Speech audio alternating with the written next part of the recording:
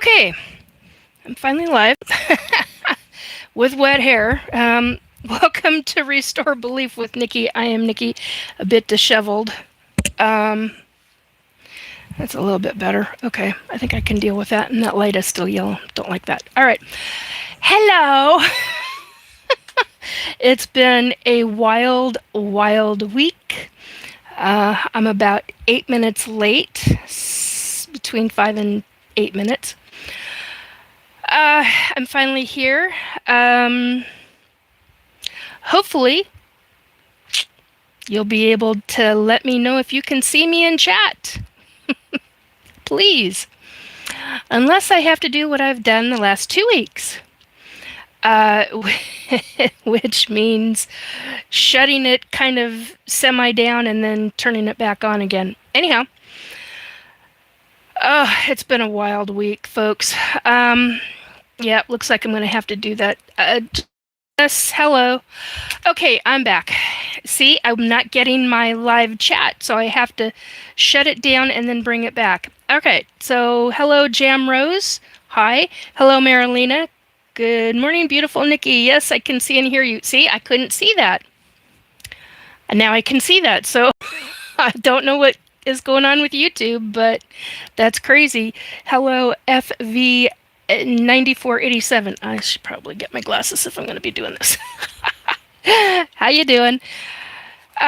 So tonight, you have been buffering as our internet countrywide is being repaired. Oh my gosh.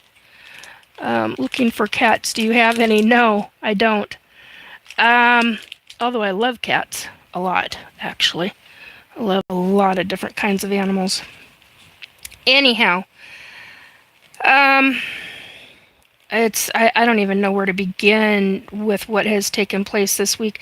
It's been an intense psychic week for me. Like, really every single day has had something.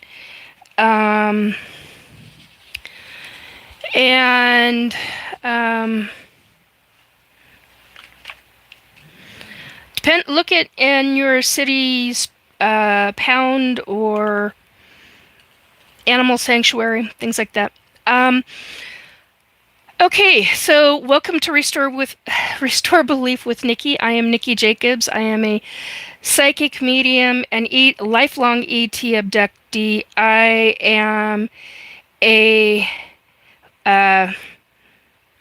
was a participant in the GATE program, Gifted and Talented Education Program, which I ended up getting chosen, was one of the unfortunate few in the class that got chosen for government work, because GATE is a 2-part program.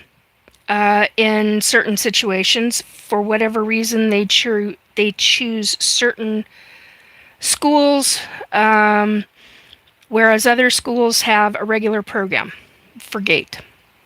At least this is how it was in the 1970s and 80s. And from what I've been told from the 30-year-olds, also done in the 1990s. Excuse me, 30 and 40-year-olds. So I was put into GATE, taken out of GATE repeatedly, and put into military laboratory, which is my labs, which was testing and training, which then put me into SSP. And I was a forced participant in all of that. So, where do you want to go? And hey, Kai, how you doing? Oh, hang on. A piece of ginger from... Hang on a minute. I get rid of this. From brunch or whatever the hell that was. Anyhow, so... I find it very interesting with the targeting that I've been experiencing, that on Friday, approximately 10 to 30 minutes after I got off the phone with somebody, where I mentioned specific information, and somebody figured out certain individuals doing targeting. Hello, Jessica. I got nailed. Really, one of the hardest times, it's one of the 3 most hardest times I've gotten nailed with a microwave technology weapon, frequency weapon. And yes, I got pictures of chest up. They hit my neck, my upper shoulders, my spine, my arms, front of my chest, stomach area, thyroid, top of the head. My skin burned like an MFer. I mean, hurt. And it finally stopped her. I'm going to start coughing. Hang on.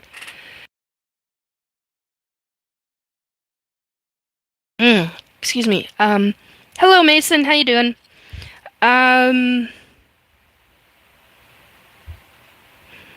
Hello, Quadruple B. How you doing? I sold my lips to Satan. No, actually, I have not. Hello, Galaxy Games. No, Gable Games. Hey, hey, Cheryl. How you doing? I hope you enjoyed Wednesday night's show. Anyhow, oh, Little Cam's in the house. Thank you, Little Cam. Oh, hey, Wizard Witkus. How you doing, sweetie? Hi, Leonard. No, Lenora? Hang on a minute. Lenora, my incredible, heartfelt apologies. Have you met the Greys? Yes, I have. Rising to Shine is asking that. Yeah, I have. KMP? Think larger. Mary, hi, Mary. So, anyhow, yeah, it was a bit of a surprise. It's been a number of months since they've hit me with the microwave technology. I've been hit many days out of each week for a very long time with very low frequencies. This one, multiple layers of my skin hurt. And different sections. So I've had to take very good care of myself. And that's one of the reasons why I was late, because I spent over close to 7 hours trying to get the castor oil out of my hair. Because I covered myself from here up with castor oil. And when you've got long hair, I am here to tell you, getting castor oil out of longer hair is a bitch. Dawn works well, although I hate using Dawn for hair. It's not designed for shampoo, but it does cut the castor oil. So when you are a targeted individual, Rising to Shine, remind me in a few minutes. I want to get back to that.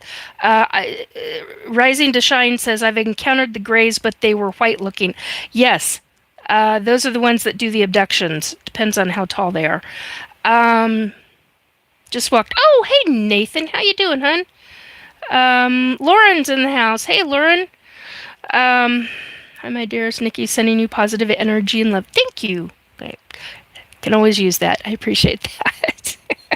Anyhow, so I look like I had a sunburn on Friday. It was not pleasant. Because what does microwave do? It cooks you from the inside out. And I've got a very dear, dear friend who they hit her and a number of other people when she went to a conference. Thank you, Mason. So, and now they have a very specific kind of cancer. And so do the other people that were hit at that conference. And so, what do? That is a slow version of murder, or a fast version of murder. And yes, I'm going to use the M word on this channel. Algorithms are not going to like that. That's how it is. So, targeting is, hey, Alexander, how you doing, hon? Glad to see you here, and I'm glad you're coming back. Um, Brian Addington, are you talking about gang stalking or aliens? Actually, what I'm talking about is targeting via direct energy weapons, weapons right now. Direct energy weapons, microwave frequency weapons. Also, some of it is known as psionic weaponry. Um, I'm glad you're here too. You had a lot of really good questions last week. I very much appreciated that. Anyhow, so welcome to the 26, and thank you for the 10 on the 37 now, and 10 on the numbers. Please hit the like, subscribe, and share button if you find this at all. Wow, that was not cool. Be nice. Sorry, just had a smartass make a statement. Anyway, so yeah, it's been a really big week. And dealing with targeting, and targeting for me and for folks who are like me that were SSP or who have dealt with extraterrestrials, or extraterrestrials who are working with government. And because I'm in the U.S., it's the U.S. government. I know people in Germany and Italy, and I can't remember. I think she's in England. Anyway, and a number of other countries where they are all targeted because they are talking about their government experiences. So, you know, hey, Lisa Oakland, who says, "Where's Mulder and Scully?" Yeah. Oh, so fun. Let's see. Hey, oh, Tracy, how you doing? They're not dumb, they're red. Rad. Oh, hey, Slippery Dan, how you doing? It's a bit extra. Yeah, it is. Final Billy, then get them right now, idiot. Wow. Okay, be nice in my chat or I'm gonna boot ya. Final Billy, old enough to realize they're dumb. See, okay. Joshua Brian 49 says, I'm confused. What's going on here? We're talking about ETs tonight. We're talking about psychic predictions. We're also talking about government who is doing targeting of individuals who are whistleblowers, essentially.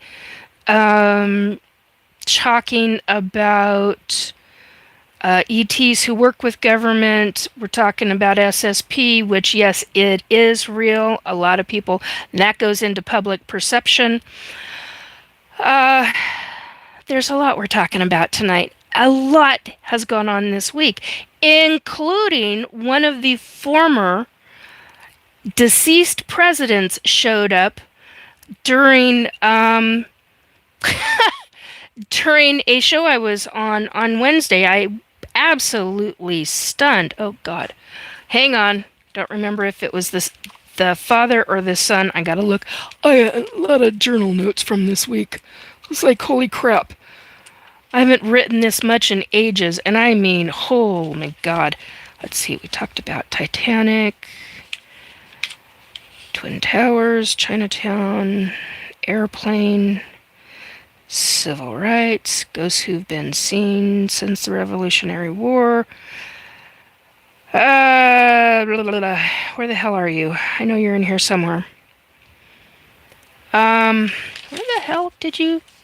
I wrote you in here.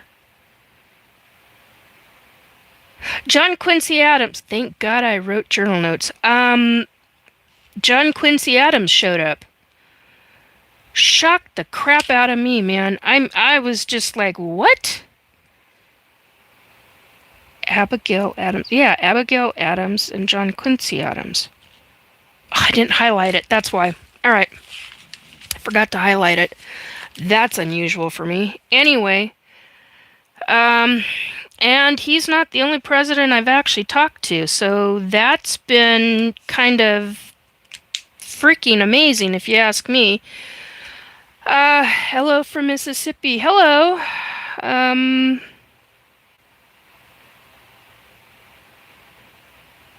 Slippery Dan 59.9. How old should I?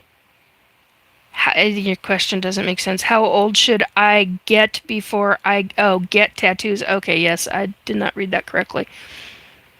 Believe it's 18 or 21. I don't remember right now.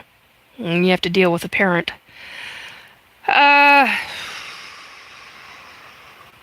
Mason King. Oh, hope your surgery went well. Didn't have surgery. I think you're thinking of somebody else. Okay, so now I'm back to. Oh, Drew is in the house. Thank you, Drew. Hey, Sedona Water. How you doing, hun? Sedona, no more CERN. Yeah. How much do I? Oh, how much do I bench press? God, I haven't bench pressed in years. I don't remember what I used to bench press. It's been a long effing time since I've done that. Anyway. Wow. Okay, there's a blast from my past. Christopher. Oh, Christopher. Hang on a second, hun. I gotta click on your name so that I can.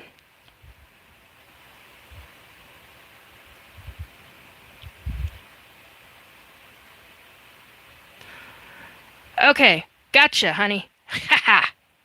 Okay. So whatever you say next, you should have a. Oh, Joe's in there. You made it. Ah. Oh, you're in a mood? You must be very happy. He's singing, "Baby, I'm amazed at the way you love me all the time." Are you okay? Are the fires okay in your area? Cause you kind of freaked me out when you told me that. I don't know. I gotta keep an eye on the fires. They're real close, and I'm like, holy crap. Anyway, so there. God, all of a sudden I got pain in my thumb. You got more love than. Yeah.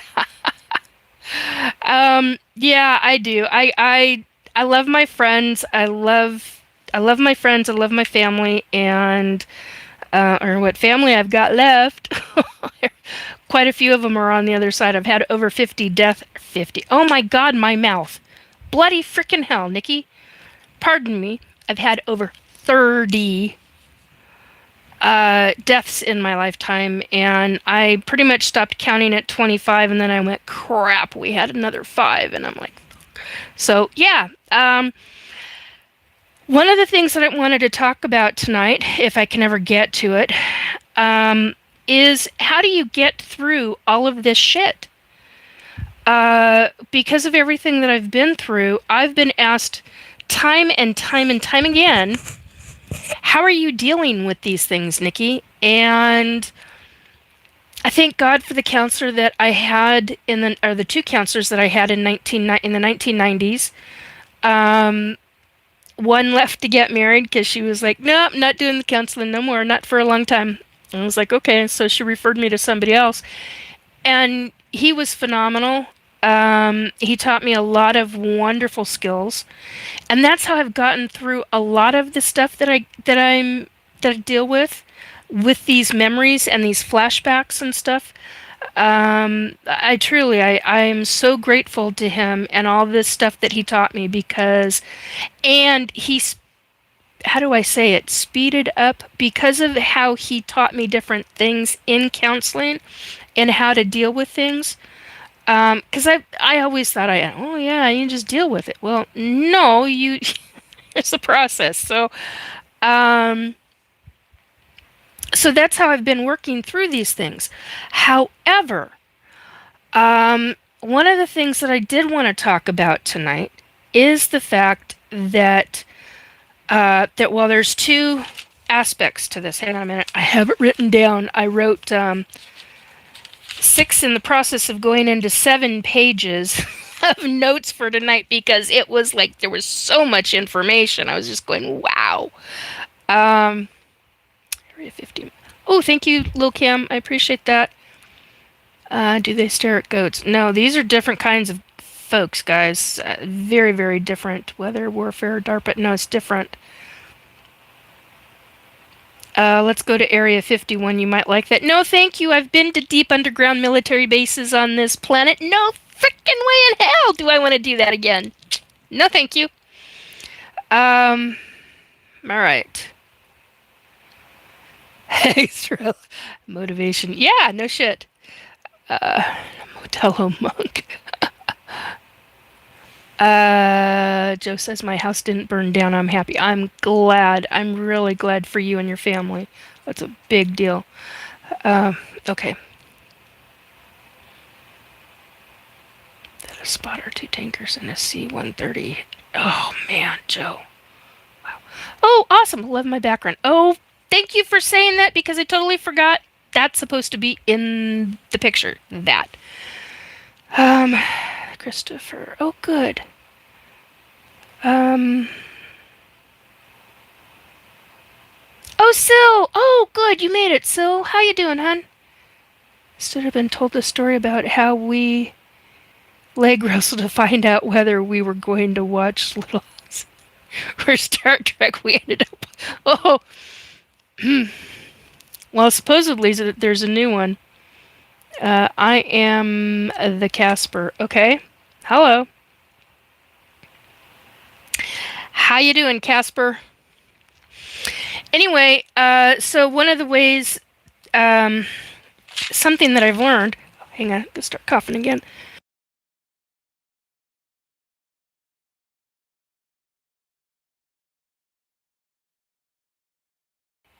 All of a sudden, I got a tickle in my throat. And get an elderberry zinc lozenge. Anyway, so I go through.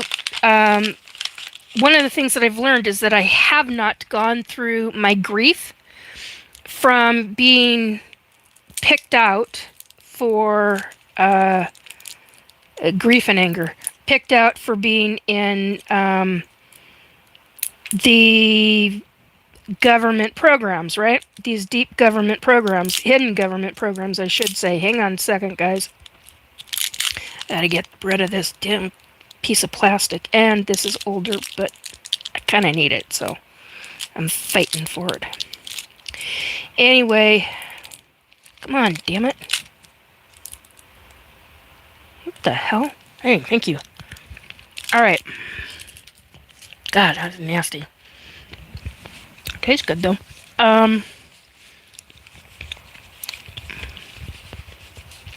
The grief I can deal with, I haven't really.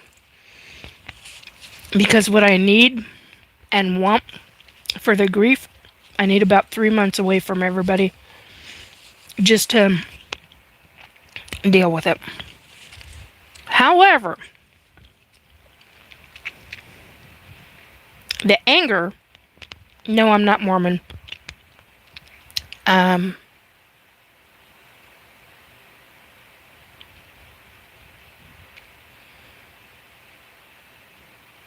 Ooh, some serious stuff going down. Comments and chat. Thank you, gentlemen.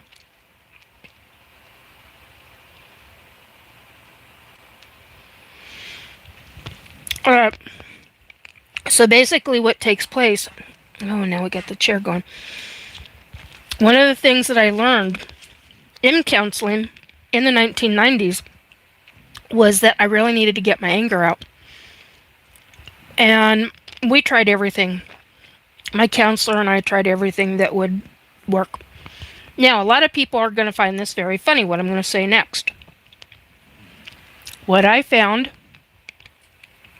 was in the 1990s, I needed a breakaway. And I asked a girlfriend, because I don't drive, if she would take the two of us, my treat at the time, to the beach, to the ocean. So we went to Ocean Shores.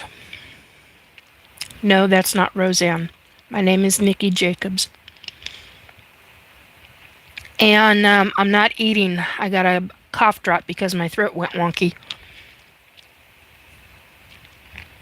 So basically, we went to the beach. While she and I were on the beach, I walked out to the ocean. Because it's a really wide beach before you hit the waves, right? Or before you hit the water coming in. And I'm walking out there and just feet trodden away in the wet sand and water coming up to my ankles. Not a big deal, right? Well, all of a sudden, one of these kelp whips comes floating past me and starts to wrap around one of my ankles. Kind of forgot about that until just now. And it had a bulb on it. And for whatever reason, I chose at that given moment in time to pick it up. And that's not normal for me. I wouldn't have picked that up. I would have just gotten away from it and moved on. Well, I got an idea in my head. I was there to, it was kind of a reprieve for me, which is what I needed. Too much was happening in my life. And so I picked it up, and all of a sudden an idea hit my head. And I went, use it as a whip on the ocean. You used to live in Ocean Shores, Joe? I didn't realize that. Oh, hey, Robert. Battle Liner's in the house. Woohoo! We got most of the mods in. Wow. Shiloh Inn was my baby. Right on. I don't know if it's a good place anymore. I don't have a clue anymore. I haven't been over there in a very long time. I haven't been over there since 2019. And then I was staying at the one that's on the reservation there. I can't remember the name of it. Anyway, so I picked this kelp whip up, and I started pounding on the ocean. And I went, oh my God, this is a phenomenal way to get my anger out. And I just did. And my friends at the other, she's over by the dunes, right? Because she had walked up on onto the dunes and back onto the beach and down by me. And when I was whipping the ocean with this kelp whip, she had started walking back. She had gone, and I didn't realize. And then I hear my name being called in the distance because you got the air and everything. Hello to the 44, and thank you for the 22 thumbs up. I appreciate that. That helps with the algorithms. Thank you, thank you. So, yeah, whipping the waves into submission, says Robert. So what I ended up doing is I realized this was, one, not only really good exercise. I wasn't like I am now back then. I did a lot of Taibo and a lot of certain kind of martial arts exercises, but not in martial arts classes. I don't know how else to explain that. But anyway, and I used the body blade back then and jump rope and a bunch of different things for exercise and building gardens. Oh my God, I was building gardens like it was going out of style. Long before my back injury. And so here I am. I'm hearing my name, and as I'm turning around, I end up, I got nailed. I got nailed right across the chest, right across the girls with a whip. That's not fun. Kind of painful. Left a mark. Anyway, kind of forgot about that. Wasn't going to talk about that. Okay, now my cheeks are getting red. Just embarrassed the crap out of myself because very public. Hello. Anyway, and people are probably laughing over that one. Horrible riptides. Yes, you really do. That's why you got to be very, very careful when you're out there swimming. Anyhow, so using the kelp whip, so she's yelling. She actually got a picture of me somewhere. She grabbed my camera out of the van, and she's got a picture of me. Well, it's on my camera. It's in one of my old SLR single lens reflex camera. Didn't have digital cameras back then. And there's a picture of me standing in the ocean water with a kelp rope and whack, whack. So when I got back, I had a counseling session the following week. And my counselor and I started talking and figuring out that this was a way Yeah, I used it like a bullwhip. That's exactly. Big Skunk 808 says accidents happen when using it as a bullwhip. Oh yeah. Oh yeah. Um,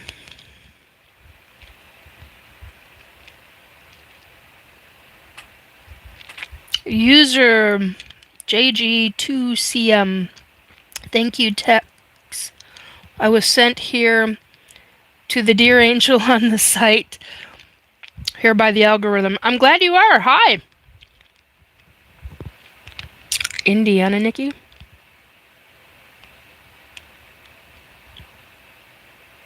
Hmm.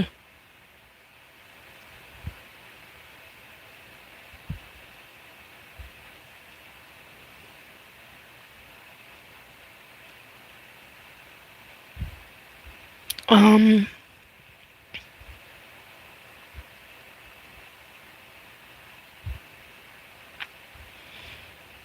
Okay, I just want to be sure that I'm catching everything in chat. Anyway, all right.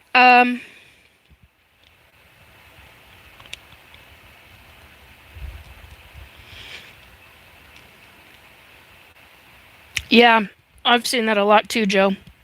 People drive out onto the hard sand and think they can go farther, and then they get their vehicle stuck.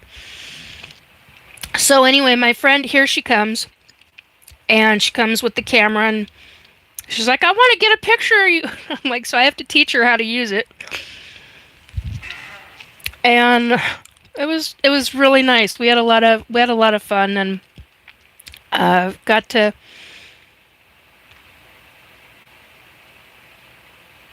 enjoy some bubbly in a hot tub watching the ocean.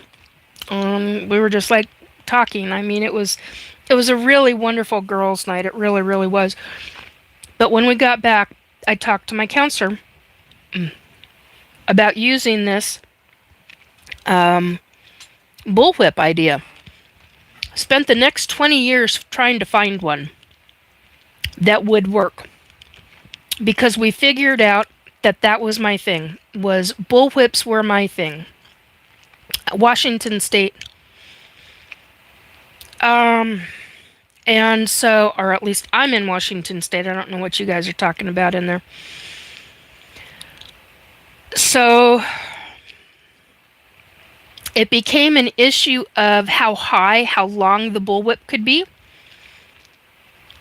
Um, because if you're trying to do this in an apartment setting or in a house setting, you do not want the bullwhip to hit your ceiling and cause damage.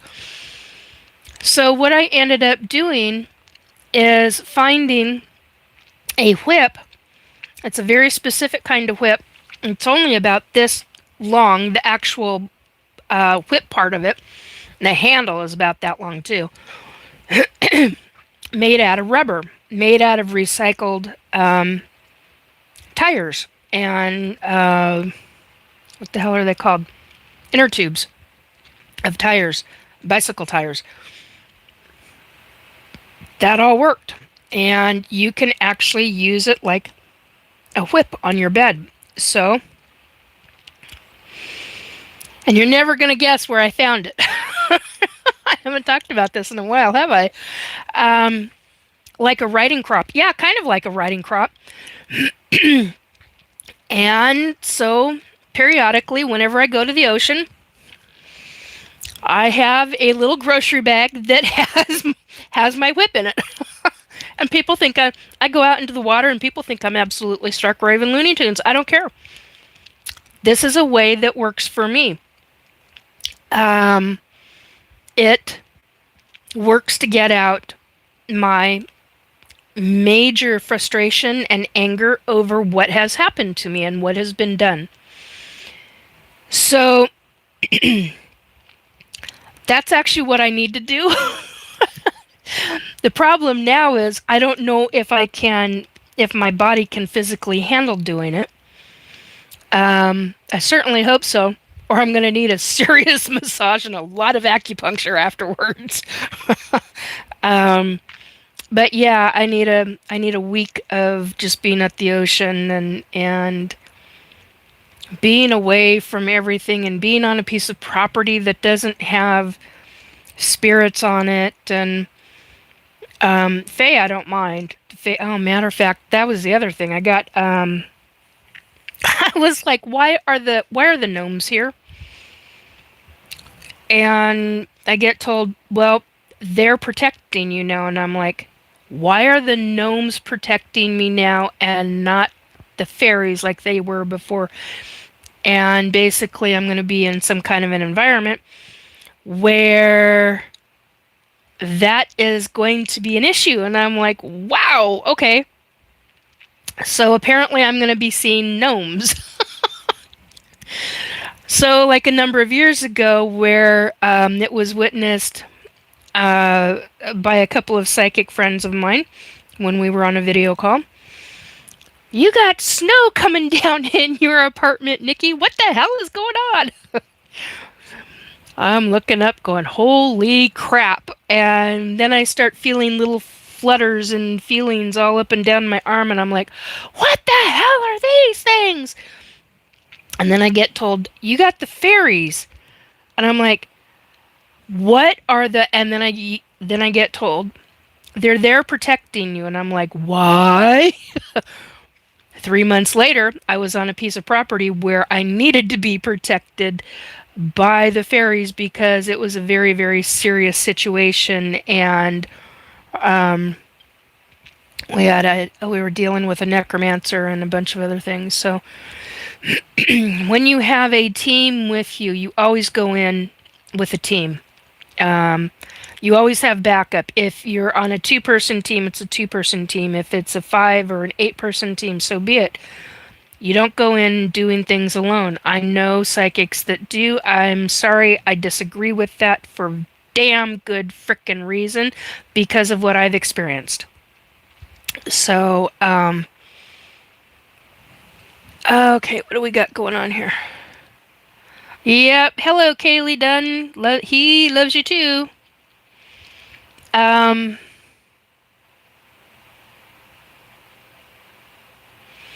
John says, shout out to Nikki. Hi, John. How you doing? Is that... Which John are you? I know a number of John.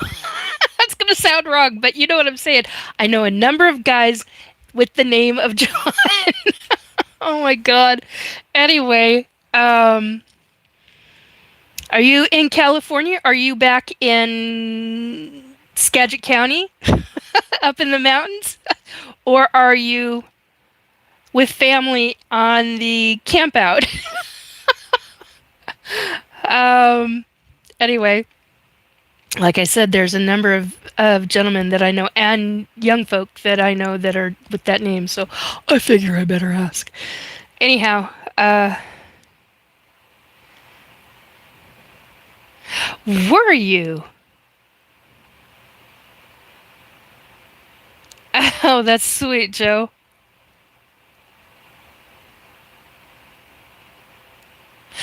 Anyway, so that's where the idea came from for using a whip on the water.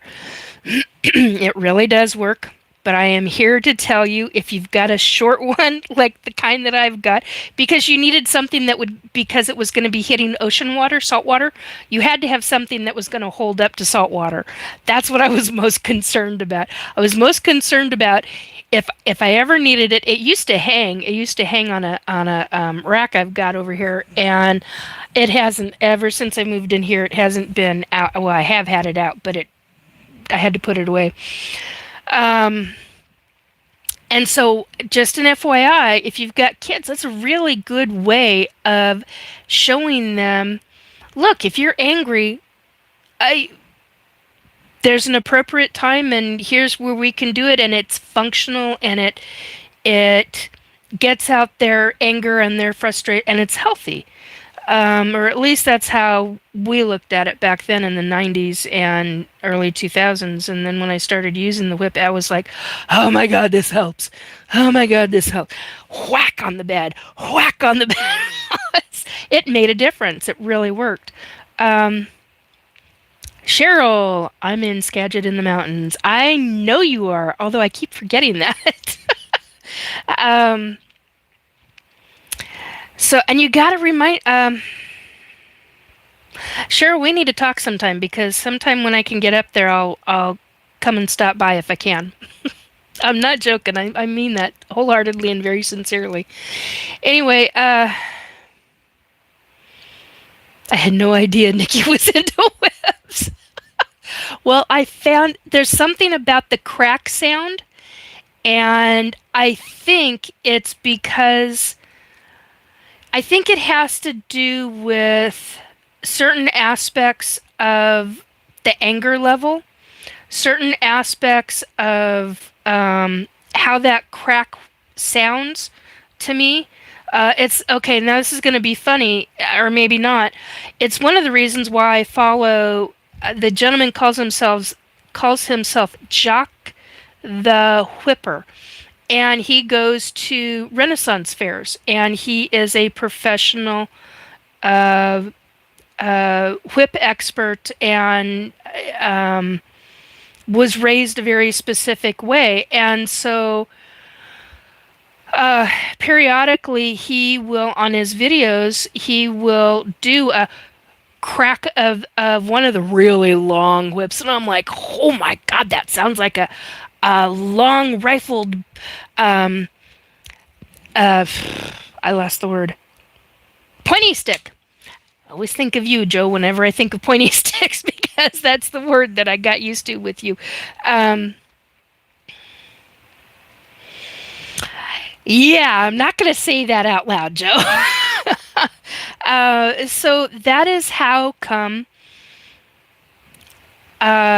whips work for me. I think it has to do with the sound. I think it has to do with the action, the physical action in the arms and the wrists and the hands.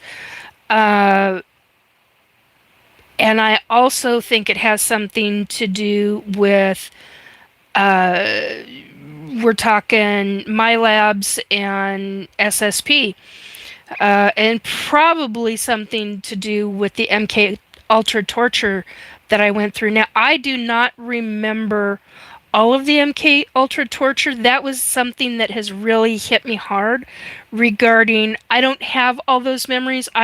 Matter of fact, if it were not for a conversation with one specific individual. I mean, this week has been, oh my God, there's been so much that's gone on this week.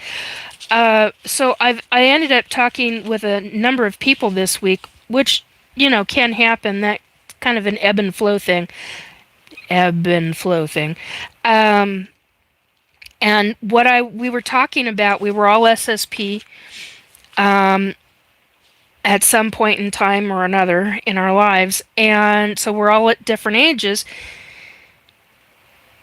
And one of the things, something was asked of me, and I said, well, what I remember is this, this, this, and this. And being in my very first time that they hauled my ass off as an 8-year-old to a deep underground military base and put me into this very large, and it may have been a rather small room, but I was 8 years old, and large was large to me. I mean, it's about the entire size of my entire apartment. I mean, it was a large room. That's how I remember it. What I didn't remember are all the... Whoa.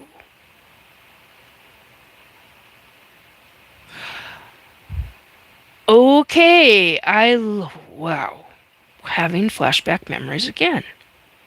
I was just gonna say I didn't remember the boys up against the wall underneath the two-way mirror.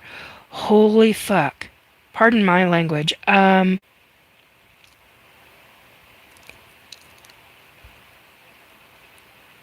was one of the kids up against that wall. I didn't remember that until just now. One of my first memories was on my knees on the floor, cement floor. The walls were cement, other than the door and the two-way mirror. What I now know is a two-way mirror. Took up most of that wall. And I didn't remember standing against that wall before. I just remembered that. Holy shit. Anyway, so when it came to my turn, and we all watched, every single person, every one of us children, watched the other one be tortured, and we were terrified. But at the same time, we were all under scopolamine. We were all heavily drugged under scopolamine. So you watch like a mindless little automaton. 8-year-olds, children, hello, am I getting the point over to you? 8-year-olds. If they were not outright physically assaulted, it was psychological assault. One of the things that I told, oh, my grandmother's a big fan of yours. Oh, thank you. I assume you're talking to me.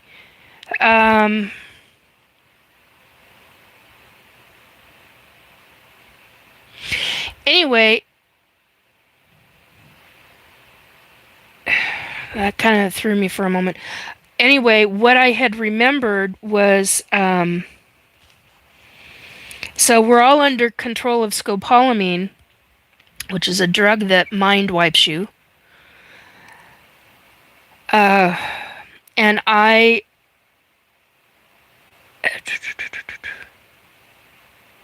I remember hearing the two guys starting to fight, and I'm sitting there on my knees, very, as one of the people that I talked to the other day said, oh, that's a very subservient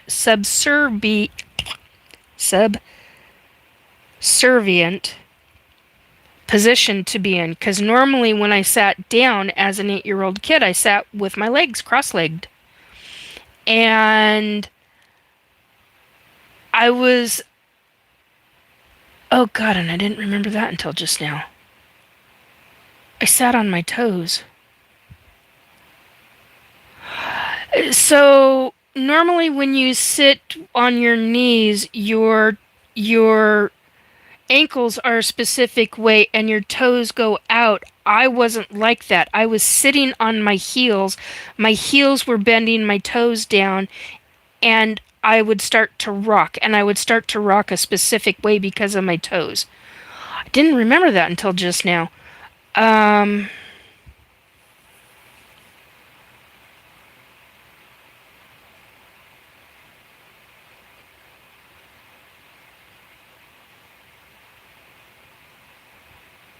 Maya, you should not be in here. This is an adults only. You need to be 18, sweetheart.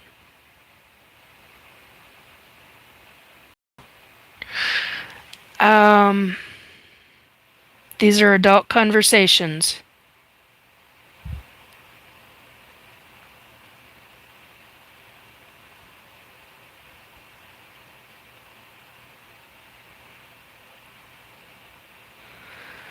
I'm glad your uncle is home, but this is no place for someone that young.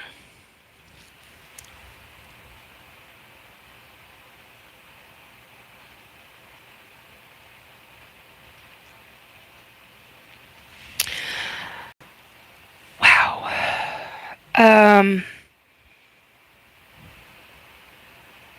Sorry, that actually just really upset me.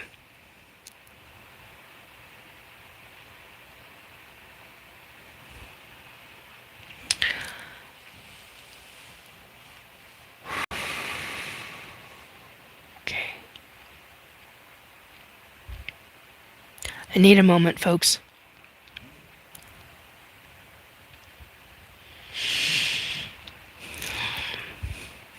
That actually got me. Okay. Wow. Okay. I need to make a statement.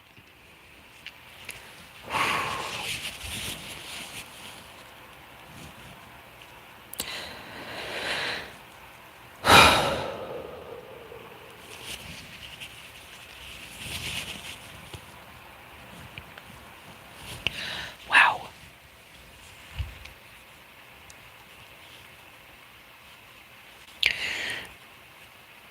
These conversations are very serious.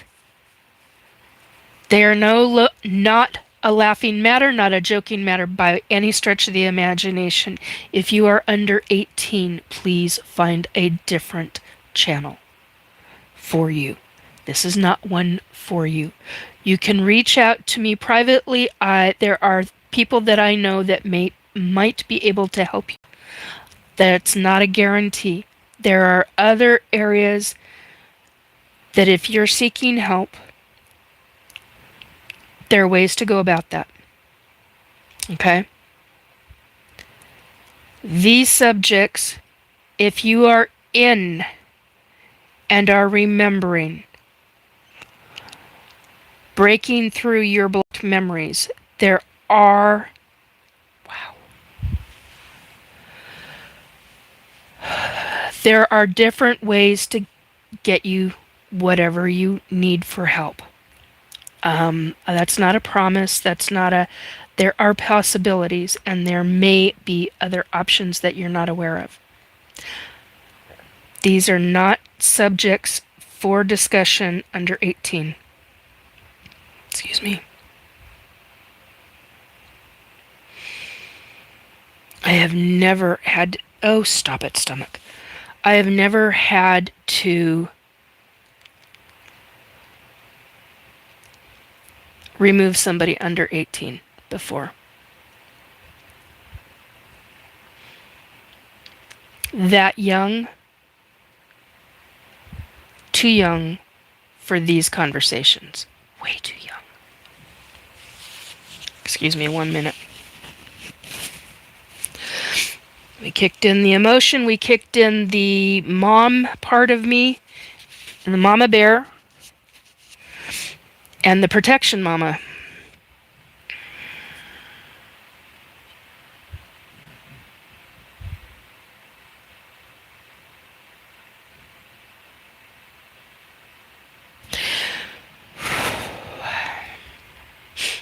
Didn't expect that.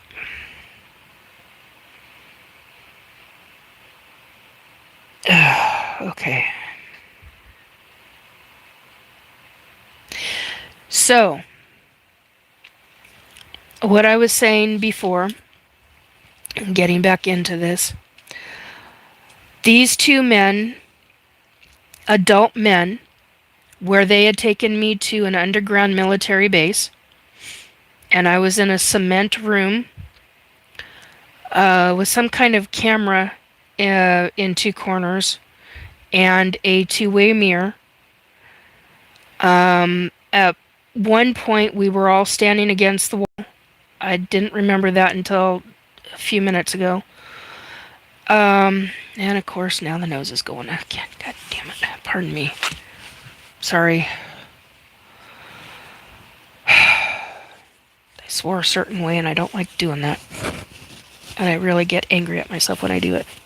Oh, not good. Anyway, alright, so, and I've been trying not to do the as much. Here we go. They start yelling and screaming at each other. They're angry because, quote, couldn't break her. And she's taken the scopolamine, exclamation point. Why the hell won't she cross? Now, I could not remember the word cross until about 2 hours before I started the live stream tonight. And I've been trying to remember that word for a very long time. And for whatever reason, it hit me. It just hit me. So then the other guy starts saying they'd, quote unquote, put her in as a, and I couldn't remember the word or the compound word, or however, there was a 2-word phrase. And if I had not have been talking to some former SSPers, secret space program participants, then I wouldn't have. It drove me nuts. That was one of the things I could not remember. And one of them said, Nikki, it's called Navigator. And I lost my shit. I literally, I just, I went off. I just went off on that. I was just like, this is, do you know how long I've been trying to remember that damn word? And he goes, actually, what it's called is Starnate. And I went, yes, that's the one, that's the one, that's my body, everything in me. I mean, it triggered all I've been trying to remember certain catchphrases and certain things. So the U.S. government in SSP, in the secret space programs, has a program that they put me in called the Star Navigator program. And it's the one where they teach how to be a pilot. Now, the reason they're not using adults is because it was killing the adults. It was unaliving them. And it's because you have to use your brain and a specific oh, hey Nissan, hi Christian, how you doing? I'm doing all right. I got a little upset a moment ago, but doing all right. So this is shut up, stupid chair. So the fact that and I know it's correct. I know that this is correct. Everything in me is screaming about that it's the right terminology.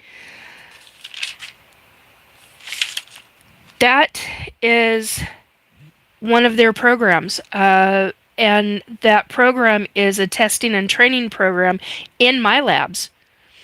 So I was going straight from being MK Ultra tortured, where they were trying everything with me. I don't remember all of the stuff that they were doing. I just remember it was so traumatic that I literally blacked out. And then when I came to, these two are yelling and screaming over me and over why they couldn't break me mentally. Well, by that point, I had been with the extraterrestrials pretty dang much from birth. My mom was an ET abductee. I didn't find that out until after she died, and we started having a conversation over this. And I just was horrified. I mean, it really was a really big deal. Oh, I was going to say my mom's here. That's not my mom. That's my grandpa. What are you doing here?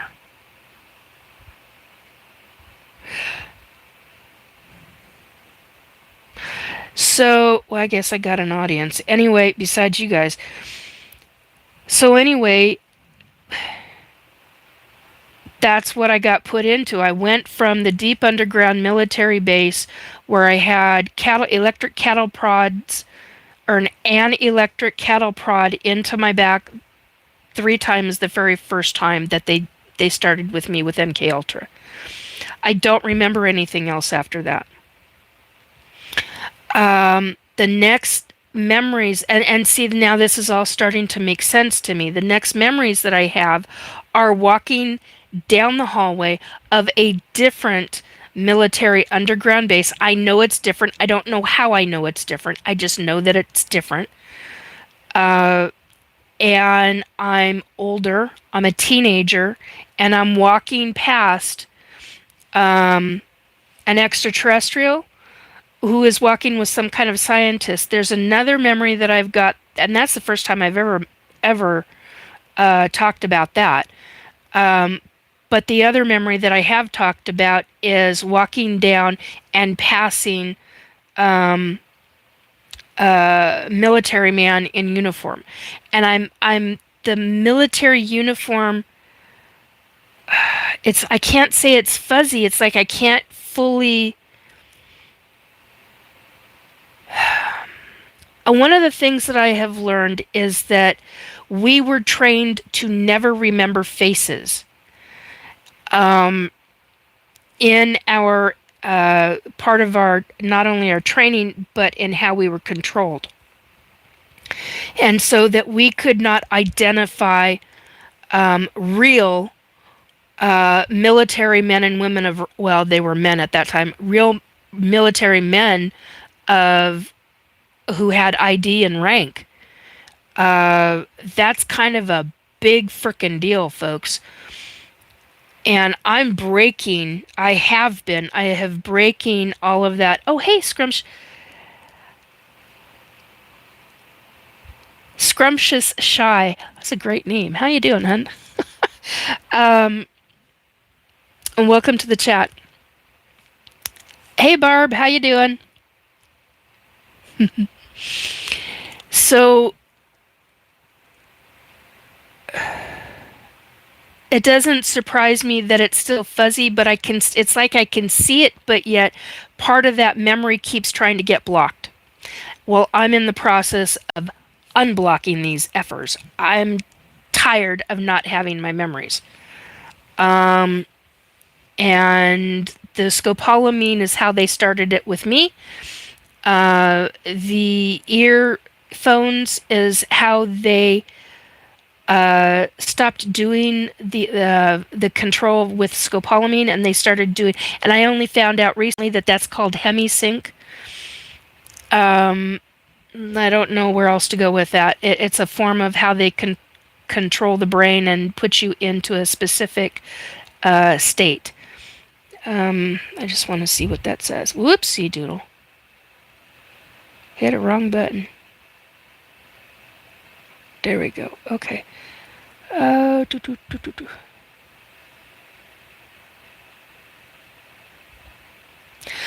Yeah, MK Ultra is not pleasant. It's forms of torture. Did they ever use a weapon? Yeah, they used a cattle prod on me. Two different kinds. Why I know the second kind, I have no idea. I just know that the first one was black. It looked like black metal, and the second one was silver. And it looked like silver. I mean, it could have been chrome for that matter. I don't have a clue as to what it was. So, there is that.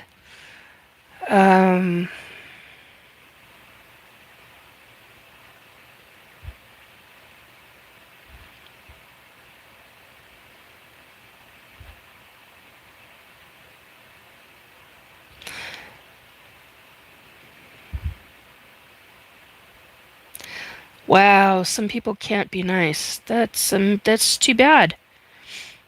That's just really too bad.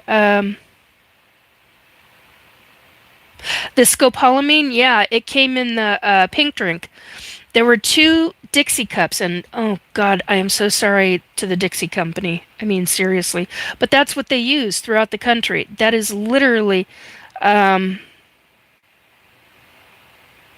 yeah, Joe, that's exactly why I asked you to be here because you're damn good. You and Para and Little Kim and my brain. My God, Drew and the others. I mean, you guys have just you're using that wrench for dang good reasons, and I really, really freaking appreciate it. It helps. My brain is low at times. Yeah, I understand that. Yeah, some don't know how to play well together. No, they don't. Especially when you start dealing with people who have been tortured in some fashion or form. Now, the way I was tortured, that's all I remember of it. I know people who remember, oh, a heck of a lot from childhood regarding what was done to them. And it is terrifying. I mean, just absolutely deeply terrifying to me what they have gone through to do to children. And this is why I truly believe that the CIA ought to be held accountable for crimes against children, for crimes against humanity regarding children, because of what they are doing. It is my sincere belief that this is one of the longest running programs of deceit across this country. And it's not just across this country. 33 on the numbers. It's not just across this country. There's other countries involved, because this is a global government issue with very specific governments involved. And that is what's terrifying to me. They all need to be held accountable. But because I'm in the United States, that is my opinion, that the CIA, in these specific situations regarding MK Ultra, regarding all the things that they have been doing with the GATE program, two-sided section of the GATE program, those folks need to be held accountable.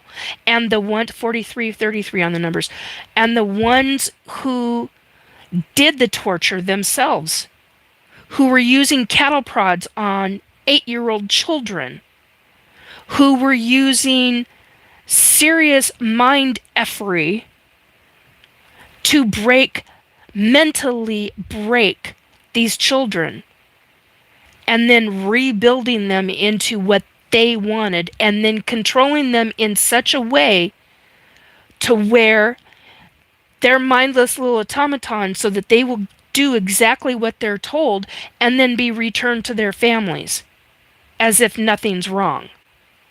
That is seriously effed up. What effing freaking adult did that one? I hope you rotten forms of hell that I can't even begin to explain. And I've been told repeatedly by the other side in the last 2 to 3 years, more specifically in the last year, but hardcore in the last 2 to 3, that the government, that these situations that they have been doing, these sections are going down. These people, I don't know about these sections, but these people that have been, they're going to be held in account. Yeah, it is a crazy world. Tell him, Master Pilot. Oh, hey, Master Pilot, how you doing?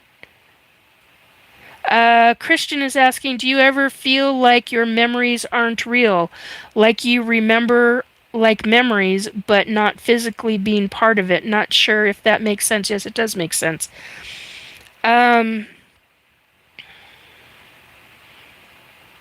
No. Okay, so here's something that I didn't understand that I now understand.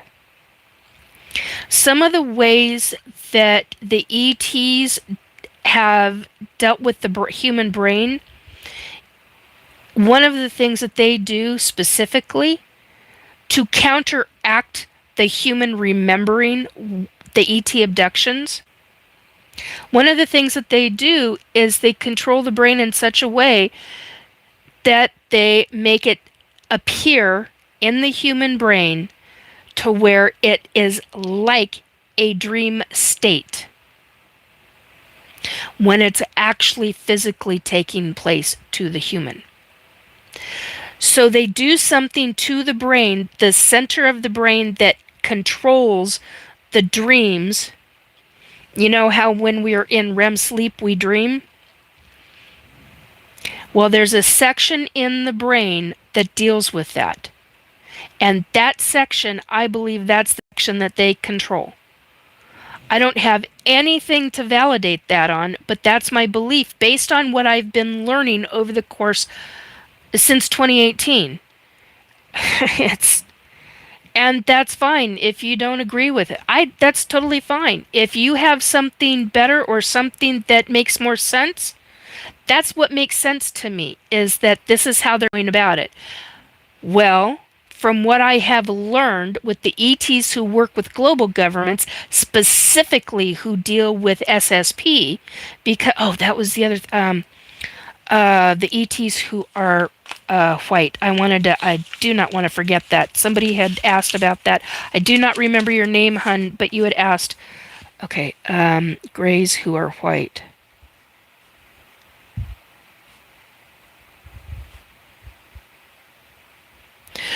Okay, I do want to get to that. What has, what they do with the ETs who work with global governments, they do the same thing with the brain, with the human brain. They know how to control the brain in a very, very specific way to where you feel like it was in a dream, or what I call a dream state. And when you're in that dream state, everything is kind of hazy and fuzzy, but yet it's not really real. Well, hello, scopolamine does that too. It's almost exactly what scopolamine feels like when you're on it. I've not.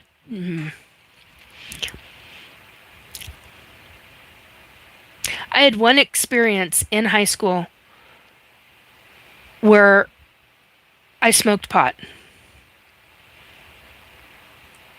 I had one time in college.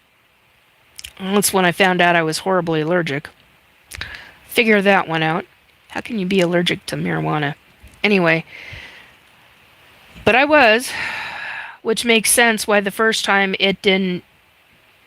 I had a weird reaction to it. Really weird reaction to it, and I didn't understand what was happening. And I didn't get high. I thought that was the weirdest thing.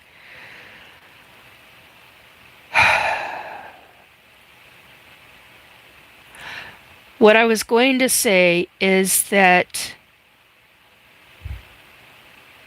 the second time in college when I tried it, which I thought was a bad idea and I thought it was stupid, and sure as shit as it was, because I had an allergic reaction. But I did get high, and that I did not like it at all. My brain hated it. But what came out of that is the realization of just before it happens, you get a fuzzy kind of feeling.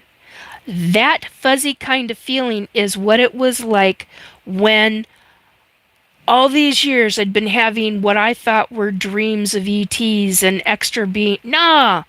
Freaking, they're the ETs controlling the brain. That's ways that they deal with the human brain so that they don't think,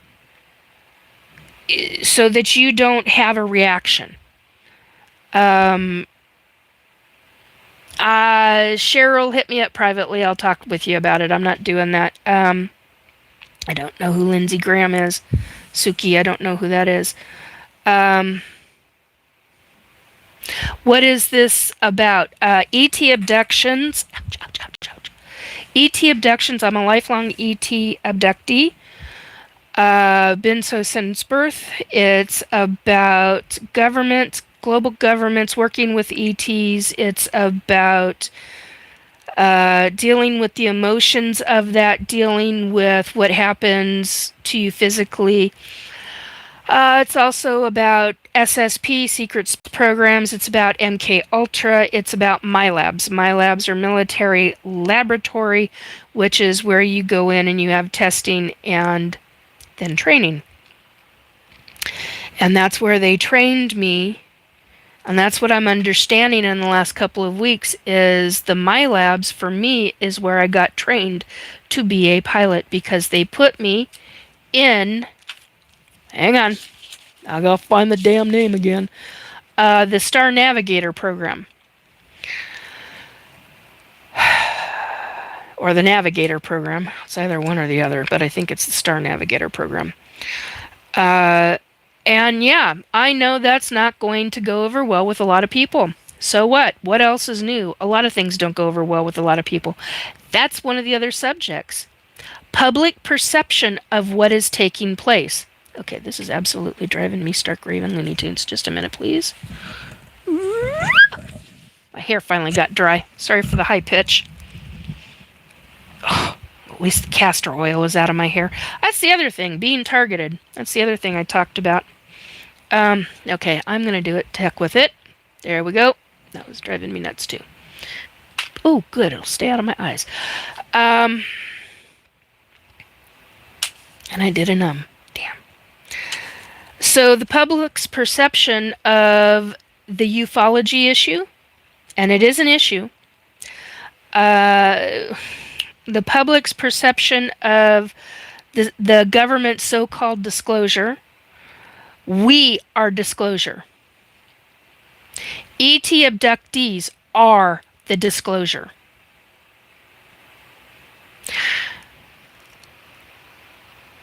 Human global governments have been working with extraterrestrials since the 1930s. I've read the frickin' documents. I know they have. Which is one of the reasons why I got targeted, because I made the mistake of asking one specific one specific individual who was retired CIA. Big frickin' mistake on my part. I was naive. At the time, I'm not naive no more when it comes to this shit, because I'm so freaking tired of it. Oh, God dang it. Here we go again. What the hell? Sorry, folks. Hate doing that on camera. Ugh. So, here we have all of this and how the public perceives it.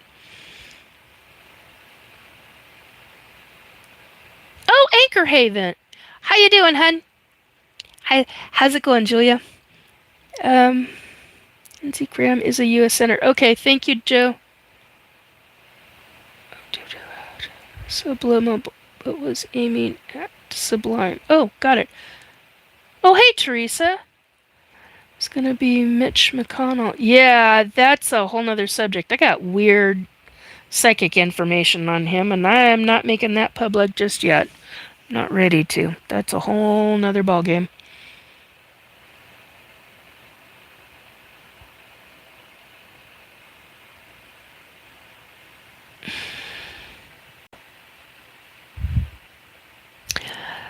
Trogdor the Burminator? Is that what I was reading?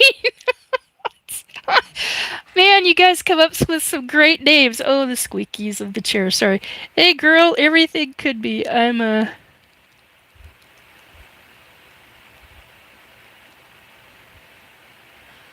that's interesting. Yeah, I wasn't a teenager in the early 70s. I was in the early 70s. I was 3 and 4 and 5 years old. So, there you are. Hey, Sandra. Oh, I'm glad to see you in here. Okay, let's see. They never retire, says Battleliner. Yeah. No, they don't, Robert. They really don't. Not knows Sandra. Hi, Marilena. Okay. Yeah, they, certain government agents never, ever retire. Found that out the hard way. So this one gave my name up, and I ended up being targeted. At a 4-man team that, sorry, my face is starting to itch again. I was wondering when that was going to start. At a 4-man team that I realized later was a 3-man team. Found out one of the government programs because those assholes came to me. I did not know the government had a psychic dream warfare program. And I found out in every way, in every detail, how they went about it. And it went back to the 1950s. And I found that out because I went to protect myself. And as I went to protect myself, psychically protect myself, because when they do this, they do a psychic connection while you're dreaming. And this is one of the ways that they go after royalty. They go after very famous royalty. They will go after other presidents of other countries. They will go after military officers of other countries. This is no freaking joke. And I had didn't know if I was going to talk about this, but I'm going to do it again. I had a friend who was government. Very specific for government.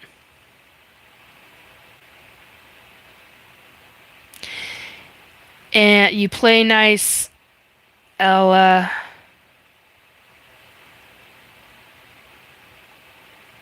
Wow. So, what ends up taking place? Sorry, I'm focused in on chat and then I'm trying to be nice at the moment. Uh, so what ends up taking place is I mentioned this book. If this book was real, because it was from the 1930s, and the information in it, and this asshole turns my name over to, and I do not like this man. The fact that he even turned my name over, I'm just livid over that shit. So I get a 4, 3-man team, really a 3-man team, and psychic connection to me while I am lucid dreaming. And thank God I was lucid dreaming. Oh my God, thank God I was lucid dreaming. Uh, so here's the team. Dream warfare, psychic dream warfare, I might add. They can kill. They can unalive people in a psychic dream. People, do you comprehend what the hell that means?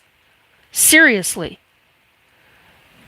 They can unalive people in a person's dreams. This is real. This is not a joke. I have personally firsthand experienced it, and I don't honestly give two shits if you don't believe me. If you don't believe me, move along. However, this is what I've come to find out. When I went to protect myself, I still had a psychic link. They didn't know that because at the time I had projected myself as I was standing there. I don't know if I was answering questions from them or what. I just knew I was in extreme. Hello to the 64 and 39 numbers. Thank you for the thumbs up. Please like, subscribe, and share. Who are they? They are at the time, they were military officers who were working with CIA, who were trained in psychic warfare. We're not talking remote viewing, people. We are talking about learning how to get into a person's dreams because they are using a form of psychic control. Now, I went to protect myself. I protected myself. I stood up. I kept the psychic link connected, although I didn't know that that's what I was doing at the time. I had no idea what I was doing. I just knew I needed to escape my bedroom. I went running to my living room. Hello to the 56, and thank you for the 41 likes.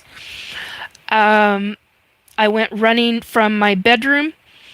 Still with the psychic link, I could still feel them. I could still hear them. I didn't know if I was talking. I knew I was still standing there. I don't know how I knew I was still standing there, but I was still standing there.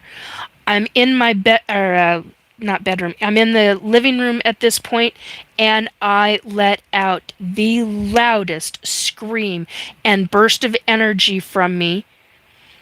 And I'm hearing a man scream and yell like a little girl because he's in such agony and pain. Hello to the 62. So I then find out that because of that energy burst that I did, for the first 2.5 days of my entire life, my life was silent. I wiped out I'm not joking when I say this. I wiped out every spirit guide, somehow I did a massive psychic energy burst to where I protected the entire piece of property that I was living on. And at that point in time, Johnny, you need to calm your crap down because, yes, I do believe in Jesus. Yes, I've had conversations with him. We're not going down that road tonight right now. Behave yourself or you will be evicted.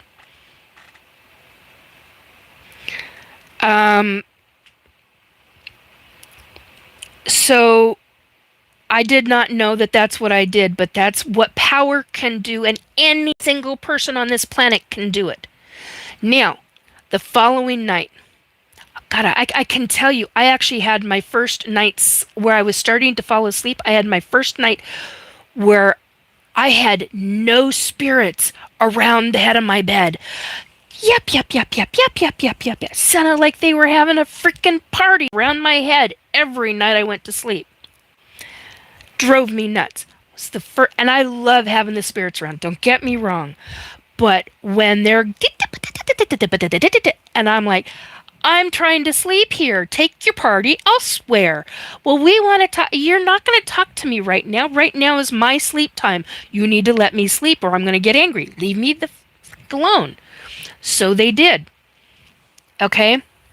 I had 2.5 days where it was sheer bliss. And then I went, oh my God, is this what it's like for everybody else? It's dead silent in here. Oh my God. And then I started to panic. By my second day, I started to panic because I had never, ever been without talking to spirits. And they were afraid to come back. I got told by so many, because I didn't just take out mine. No, no, no. Nikki doesn't do things in a small way. No.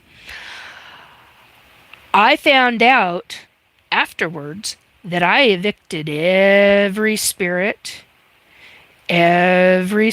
guide, and that entire piece of property was protected in a very, very specific and rather scary way, at least scary to me anyway. And not a lot scares me, but that kind of scared me. And I then got asked on my second day if it was okay for everybody to come back. And I was like, yeah, just keep these assholes out of here. And it kind of, yes, I caught part of that, Drew. It's like a big barbecue. Yeah. Get the whip out next time. Yeah, no kidding. Actually, I hadn't found the whip by that time. Finally, I think I found it in 2019. Yeah, that's a whole nother subject. Thank you, Sil. When Nikki does things, it's like a big old barbecue. Yeah, I know exactly what you are referring to, Nikki. We are powerful. Yeah, that's the thing, Marlena. That's one of the things that I have learned over time in recovering a lot of my memories is that every human on this planet is incredibly powerful, and the governments don't want us to be that way, which is one of the reasons why they have gone after consciousness.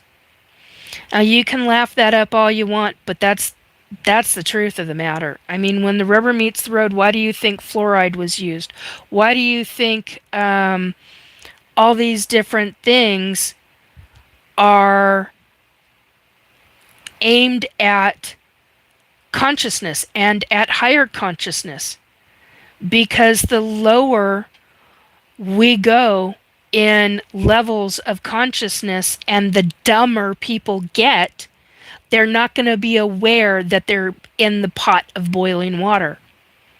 Think of like a frog in boiling, the old adage back in the day, they used to talk about stick a live being like a frog in a pot and slowly bring it up to, and the frog will never know that they are dying. They're in the process of dying.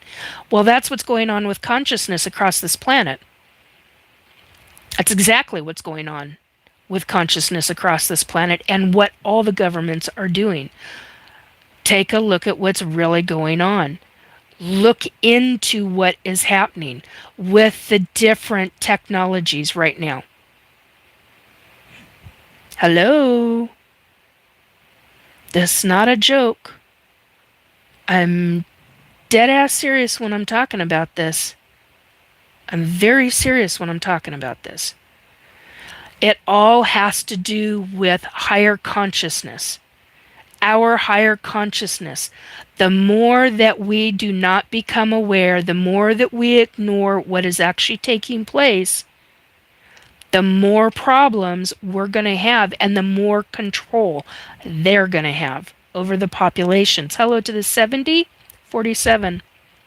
Thank you for the numbers.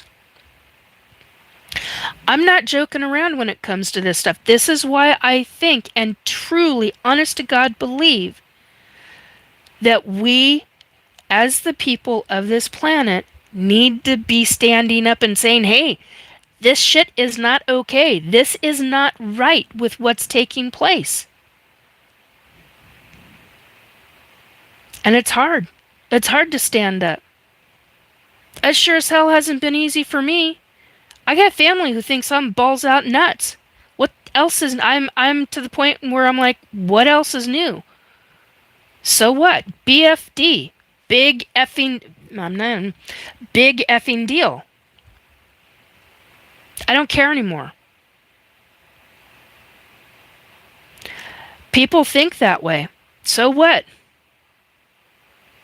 I now know that I'm an ET abductee. My mother was an ET abductee. My grandma, her mother was an ET abductee. And I found out just this past week, 2 weeks, the past 2 weeks, that my great-grandmother was an ET abductee. I'm still trying to wrap my head around that. I'm having a hard time with that one, folks. I'm having a hard time with the fact that my mother was an ET abductee. And she was pregnant with me. And she told me, when I was pregnant with you, we were abducted. And I went, I literally screamed. When I heard that, I literally screamed. I was so stunned and so shocked by that. And then I lost it. Now, if I have green eyes... Oh, do you have green eyes? My eyes are hazel. If they're green, it's not necessarily a good thing right now.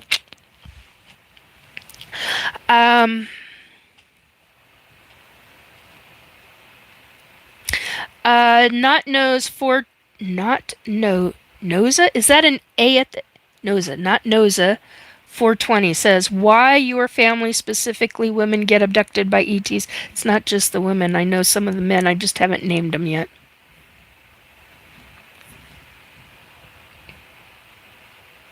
Haven't named them. And I just got a hierarchy in my ear. Wow. Which just made me lightheaded, and I know that's not ear issues. Wow. Okay. I gotta be careful. That's my warning. I've got to be careful. There are certain gentlemen in my family that, yes, they were ET abductees.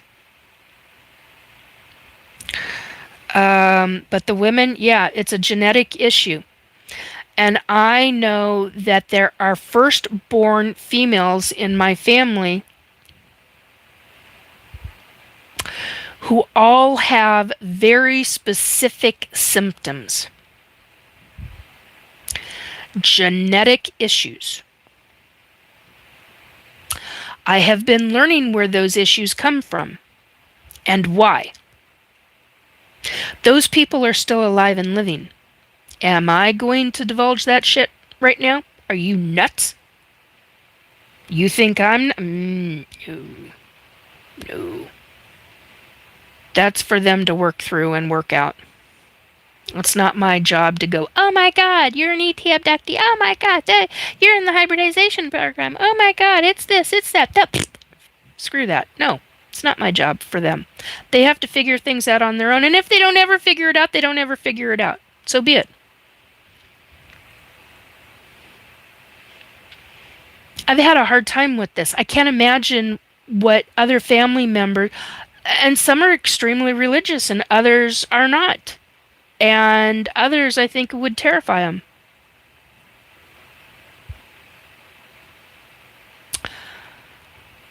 I'm not doing that to them. Some people could easily say, well, you just did. Not really, because they don't know who the hell I'm talking about. Firstborn could be a bunch of different people, for that matter. My point is that, yeah, it runs in families. It's a genetic thing.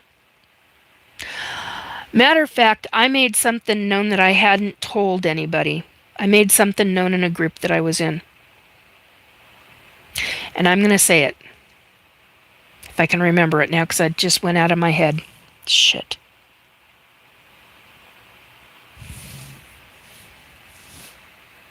I got told by the ETs themselves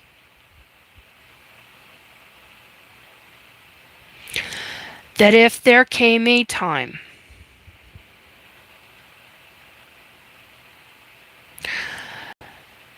they would remove their genetic material off this planet. Now, that does not mean that they would remove everybody. That's bullshit. So anybody who's saying they're going to remove...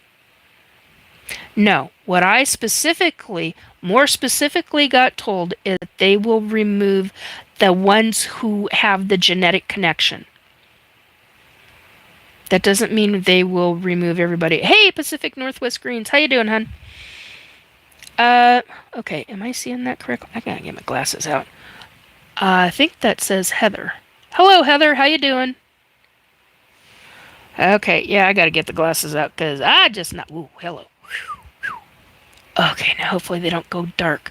Homesteading with soulless ginger. Those drugs must be awesome because aliens don't exist. Aren't you gonna be surprised? I just love it. Aren't you going to truly be surprised when you find out and they show up? Yeah, they are real. What are you gonna do about it then? Seriously. What are you going to do, those that do not believe, when ETs come a-knocking? Because it's going to happen, folks. I have psychically seen it, and they have been showing it to me over and over and over again. What are you going to do? What are the non-believers going to do about it? Are you going to get out your pointy sticks and go pew, pew, pew, pew, and be stupid? Seriously. You think a bullet is going to do something to those ships? Well, aren't you just delusional? You call me delusional? Guess what? That's being truly stupid. Because I've held their weapons in my hands.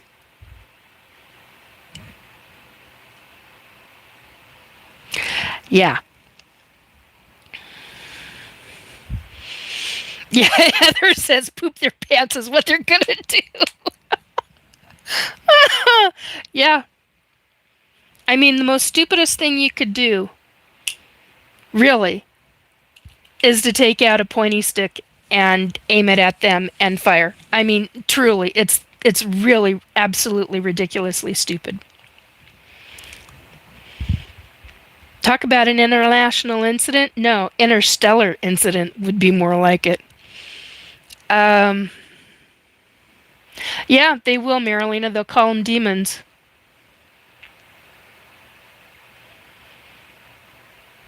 Oh, that's a great question. Kamuda? I'm not sure. 57. Okay. That's a great question, Cam. I'm just going to call you Cam because it's easier for me to read it. And I hope that's not offensive, but please, I hope that works. What's your plan when they come? When they come for that and not for another... when they come for that and not for an abduction, big difference. Very big difference. I'll probably be standing side by side with them, being a mouthpiece. I have been told time and time again by other psychic friends, how else do you say that? I've got friends who are psychics too. What else is new? That's why I was like, how the hell do you say that, Nikki? Anyway, so I'll probably stand right beside him and say, hey, they're real. They've been... Oh.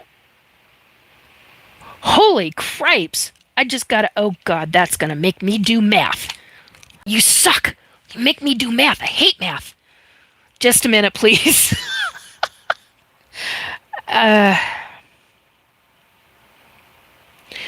Oh, holy cripes. So 6 years from now. God damn, I hate doing math. Excuse me, 1 second, please. That's 2. And that's 4. So yeah, 6 years from now. Holy shit balls.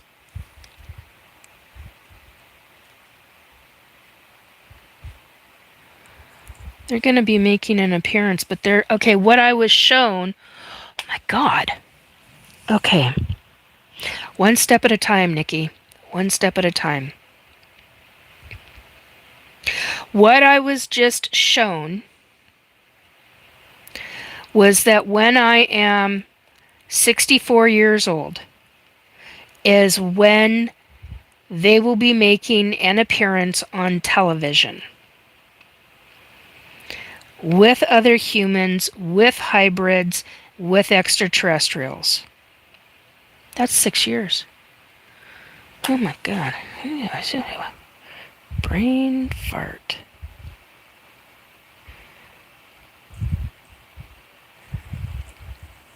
$2032. Holy fuck.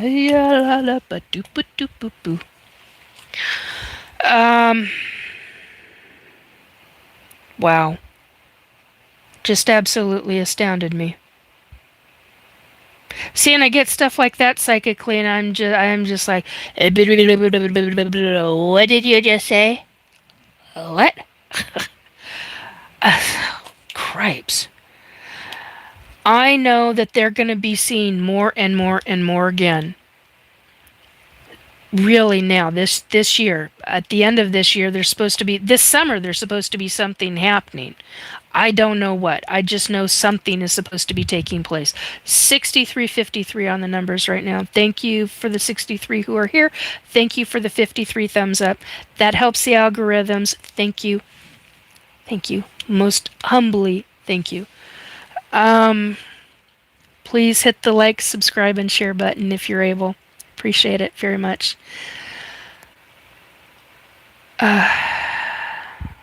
Bones don't trust. Okay, hi, I'm new here, but I agree they're real. I've seen them many times. Yeah, they are real.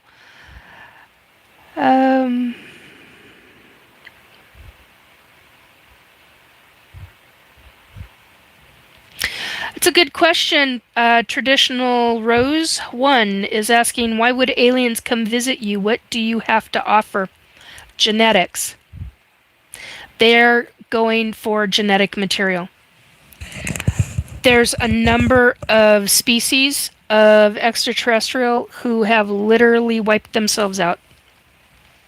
And basically what they're doing is they're using genetic DNA to rebuild stock. How's that for an answer? And the souls that are coming in from 55... Wow, you don't see that very often. 55 on the numbers. The souls that are coming in... What I learned with one of my hybrid sons is that the souls that are coming in, the ET souls that are coming into those hybrids are typically doing the science work that it takes so that they can then... Whoa. Well, that was psychic information in a different way. Oh, that one's going to take me a couple of days to pull that one apart. Holy shit.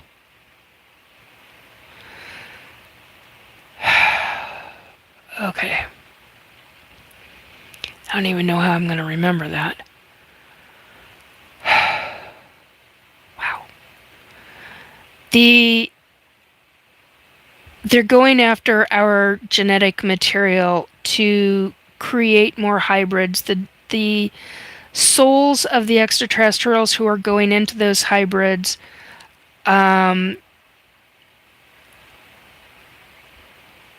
during pregnancy. So when I'm ET hybrid pregnant, I have 67 on the numbers. Thank you. when I'm ET hybrid pregnant, these children are telepathic with mama. They can be telepathic with every single woman who is in the hybridization program. She has to be aware of it. If she's not aware of it, she's going to think it's just her, part of her thoughts. That's what I did in the 1990s. I now understand what the hell was going on back then. I literally thought it was part of my psychic abilities. Yeah, it was telepathic abilities. But what I didn't understand back then that I now understand now is that those infants, depending upon that soul's abilities and that ET's, specifically that ET soul's abilities and what they are capable of, they can be telepathic. They can view, hello to the 71, they can view through our eyes. I mean, they hear your thoughts. You're part of their body. They're part of your body because, hello, you're a surrogate mother. Most of those ET hybrid pregnancies are 6 weeks. Some, like mine, will last 3 months. And then some women that are in the hybridization program, they'll have a full pregnancy to term and give birth on ship, not on planet. Now, I didn't know this one section until I got told this by a retired MUFON director, that if they're born on planet, they're called humbrids. Did not know that. I was like, well, that's a new word. Well, it's a human hybrid.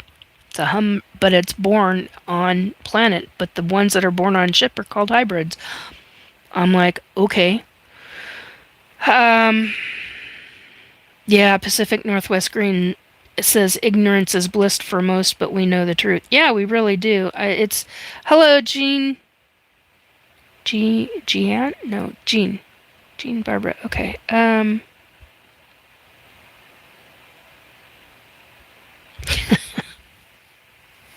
Hard Right V says, I'm saving my pointy sticks for the Bugaloo. Now, if you're from the 1960s and 70s, you'll know what that refers to. Oh my God, there was a TV show with the little guys called the Bugaloos. Oh, that was funny. I appreciated that. Although that's probably not what you meant, but that's how I'm taking it. Ouch. Wow, that's something I hadn't thought of in years. Heather, the big one. Oh, you're talking about orbs. Cool. Oh, glad you're seeing orbs. That's really awesome. I have a friend in Mount Baker, town of Mount Baker, who has orbs on her property nightly. And we're talking a lot of them. We're talking hundreds upon hundreds at a time sometimes. So, and she's got some phenomenal night photographs of lots of orbs. It's just filled with orbs. And I'm like, that is so cool. That mountain, Mount Baker up in the North Cascades, is a hot button topic for paranormal. Not only Sasquatch, but ETs. Whoa. One of my guides just said paramilitary. That's not what I was going to say. I was going to say underground military bunker, but I literally heard paramilitary. That's interesting. That's a new one. And I had a Sasquatch recently mind talk to me and tell me that, oh God, that was a mind bender too. That just blew me out of the water. I was like, oh my God, you're here. You're here. What the heck are you doing here? They're doing it again, Nikki. And I'm like, what do you mean they're doing it again? Who's doing what? They're building. And I went, no. And so I got told that they're building up at Baker again, Mount Baker, the mountain. And yeah, I wasn't too happy when I heard that. Wasn't too happy about that at all. They're making another side entrance on the opposite side, according to what the Sasquatch are telling me. Well, that's a whole nother subject. Anyhow, here we go.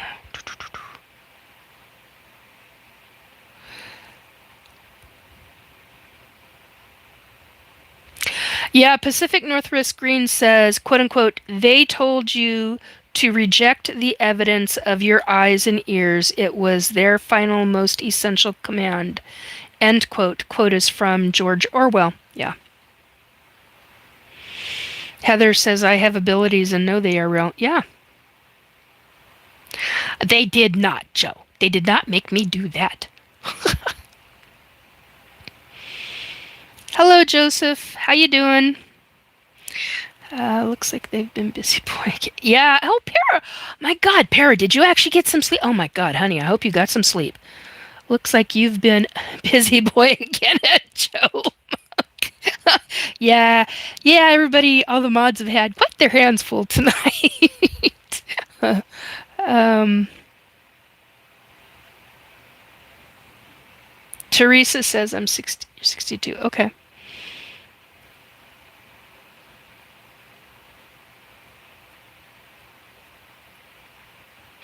Oh, Hard Right V says, can somebody here that is psychic please tell me tomorrow's lottery numbers?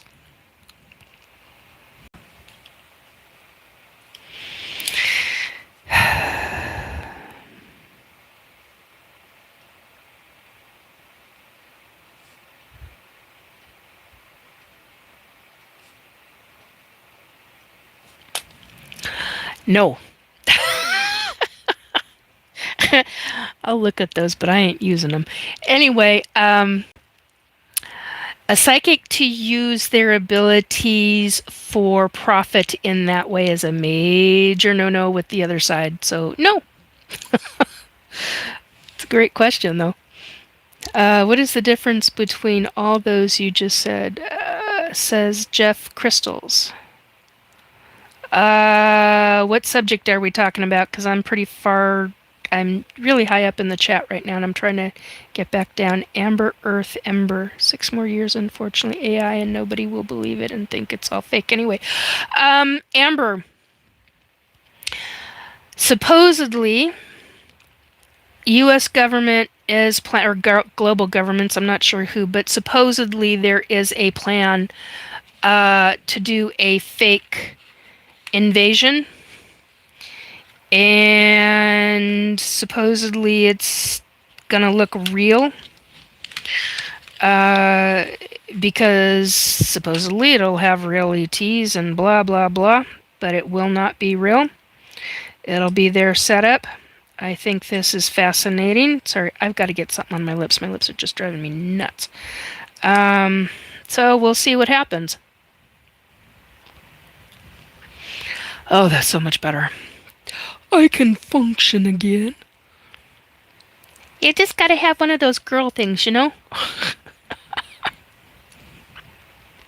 don't do that very often, but dang. This is like, I gotta have my Mary Kay. My lips. There we go. Okay. I don't believe anything of AI anymore. Yeah, I know exactly how you feel, Joe. Joe says, Amber, I don't believe anything because of AI anymore. You can't trust almost anything because AI. They're so damn good at doing AI. What do you? I mean, seriously, this gets to be an issue. It gets to be a real issue.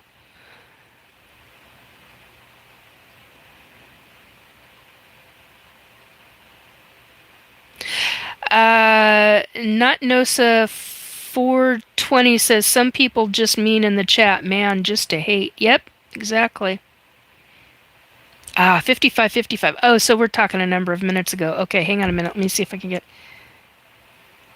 Nikki just brings out the best of the trolls. Gee, thanks, Para. But you're right, I do. I have a tendency to do. And it's a lot of people can't handle these subjects. And that's understandable. If they can't handle it, then they should be moving on instead of being assholes and trolls. That's the other thing that I wanted to talk about are the bullies. One of the things that I remembered, this is something that I actually did really want to talk about. All right, so I'm 58 years old. I graduated 1 year late. I graduated in 1987 instead of 1986. Now, nobody's talked about this. Nobody's made a stink about this. It was a major stink when I was in third grade. So when I was in second grade, I lived in Seattle. I lived in a Norwegian community in Seattle. Now, most that know Seattle can guess where I lived just by me saying that. Okay. I hang on a minute. I gotta get my beginning of.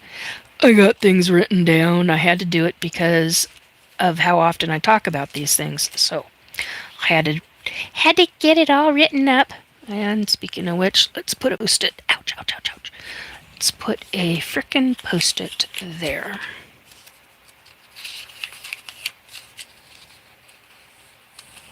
There we go. Okay. So I lived in the Dibble house, the warehouse apartment, the Renton house, the Queen Anne house, and then in the other house that was in that very large community. So we went from that house to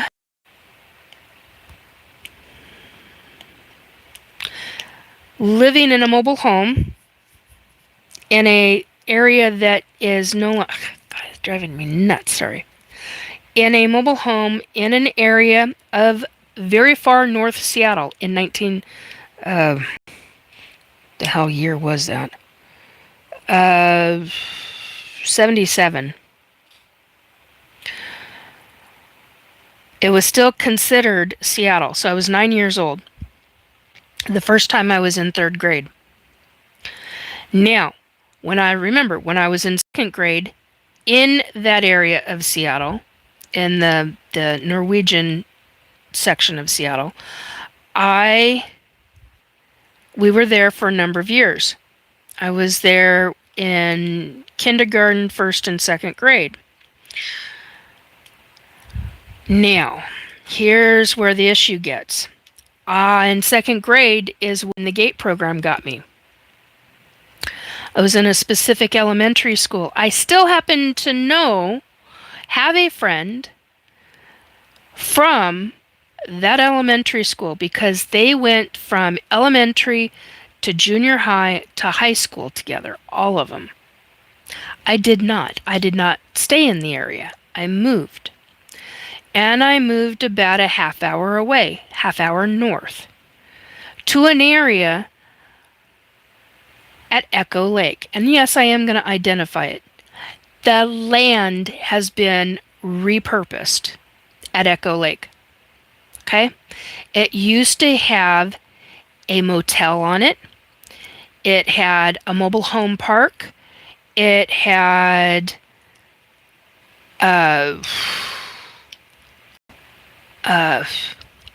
rental apartment. I couldn't think of what they're called. Rental apartment. Rental apartments and duplexes. It was a very, very large facility. Okay, very, very large area. All of that was demolished and rebuilt over. And now there's, I think it's a YW or YMCA.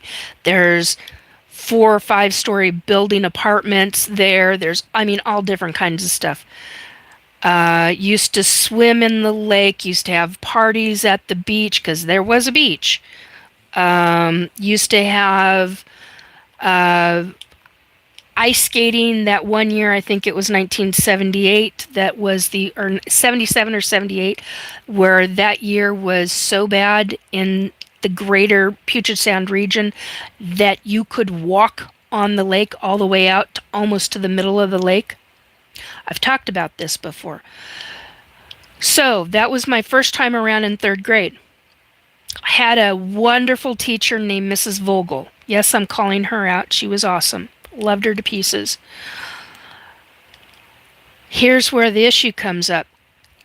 In third grade, I was becoming bullied because in third grade, the first time around, I was developing as a young lady. Okay? I was getting the big boobies. I was starting to have periods at 9 years old. There were all sorts of things that were starting to happen to me. The boys and girls in my class found out and was noticing, and I started getting bullied for it. So I started skipping classes. My mother was a single mother. She didn't know what was taking place. My mom was also doing a part-time job. She had a newspaper dealership.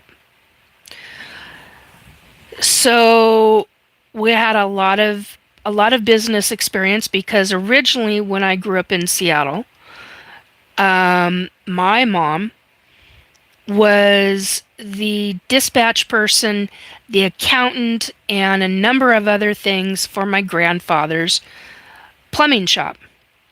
So I was raised in a business environment, and all the plumbers, all the customers coming through, they all loved me. I was this little blonde-haired kid who was just live, bright-eyed and bushy-tailed and always asking questions. And there's God, I can't remember what country he was from. There was a guy who did in trade.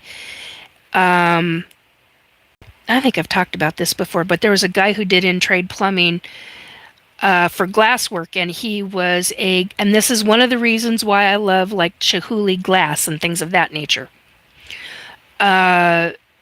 He was a glass maker. He was a glass blower, excuse me, get the correct term. And he gave, hand blown glass. This was an art. This was a specific kind of art form, and he was damn freaking good at it. And he used to call me, because he could not pronounce my name, he used to call me not Nikki with an N, but Mickey with an M. And that's how he always knew me. And so he made me what is known as a demi-tasse champagne glass with my name, and hand etched the year, and I think it was 1976, hand etched the bottom of the glass. I've got it to this day. It's got little daisies, and it's really dainty. It's very, very dainty. And he was like, he would tell my mom, oh, get the grenadine and pour a little 7-Up in it, and it'll be her little cocktail. Because my mom and the family, they loved their cocktails. And so, or not black raspberry, blackberry juice. One of the things, we had family who used to make blackberry wine or blackberry syrup. And my mom would have blackberry syrup, and she'd take like a little teaspoon of it and put it in that little glass and have 7-Up with it, because you didn't have Sprite. I don't remember Sprite coming in until the 80s. And so that was while they were all having, I had this very dainty, and I got taught by my grandmother, and my mom had a best friend. Her name was Kay, and she was a professional chef. And Kay just loved me, and just like one of her kids. And so every Easter, I would get a giant egg. I'm not joking. These were imported from another country. I think it was Belgium. And and my mom is like, that's going to take you a year or more to eat that, Nikki. You can't. And that is one of the reasons to this day that I love, oh my God, I can't think of the name of it. It's not fudge. Can't think of the name of it. Anyway, it's like the cream eggs, but they've got the chocolate in it. It's very decadent and extremely rich, and you really only want a tablespoon of it at a time because it is so rich. So here I had, at Easter time, I would have these eggs, and they would last a year, depending upon how many people ate off of it, for dessert and a little aperitif. um, that where the family would come together and they'd have their wine, or the guys would typically have their whiskey or their scotch or whatever, and I would have my little 7 Up with a little bit of raspberry syrup in it. And so that's kind of how I grew up. I grew up around family who was very business oriented. I did not remember being ET abducted because they were wiping my mind a specific way. I had that as a memory, the Butterfly Nebula, and I had a terrible, horrific dream series that I didn't understand until many years later, and it was where I was dropped off. I always thought it was a dream, and when I realized in my late 40s and early 50s, because I'm 58 now, what was actually taking place and why I dreamt for years and years and years of this one incident when I was 8 years old, I now understand. I was being abducted, ET abducted, that worked with global government, and I didn't understand that. And they had dropped me off 4. God, I have it figured out. I used to say it was 3 blocks, but when I looked it up, it was like 4, almost 5 blocks away from where they had abducted me from. I don't even know if Sarita is still alive or not, but Sarita was one of my mom's friends, and she was a pretty heavy alcoholic, and my mom did not know that, and she found out that night and didn't understand why my feet were dirty. And well, yeah, I ran in the middle of the night at 3 a.m. Back to Sarita's apartment and climbed the stairs, and that was the nightmare that I always had. I had her brick building, I had the stairs, and I couldn't stop running, and I was terrified in the dream. Well, that actually happened. It wasn't a dream. Parts of it were not dream. Parts of it were real. The parts of it that were real were me running in sheer terror, because I don't know. I mean, thank God I had a photographic memory, and I knew the layout of Seattle, and I knew the area because we drove through it all the time, depending upon which way we went to my grandfather's plumbing shop up on Holman Road at the time. It's nowhere near there anymore. I don't even know if they're still in business anymore. And they were up until, I don't know, 5-6 years ago. I don't know if they still are, but my grandfather sold the shop in, I think, 79 or 80 to really wonderful family, and they took the plumbing shop and ran with it and kept his name, kept my grandfather's name on the and my grandfather was really well loved in the greater Seattle region as a master plumber. He was extremely inventive and always came up with good ideas when you had different things taking place. But anyway, so this is a moment. I didn't expect this. It just hit me how much I miss my family. I mean, even though I can talk to them at pretty much any frickin' time I want, it's different when they're alive and you've got them with you. It's their physical presence that you miss. 4565 on the numbers. So, God, I keep doing the ums. I gotta quit trying hard not to do that, and I keep forgetting. Anyhow, so I just had a moment. We had another moment. Didn't expect that.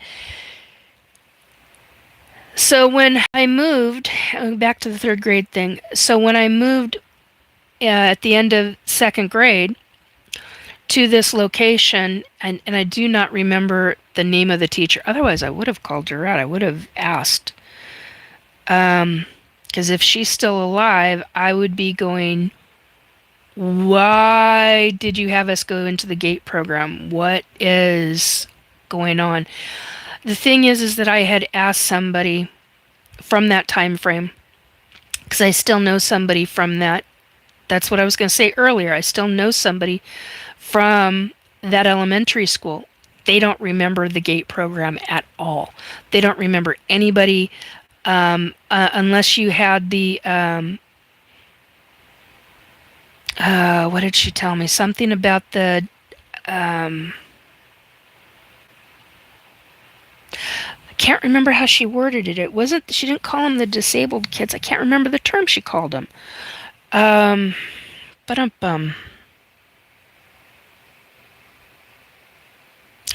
the kids who were in, and see, I didn't remember that. The kids who had dyslexia. Well, we didn't know I had dyslexia at the time. I wasn't diagnosed until my third round in third grade, excuse me. So for my third grade, I had Mrs. Vogel, and because I was being really nastily bullied, I started faking being sick, putting a thermometer and things like that, doing that kind of thing, because I was afraid to go to school. Well, at the same time, I was also afraid to go to school because I was afraid I was going to be taken out of school because of the GATE program. Well, by that point, they were already abducting me. Yeah, that's not so nice when you start realizing that. So here a kid is in their regular life, trying to live their regular life, being bullied, trying to get through what you don't understand in class because the teacher doesn't have time. And she was wonderful, but she literally she was under a tight timeline. I was going to use a very not so nice way of phrasing that, but teachers in that time had a very, very strict timeline, and in the sense of what they could and could not teach. That's how I'm going to word that. And half the school year, I was out of half the school year, and my mom and the principal and Mrs. Vogel and we all sat in the principal's office, and it was explained to me, I'll look at the age, when I was 9 years old, that I needed to retake third grade over again. And that was fine with me because I wanted to not be in the same classroom with 6 other people who were bullying me. And yeah, at times it was gang. It was like a gang stalk. It was an early form of gang stalking. You want to talk about cliques? That's a totally different ballgame. So the new teacher, Mrs. Kinch, who, chef's kiss to wherever you are. I do not want to know if you're alive or deceased. I just want to give you the credit because, my God, woman, you changed my life. If it were not for this teacher, when I was in the second round of third grade, she is the one. It is because of her that they learned that I am dyslexic. It is because of what she went through with her own daughter that they figured out her daughter. She literally, the summer before that she came to this school to teach, had just gone through the very thing my mother was going through with me. And if she had not have gone through that with her own daughter, I honest to God do not know where I would be right now. Simply because of how she started teaching me. This was a major, gigantic breakthrough for me in my life. Now, what my mom ended up finding out was that there was a county in Washington state that actually taught dyslexics. So this is part of my life and how the ET stuff correlates, how the SSP, the MyLabs, all of this correlates, and how it ebbs and flows into regular daily life. Okay? These are the things that you need to understand. You have a regular life. You live your everyday regular life, whatever that is. I don't care if you are a child singer. I don't care if you're an artist. I don't care what it is you do. If you're an ET abductee and they're blocking that, you're going to have, that's the other thing I wanted to talk about tonight. You're going to have signs and symptoms and blow it off like I did. Okay? One of the things that you will blow off are the bumps and the bruises. Well, that's typical kid stuff. That's easy to blow that shit off. It's super, 38, 68 on the numbers. It's super easy to blow that stuff off.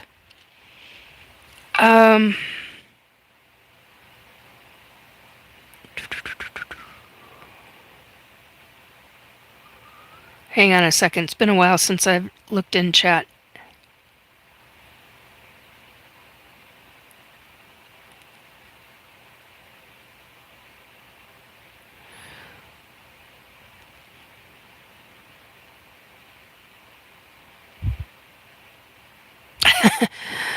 They look like people. I feel ET pregnant, and I'm a dude. Yeah, that's actually kind of funny.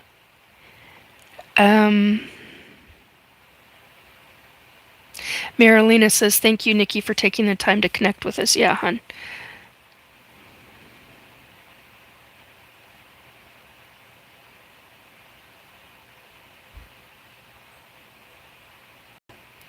Oops.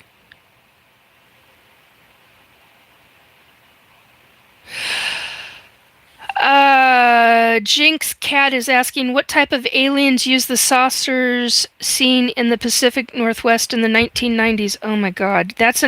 Okay. That is that, I can't use my words right. That is there we go. There's the dyslexic. Let's flip the script, Nikki, with your dyslexic. Come on. Thank you. Okay. The person to ask that specific question of would be R. Keith Andrews. He has that. He knows that a hell of a lot more than I do. I know that the not square, the rectangular ships are the consortium. Other people call those the Galactic Federation. That is not what I know them as. I know them as the consortium. So there's that answer. The round saucer ones, that can be, as I understand it, that could be one of 3 different species, not races, Nikki, species of ET. I think it's one of the different kinds of grays. Supposedly there are 15 different kinds of grays. Now, I have seen more than that. Okay? I've seen a lot more than that. But the ones that I have seen may not be true grays. They may be hybrids of grays, but they look like grays. Well, that's a whole nother subject. That one gets into some mindfuckery that is just like, phew, a whole nother level. So,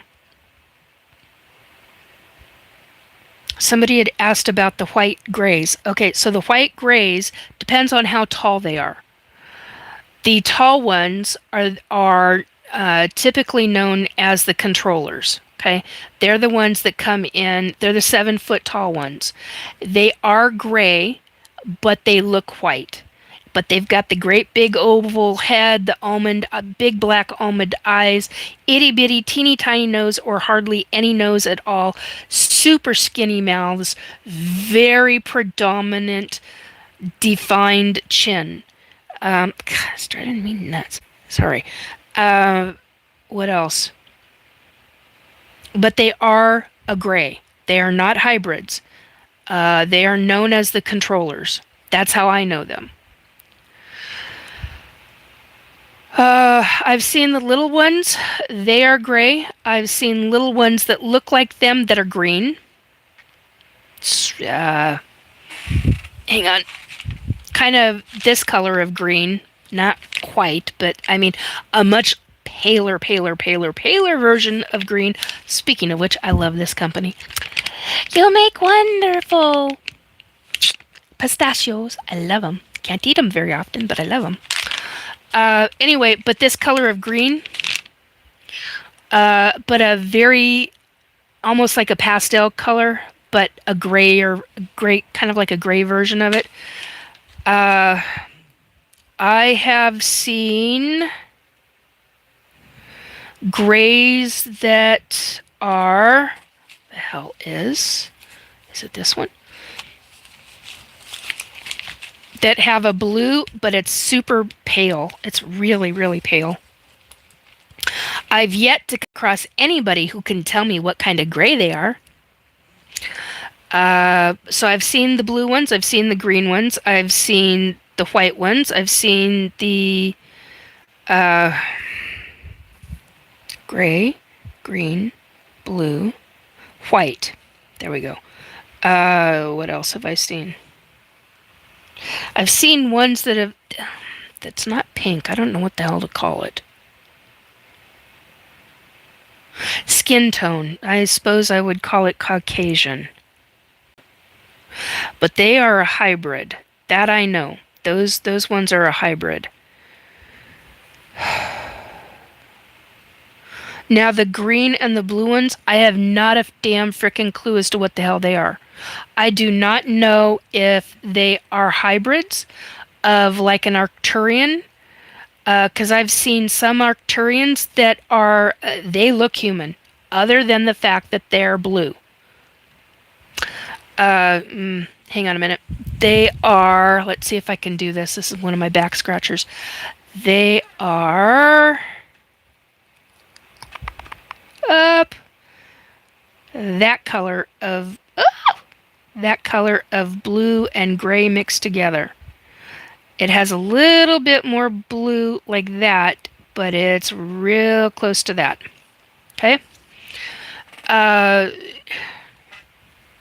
Yeah, and they are, I've seen the Arcturians where they're a combination of a gray and a Arcturian.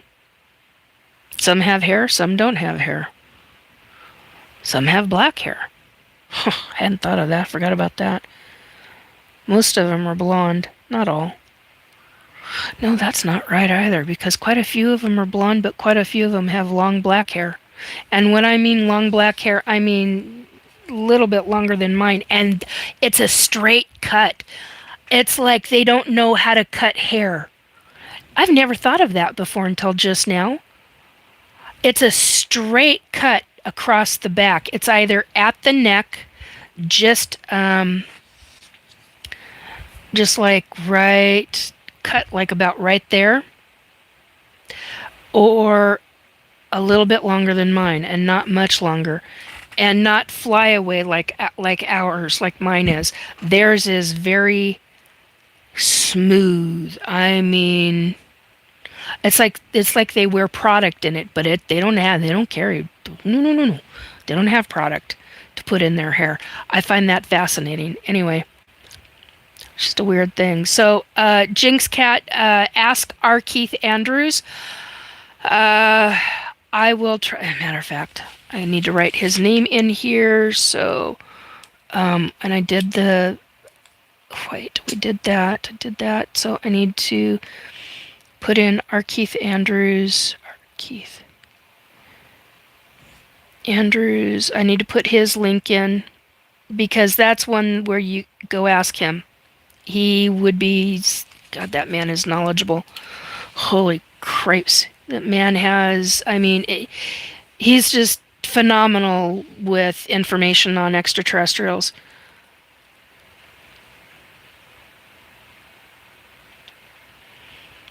Wow, Heather, it went away. Phew, that's incredible.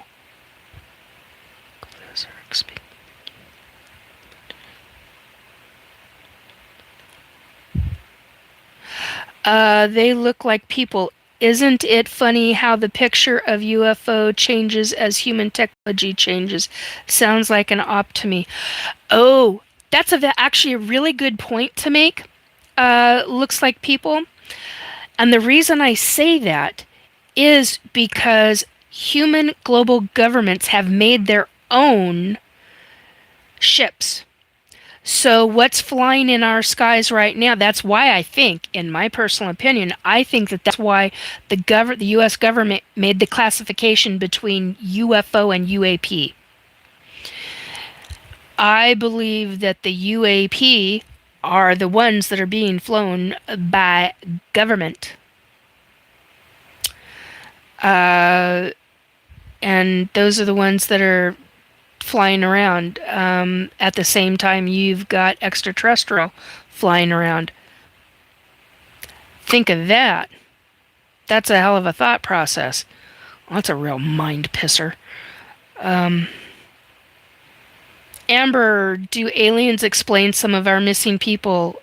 Yes and no. Some of our missing people, like in the forest and things like that, that deals with a bunch of other subjects that deal. I was going to say missing time. It deals with frequencies and other realms, portals, and vortexes.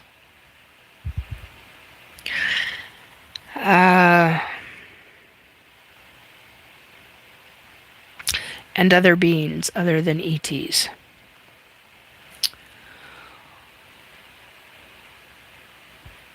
B-Dog 13. Oh my god. B-Dog, where are you from?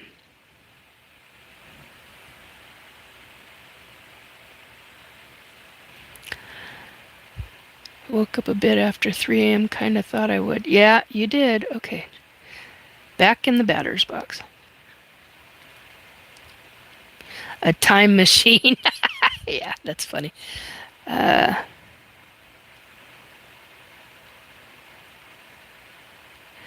Project Bluebeam. Yep.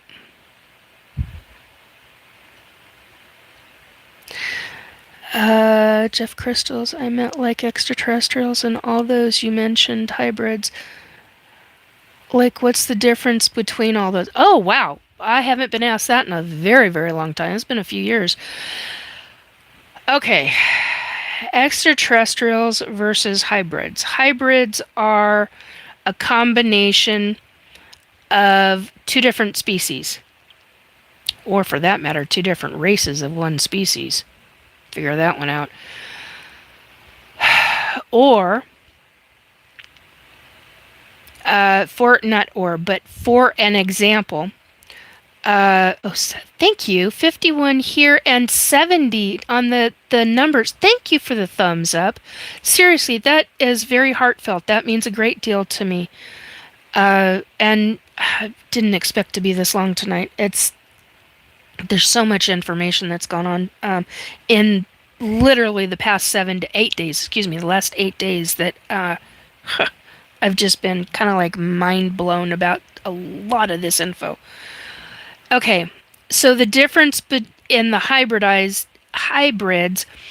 is you're dealing where the genetic material has been refined in such a way to where when they're making their hybrids, so like my genetics, for me personally, as a female in my family, I have polycystic ovarian syndrome.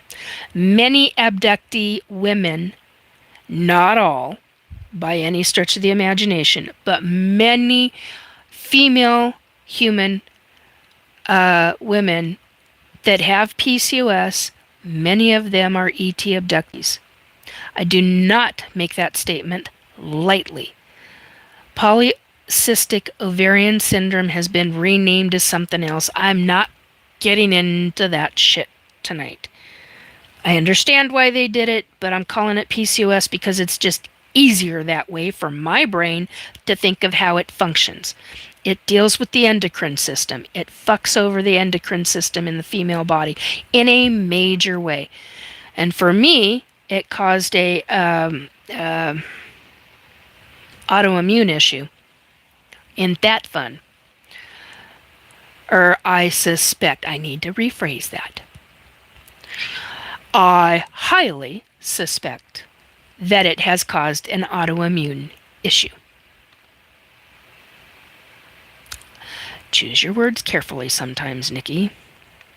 This is one of those. Okay, so that said, what ends up taking place is because the woman has PCOS, polycystic ovarian syndrome, and it screws with her menses and it screws with her hormones and her insulin resistance and all that shit that goes with it. We are known as soul sisters, Cysters, okay? SOUL, sisters. And sisters because usually they have a ring like a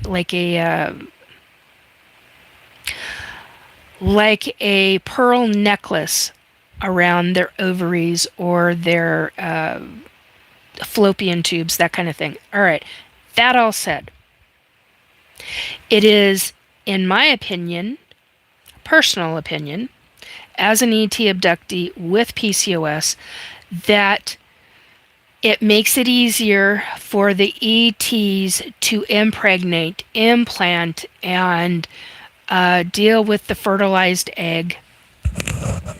Oh, it's driving me nuts. There we go. To deal with the fertilized egg and to go that route for implanting and impregnating the female host. Because you are a host. You are a surrogate as a mother. And it helps them in whatever way. Now, the genetics is where they do what I call splicing and dicing of our genetics so that it is perfect. Or they believe it is perfect according to their sciences, which are different than our sciences, although some of our sciences are starting to pick up because of what the ETs have taught. It's just now slowly the trickle out kind of situation. All right? So they will do that with the extraterrestrial genetics as well. Then they figure out a way to put them together, the genetics together, splice and dice it together, and create a fertilized egg. Now, whether they have, as some women say, stolen my eggs, or whether they have forced her body to overcreate eggs, and then steal those eggs, and then the woman has signs and symptoms of pregnancy and she can't figure out why. I've known women who have been celibate for years, not having any partner whatsoever, and have been pregnant. What is this, immaculate conception?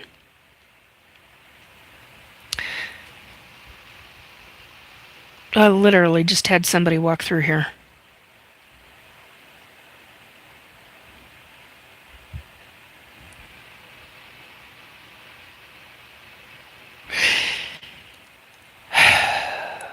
Fun stuff. Okay, so anyway, what ends up taking place, she's pregnant for 6 weeks to 3 months, and then the baby, and it's proven in her medical records that she's pregnant, and then the baby disappears.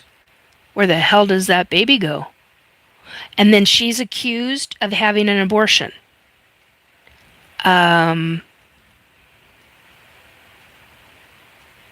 She wanted the pregnancy. She expected to be pregnant for 9 months. And the doctors are accusing her of having an abortion because she's a single woman. Even though she has stated she's been celibate for how many years? Or for how length of, whatever the length of time is? How the hell does this happen? Immaculate conception? Where the hell do you think the baby came from? Well, you must have had sex at some point. I swear on a Bible. I swear on a stack of Bibles. I swear on whatever you want me to swear on. I have not had sex and that. And they haven't. But yet they're pregnant? Hello? Where the nurse? Sorry, that was from a, what does they call it? Looney Tunes. I apologize. That was a Looney Tunes reference, and I shouldn't have made it, and I do apologize.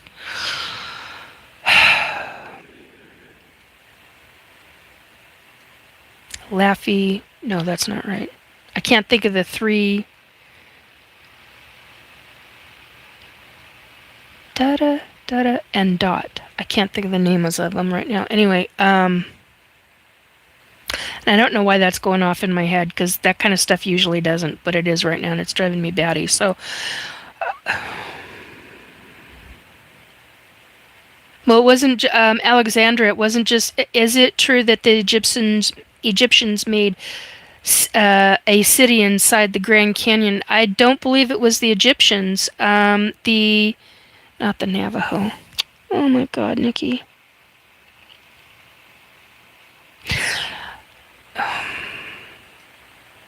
OPI. I can't. Not Napi. What are not Hopi. The Hopi Indians, and yes, I am saying it that way. I know other people want me to say Native American. That's how I remember the phrase. The Hopi Indians talked about the ant people. And the ant people were not insectoid mantis beings. They were 7 to 10 or 12 feet tall was how they were described, and they had long hair. Now, the description that I have heard over and over again over the years is that they resemble, in my opinion, the Sasquatch. Think about that one. Also, they remind me of giants. Some of the giants that all the evidence, or almost all the evidence on this planet has disappeared about. And yeah, the giants were real. No matter how much government tries to, or the Smithsonian try to gaslight people.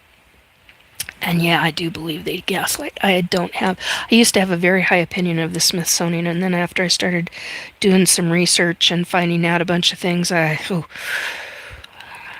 don't have a very nice opinion of them anymore. I've learned too much, and it's kind of the same way with a couple of other companies, because they're across the globe, is how I was going to say that. But anyway, yeah, I don't have a very... but as I understand it, it was the Hopi Indians and the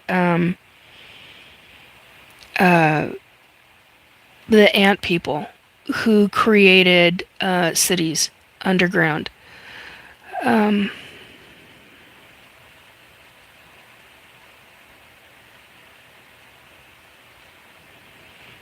Joseph Moline, false flag, Von Braun told us about that one, yeah. It's not just him, there's a number of others who've talked about it.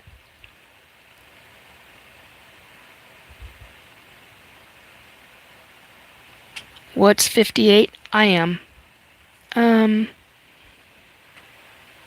Indigo Glacier. Oh, that's an interesting.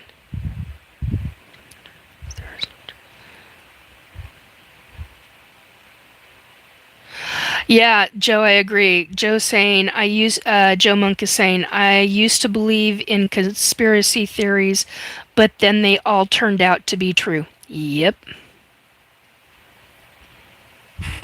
I could lead a horse to water, but the pencil must be lead. Yeah, interesting. Um,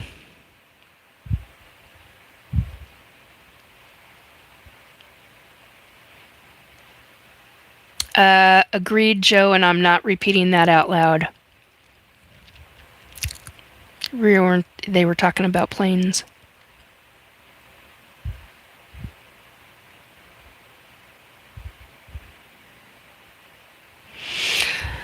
Joe says they got him in the third grade.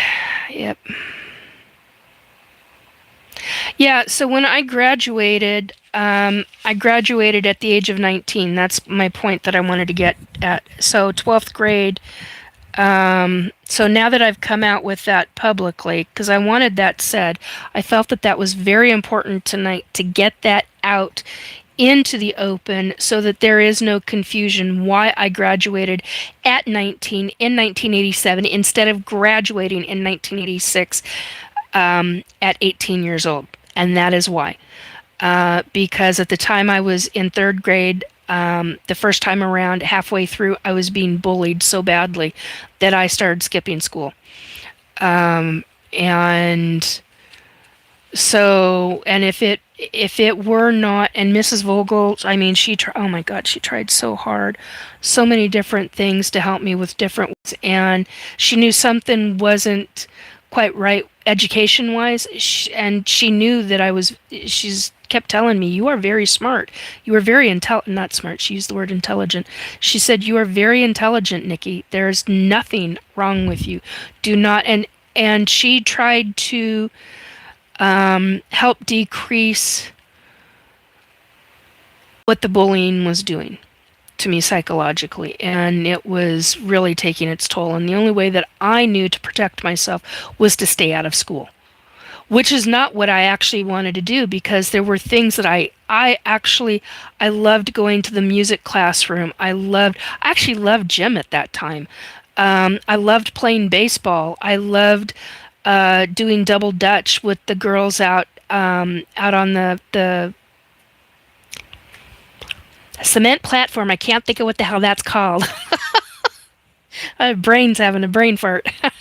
um, and so playground. God, I could not get that into my head. And so we. God, I love doing double dutch. Had so much fun doing that. And then by fourth grade, my grandmother had died.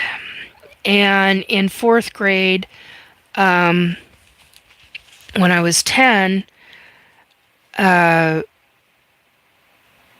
summer we went to, after third grade ended, that summer we drove to across the United States, my mom and her best friend at the time. And we went to New York. So we went from Washington State to New York, New York, and saw a lot of the country, and it was really incredible. The following year, when I was in fourth grade, was when my grandmother died. I was 11. See, this is why I have this stuff written down so that I can look at the timeline and be able to tell you definitively. Anyway, when I was in fourth grade, and speaking of which, there's somebody I actually want to say hello to. Haven't thought of him in a very, very long time. And if you ever find me, hello, I do remember you, your name. I'm not going to say your name because I'm not going to publicly out you. But there were very specific questions you asked me that only you will remember and know about. Would whisper to ask me, came up in class when I was sharpening my pencil, and came up real quietly and asked me all kinds of questions about certain situations, and I answered them. I am telling you a friendly hello. I hope you're well. I hope your life has gone really well. I've thought about you over the years and have wondered what has happened. So if you're ever out there, hit me up. Restore Belief 2022@gmail.com. I would love to hear from you. And I honestly, I hope you're doing well. I really do. Because it could not have been, those years could not have been easy for you. And so, I hope you're doing good. I've always wished that for you. Thought fondly of you. You were always very nice to me, and I appreciated that very, very much. You weren't like the other kids or the other people who got really nasty with me. So I very much appreciate that. Thank you. Anyhow, so when Grandma died, my mom dumped half of my grandmother's stuff and took the rest of it and sold it, except for a couple of very special mementos to my mom and me. And my mom sold the mobile home. She sold everything that we had, almost everything that we had. Everything else got put into storage. And my mom took her and I to Tonga, South Pacific, when I was 11 years old. And that's where we got stuck in the Pan Am airline strikes. And you know what? I have not had any memories of being abducted at 11 years old. I don't have one single memory of being abducted then. I know that I had a tracking device in me. I have no idea if Mom and I or my great aunt and uncle were abducted. I have not a clue. That's the other thing.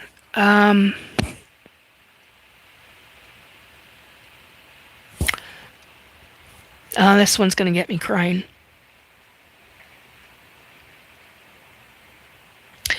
My great aunt and the woman that, when I moved up north after 11th grade, or after 11 years old, after the 4th grade, Mom and I moved to the Skagit Valley, an hour and 10 minutes north of Seattle. And my great aunt and my great uncle kind of were like grandparents to me in a lot of ways. And where my other great aunt and uncle in Seattle, that was around the time that they moved back to Eastern Washington. And they had been like grandparents to me. So the two brothers, the two great uncles, were very, very much part of my life and made a major difference in my life. Both of those men taught me so much. The men in my life, the women did too, but the men in my life, my dad wasn't around. There were a lot of things going on. A lot of things going on at that time. And so when I'm talking about these ET abductions, I can honestly say when Mom and I and my mom's best friend at the time traveled from Washington State to New York State, I do not remember one single solitary abduction. 10 years old. At 11 years old, I don't remember any abductions as well. Could have happened, very easily could have happened, but I do not remember it. I do know that at 9 years old, I was put into the hybridization program, and I strongly believe that it is because of the PCOS that nobody knew I had back then.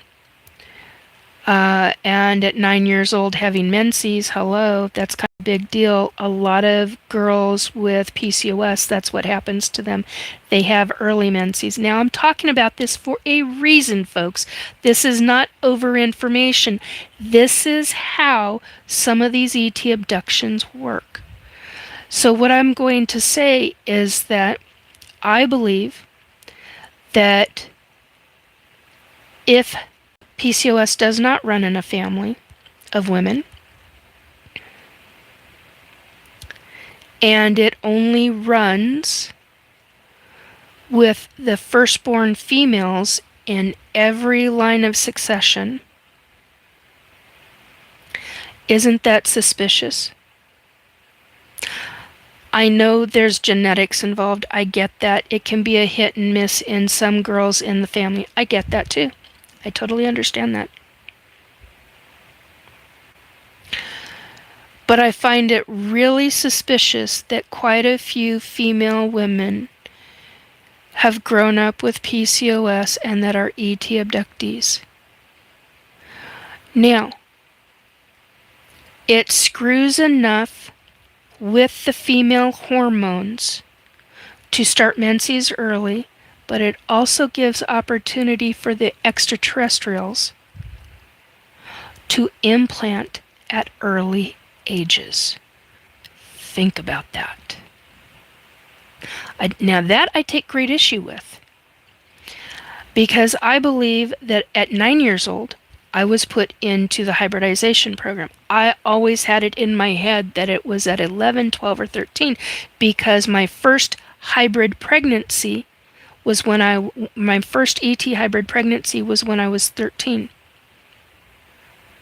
At the end of my 13th year, going into the beginning of my 14th year. 14th year, right after I turned 14, is when they took the first baby. She's over 41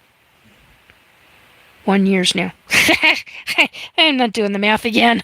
I had that figured out a number of years ago. She was 41 for a number of years. I'm like, okay, whatever. Anyway, she's in her 40s. Oh my God, and she's drop dead. She's just drop dead gorgeous. Oh my God. Would love to see her again. And she's tall. She's over 7 feet tall. Yeah. But wow, is she beautiful. She's a stunner. If she were not over 7 feet tall, she could pass for a human. Wow. Anyway, I'm very proud of her. I really, really am. I'm proud of all my kids, but just, and I'm amazed. I'm absolutely amazed because I've had hybrid children who are human and grays. I've had hybrid children who are human and Lyran. I've had hybrid children who are human and Arcturian. Human and a few others, and that I'm not mentioning because it'll keep them safer that way and because of who they are. There's so many different versions of hybrid programs with the extraterrestrials. Not just the consortium does it, but a number of others do it. And I did not really realize that until I started getting into support groups where other or other surrogate moms of hybrid children are in, and we discuss. And I'm here to tell you, if you are an ET abductee and you are part of the hybridization and you are a female, I highly recommend getting into these groups. There's women in some of these groups that have never said bullshit one to any of their family members. It is a big frickin' deal. Many women do not want to have this discussion. So a lot of them have discussions in their cars or at a park, or they've gone for a walk. But they're having a meeting with a support group on whatever platform that they're able, whoever the host is doing it. That's a big deal.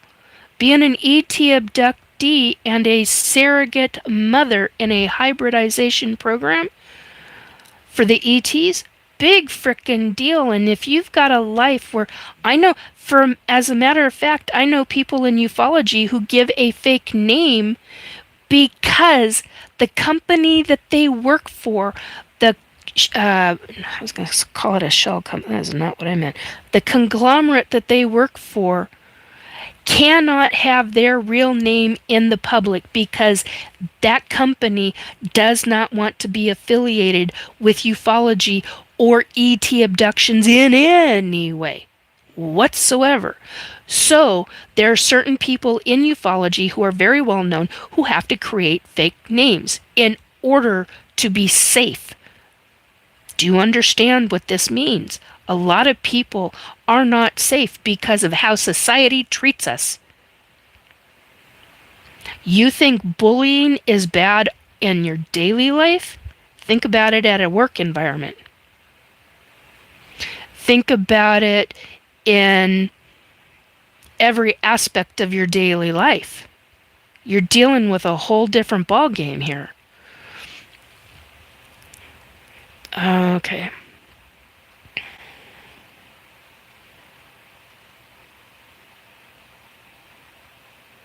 Good night, Heather. Hard right V. Good night. Have a good sleep. That's what I'm trying to say. You like the lioness, Cadbury bunny, Fabergé eggs. Okay.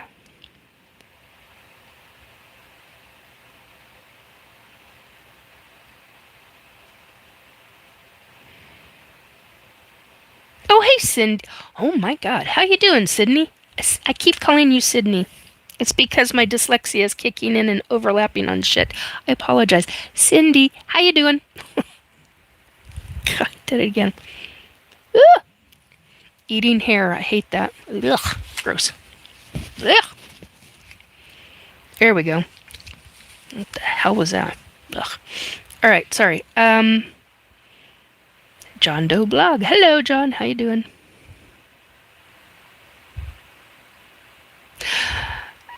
Oh, Christopher. Oh, it's possible that's them. Thank you for putting that in there. I'll take a look.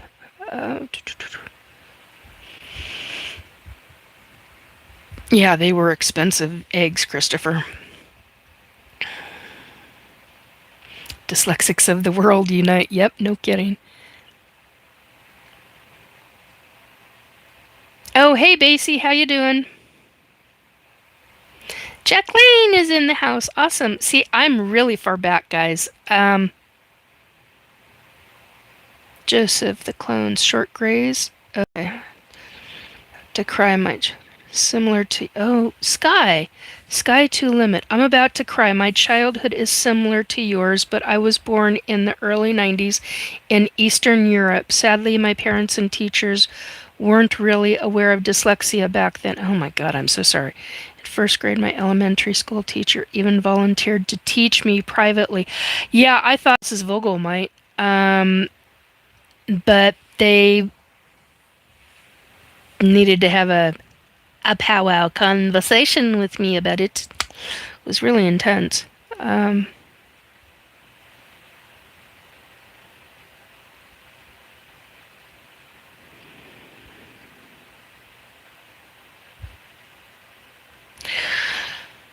Wow. You suffered abuse at home because you didn't know how to read or count. Well, let me tell you, Sky to Limit. The daycare provider whose son sexually abused me as a child is apparently now dead or has been dead for quite some time. She showed up this week to make amends. I was 7 years old. Well, that's the other thing I wanted to talk about, so I'm glad you brought this up because I totally spaced this off. When I was in kindergarten at 6 years old, and when I was in first grade at 7 years old, I was walking. God, how many blocks was it? I think it's 5 or 6 blocks to school. Sometimes by myself and sometimes with a friend. This is the 1970s, folks. That's what you did. Wouldn't recommend it back then, and I sure as hell wouldn't recommend it now. I had great issues with that in the 1990s with other people doing it. And they will know who I'm talking about because we went head to head, nose to nose, mano a mano over it. Yeah. Um, I don't think highly of doing that. It's just, and a lot of times you have to because it's a parental thing and you've got to work and the kids got to go to school and blah, blah, blah. I get it. I've been down this road a time or two. Anyway, the daycare provider, she used to bully me worse than because of my counting abilities. I needed to be taught a specific way with my dyslexia, and I had issues. It's actually because of her that I hate math so badly. So this bitch comes in as a spirit and wants my forgiveness. And I looked at her and I told her F you, and I told her a number of other things and told her she was going to get her ass out of my home. And that if and when I am ready, we'll have a chat. If she's still on the other side. But I'm not. And I'm not having that conversation until I am fully well, good, and God blessed ready to have that conversation with her. And I told her what she could do with herself. She used to horribly belittle me, tell me I was the most stupidest person at 7 years old and 8 years old that ever lived. I used to have my hands and, well, on a couple of occasions I had my face slapped. There were a number of other things that she used to do. And then she used to force feed me allergy foods. Yeah, she stopped doing that, and right after she made me sit and forced food down me and wouldn't let me leave the table without eating absolutely everything. And she paid the consequences. I went running from the table and didn't make the bathroom. So there was a vomit from the dining room through part of the living room all the way into the bathroom and all over the toilet. Never made it into the toilet. That's what's her consequences.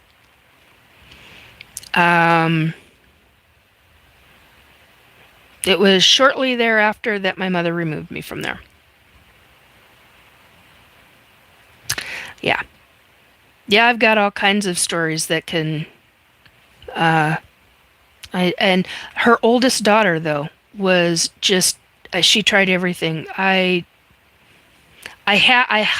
kind of suspect that she knew how her mother was. Well, I knew that she knew how her mother was, but regarding her brother. So, yeah. I don't know if she actually knew or not, but I suspect she did. And she was, to those of us that were being sexually abused by him,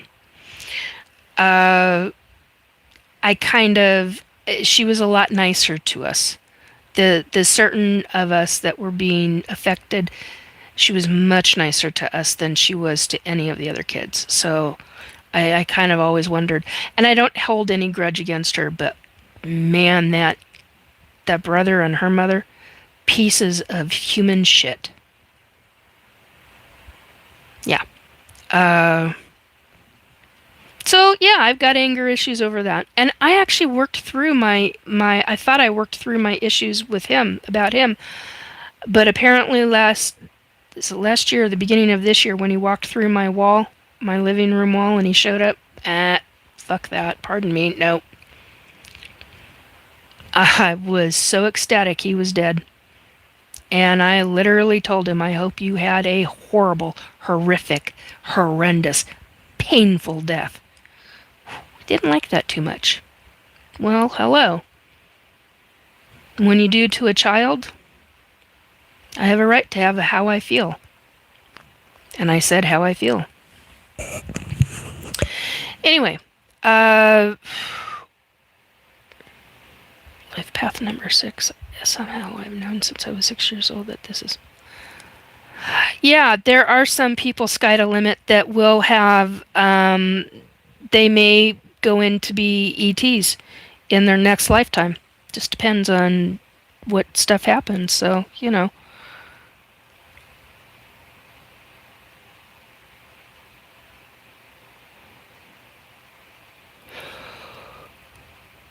Uh, yeah, I've got 4 Pisces marks in my.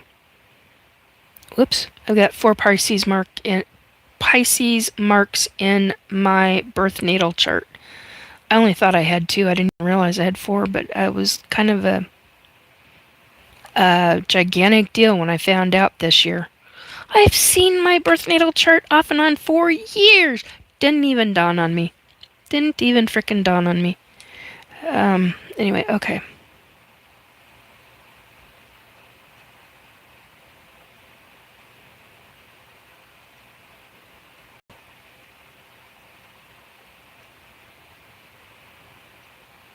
I am reading everybody's messages, so don't tell me I haven't read them. I have read them. Please. I just want to be sure that I can get through this. Yeah, Christopher, I don't like the new name either with PCOS. Ugh. But oh, shut up, you stupid chair. It gives more of a definitive description as to what's really going on, and that I appreciate. At least they've done something. You know, back in the early 2000s when I was reading about PCOS, they were saying that diabetes at that time, diabetes was 10% of the, what was it? It's either the U.S. population or the global population. I can't remember which right now.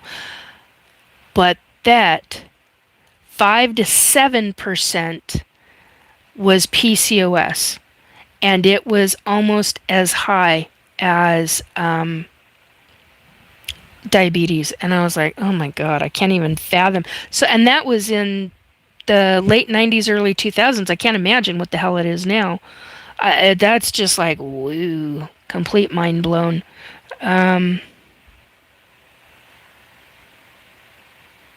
Lauren says, I have known Nikki for some time now, and she knows that I have broken more protocols to stay close in contact with Nikki as I am an observer. No harm. Yeah, that's true. Hope you end. Yes, Christopher, thank you for that. Oh.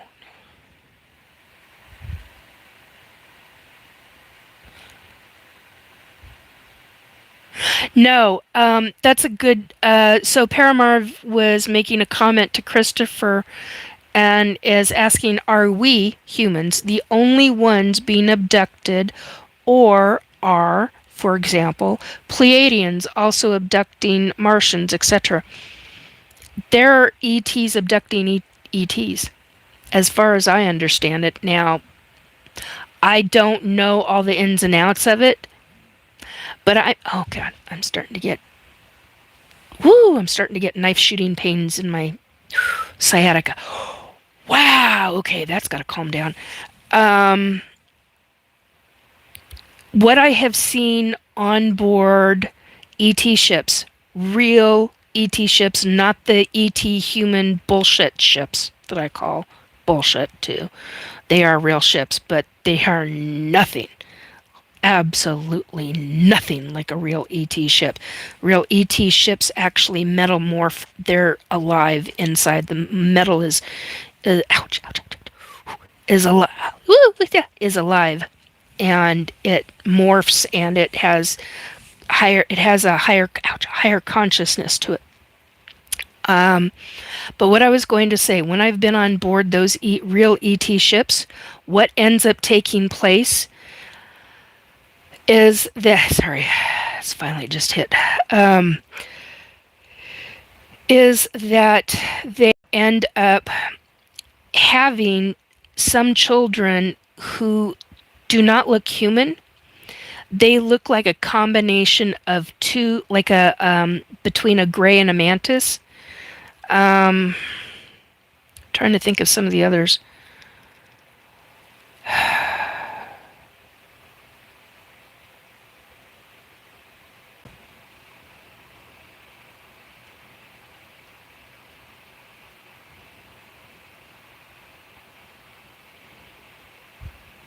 Gotta be kidding me.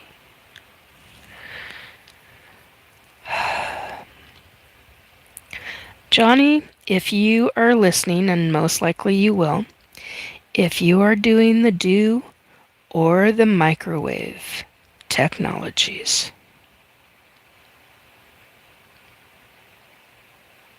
and you're the one who is ordering it done on me,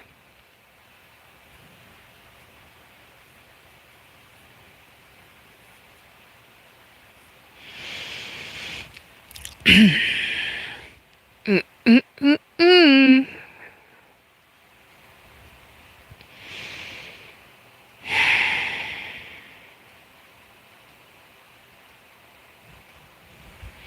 I gotta mark this time.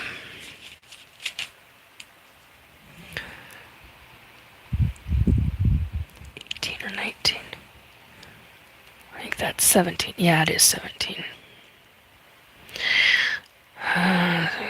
2, about 2:10. No. Yeah, 2:10, 2:12 a.m. Okay.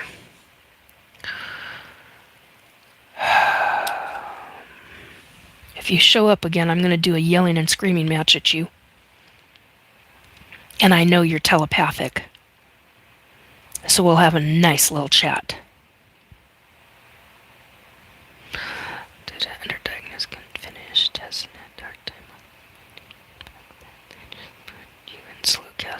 Slow classes, grew up thinking I wasn't smart. Yeah, I mean, dyslexics are very smart. Einstein was dyslexic. Hello. Yeah, many dyslexics have very, very high IQs, actually. So just an FYI, Heather.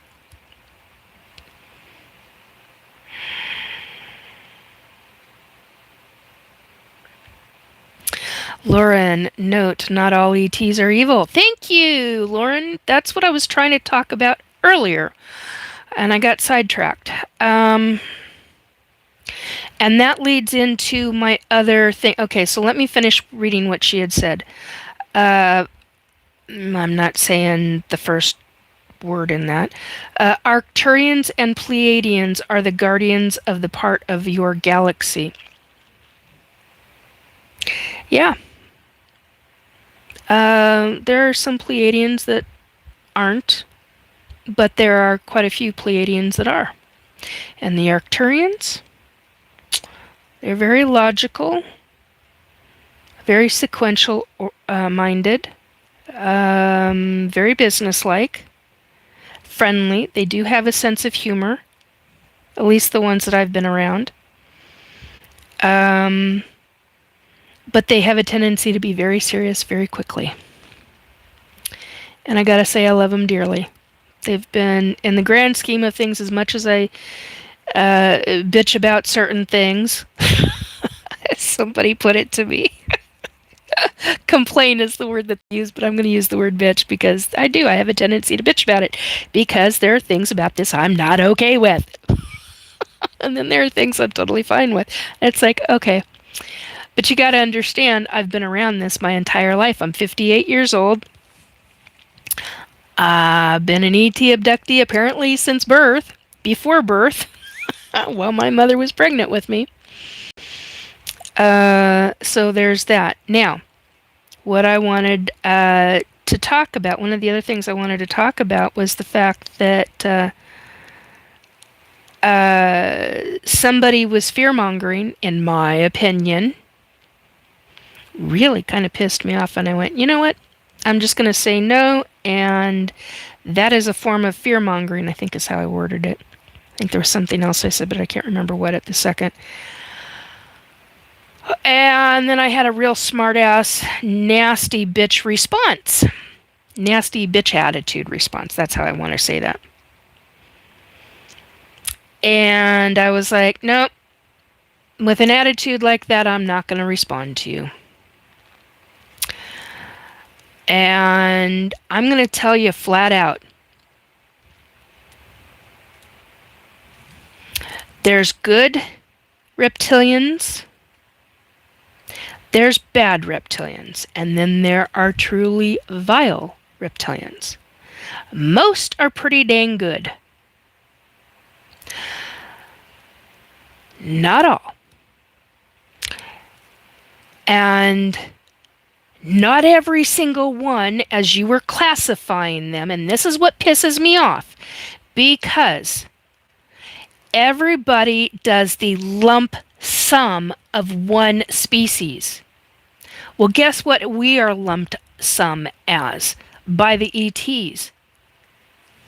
Children, dumb, stupid. We are not, some, not all, say this. I have heard we are children. You are infantile. You, what was the word? Oh, it was war. And then there was a word after it. I can't think of the word.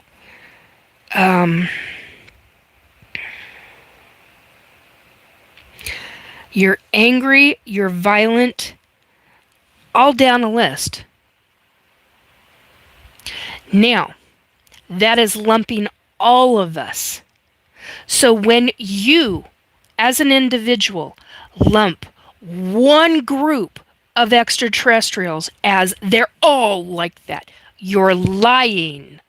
You're full of shit. You don't know what the fuck you're talking about. There are those of us who are ET abductees who do. And we know that many of the extraterrestrials want betterment for humans. And many of them try to do that. Not all. There are certain select groups who want to work with government, who want to work with nefarious sides of government. Does that mean their entire species is all lumped together according to you?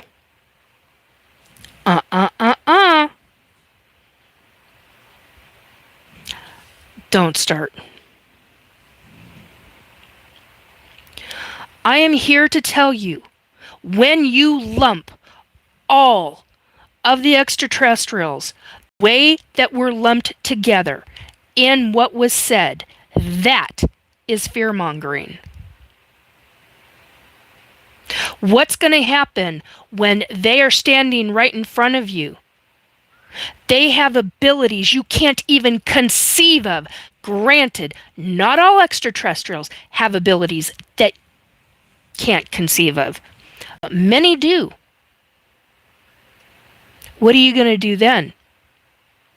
What are you going to do when you get told in your head by an extraterrestrial who has the ability to be telepathic and that can communicate in English or whatever your language is, because many people speak more than one language on this planet, just like the ETs. Many different kinds of extraterrestrials have learned how to speak to humans in numerous different languages.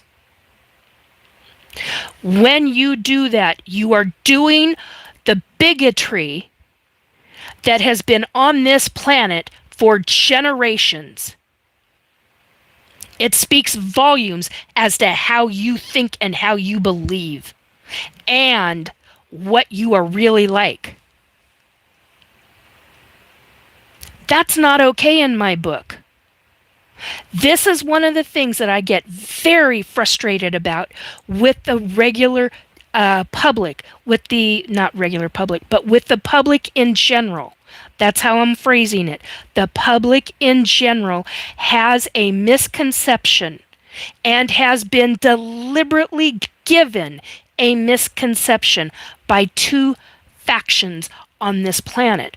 One is government, the other one is religion.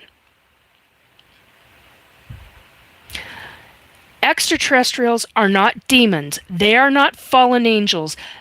Those two Demons and fallen angels are completely separate beings than extraterrestrials.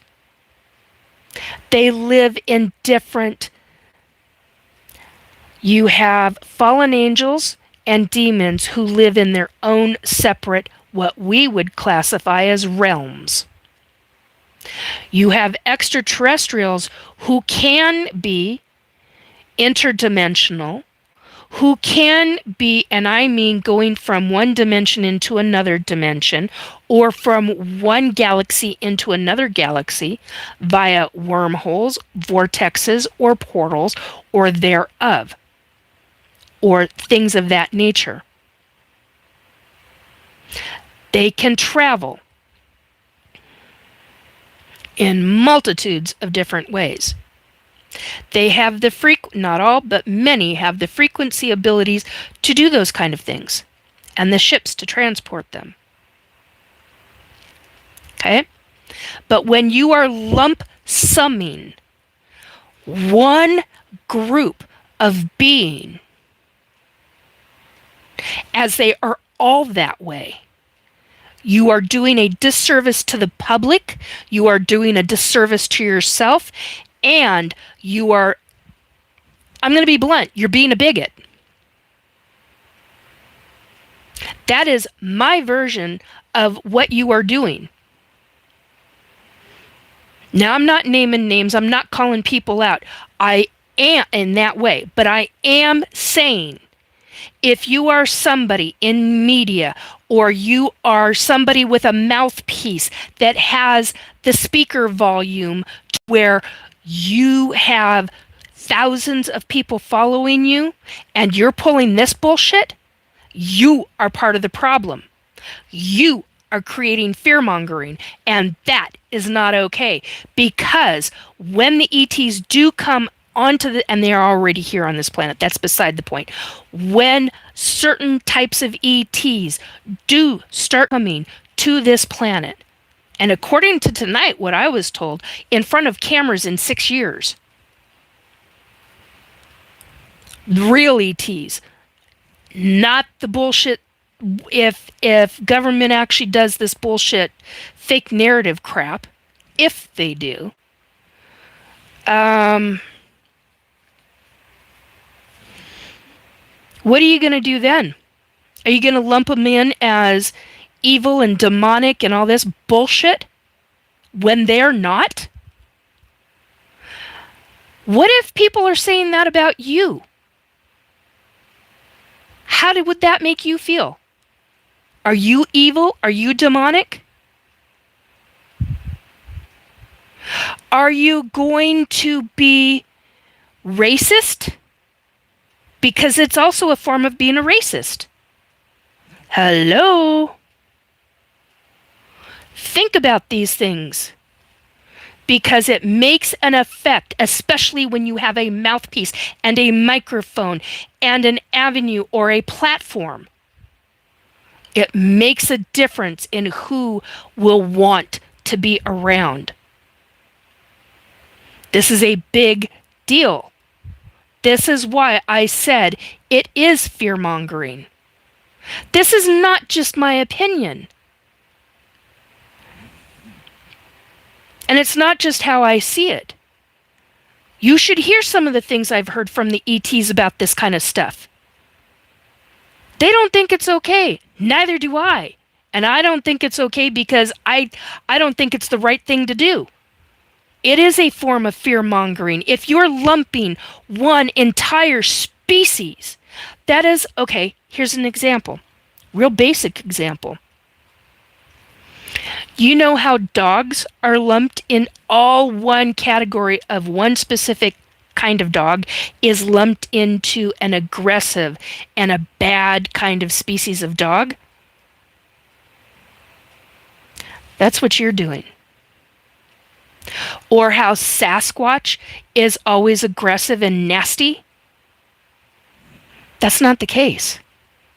There are many, many forms of them who are loving and caring. And this bullshit that I heard on, I am going to call them out, News Nation, hello, The guy that you interviewed doesn't know jack shit about Sasquatch. You want to talk to somebody who knows their shit about Sasquatch?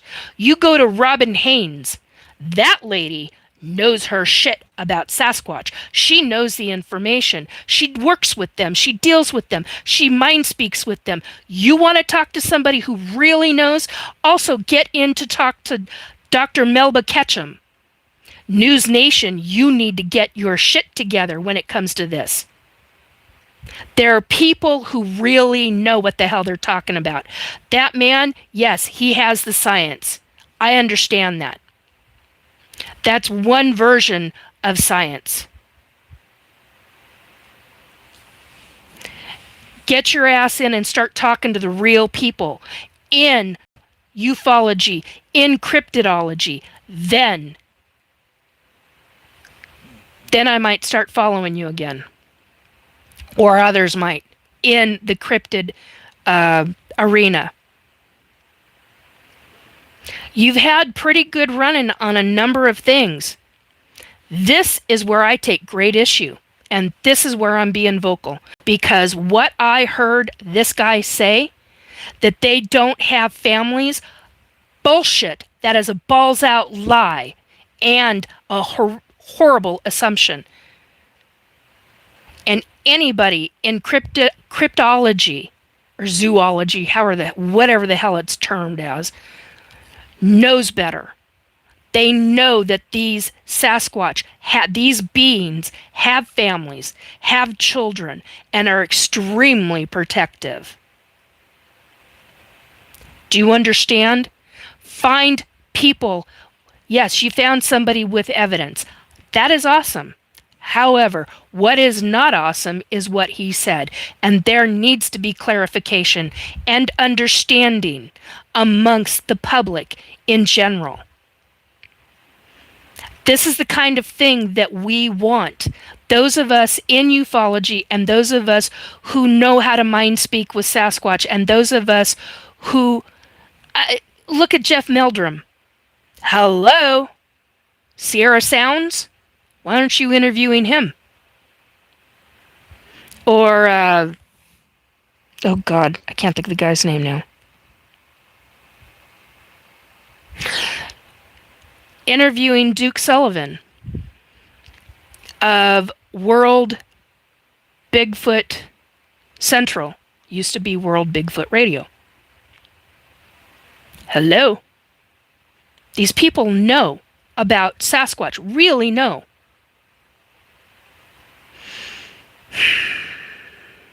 Now, all that said and done, hello to the 50 and thank you for the 79 likes. I appreciate that immensely. Thank you, thank you. And oh my God, thank you to my mods for sticking around for so long, 3.5 hours. I do apologize to you. I actually only expected to be 2. It's gone on a little long tonight. I do apologize to my mods. And I give you all a gigantic hug. And Joe, if you're still around, please don't say something that... about a hug. All right. Off of that subject. Anyhow, moving on. Scrolling back up.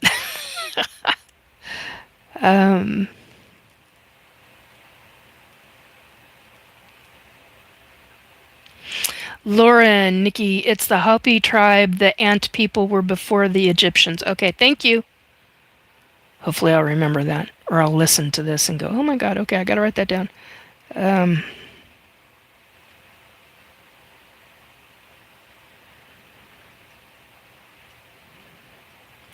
Holy shit, Joe. Joe Monk said, mentally gifted minors program when I was in 3rd grade. There was a United States naval base right across the street from my school. Holy cripes. Oh dear, excuse me. I'm smarter than your average bear, says Joe Monk. Quite a few old texts about giants. Yes, there are. It's Miss Tiff. Hey, how you doing, Miss Tiff? Inner City Pigeon. What were these kids bullying you for? Your abilities? Oh man, I got it. I got it from many of them because they were calling me dumb, they were calling me stupid, they were calling me retarded, they were calling me all kinds of really wicked names. Sorry, I got it itch right there. Sorry. Sorry. God, that doesn't happen very often.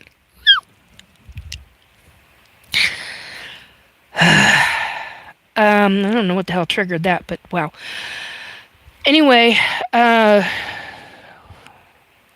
yeah, I got, and the fact that I was developing, I was forming breasts and all that kind of stuff. So, hello, I was a little kid, and that's what happens when you're a little girl and you start developing earlier.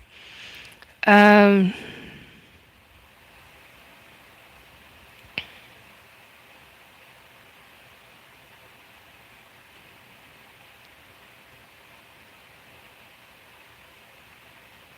yeah, I do not like bullies either, Joe. Thank you for saying that. Um, Joe says, and that's why I volunteered to knock the shit out of people for Nikki. Giant hugs, my dear. And a kiss on the cheek, because that deserved a giant hug and a kiss on the cheek. Seriously, I'm like that with the guys or the girls. I don't care who you are. Dear friends. I mean, you got people supporting you. That's a big deal. That's a big deal in my book, especially when you get a lot of garbage from a lot of different people, and it's not fun.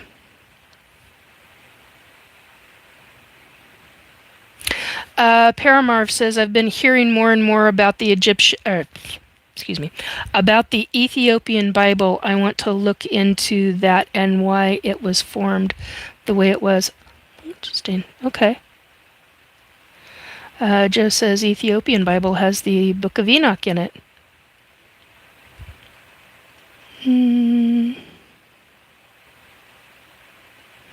Paramarv. No, this is Christopher Paramarv. The Ethiopian Bible predates the church by hundreds of years, and the Quran predates it as well. Oh, that's interesting, Christopher. 88 books, says Christopher. Okay. That's interesting. See, now I like learning about different religions, and people get very upset with that.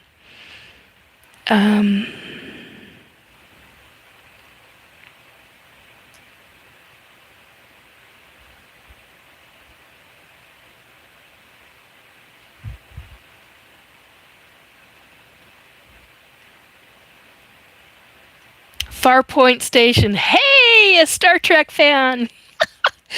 Says, I missed something. What's going on? Oh, I don't know how far up into chat I am. You're just confused about what's going on. Okay. Most of them have gone to bed. Not reading the rest of that out loud, Joe. Can you tell me? Yeah, it's about abductees, about being an abductee, talking with extraterrestrials, women and men being in the hybridization program, but tonight's been about the women. Being bullied in school, fear-mongering, that kind of stuff.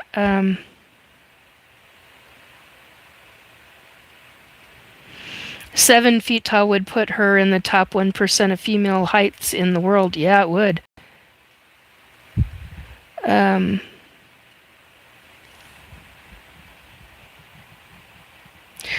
now. Come on, you guys. Oh, Miss Tiff, you had to go to the grocery store. Okay. Hybrid children, yeah. Thank you, Para. Para saying, the lady on this screen is Nikki. She's an experiencer and a psychic who was also in the secret space program. She's telling us about those experiences. There's never a dull moment. That's for sure. It's been my life pretty much. I mean, quite honestly, I probably would be bored stiff uh, if if the ETs weren't around and the spirits weren't around. Other than that, I live a pretty boring life. I didn't used to, but in the last few years, it's been quite boring. So it is what it is. Um, who can you contact? You can contact me, and I can give you names of the possibility of different groups that might be able to help you. Uh, my email is restorebelief2022 at gmail.com. Restore is spelled just exactly how you would. I gotta write it out. You're gonna make me write it out. RESTOREBELIEF 2022 at gmail.com. That's how you can email me, or where I can be emailed.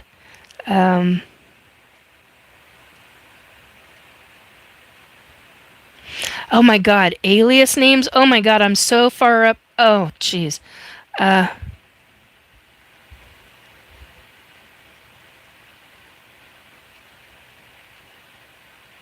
Holy shit. Farpoint Station is saying my wife was abducted in 1987 and became pregnant with a hybrid. We recently had 23andMe done, and he is not genetically related to me one bit. Okay. Is it a true ET abduction, or was it something else? You got to look at those things. I mean, you got to look at all those things. Does he have human genetics in him? Does he have a lot of unknown genetics that they weren't able to identify? All of our children have been hybrids. That's interesting.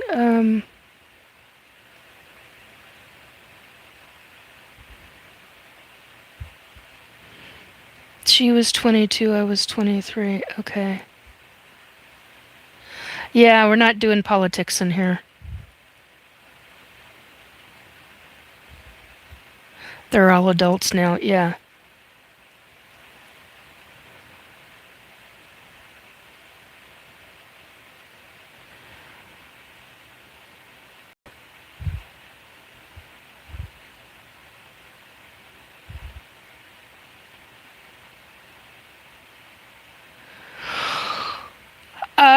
Okay, so I've seen extraterrestrials who are African American. I've seen them with Greys. I've seen them with the Arcturians.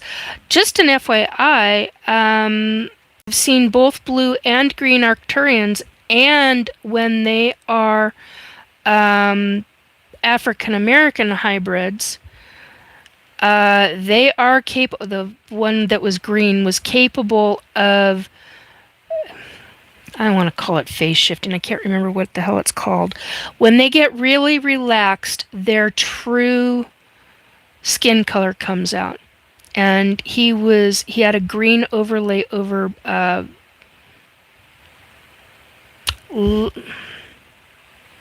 can't say it was black skin. It was light colored black. I don't know I don't know what that color range is. I'm sorry. Otherwise, I would say that. But he went green. He had a sheer green overlay over his level or color of black. It's just like all Caucasians are not this color. I mean, there's so many different versions of it, so I don't know how to call that, and I heartfelt apologize. It frustrates me no end. But yeah, it's a possibility. It's a real possibility.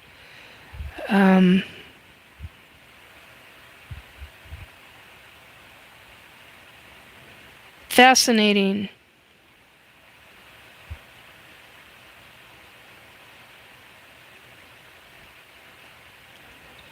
Hello, Venus. How you doing, hun? I'm trying to scroll up as quickly as I can read right now, and I'm trying to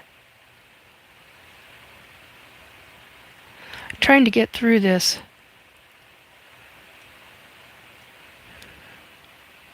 YouTubies. Oh, with my cousin and sister, and a huge UFO fly over above us, then zoomed away in a Devon. You mean in Devon?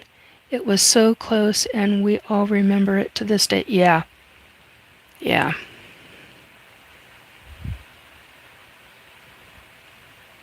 Oh, second, not Devon. Okay.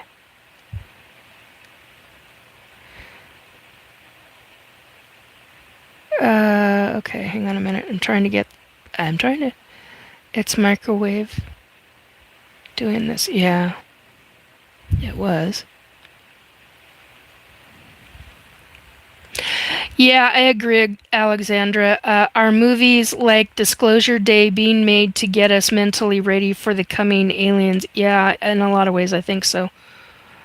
Um,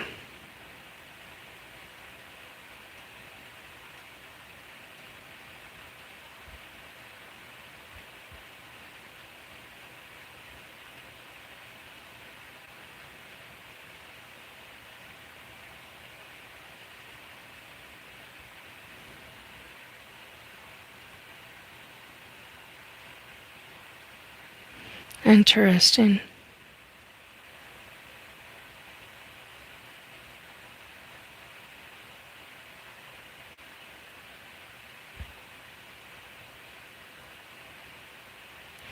What did I miss that Christopher said? Oh, yes, I know this. Okay, I don't need to.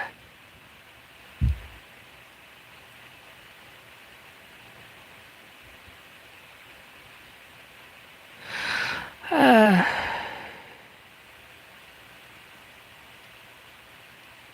just come out and say it.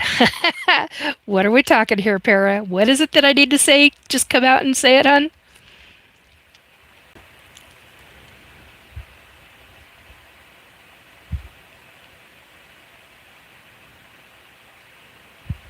It's okay, Sil, no worry. You subbed. Oh, thank you, C. CS9Z subscribed. Thank you. That's a heartfelt. I appreciate that. Thank you. Um, don't let it. Welcome back. Yeah. Yeah, something in Nikki's voice puts me right to sleep every time, or puts me to sleep every time. Excuse me.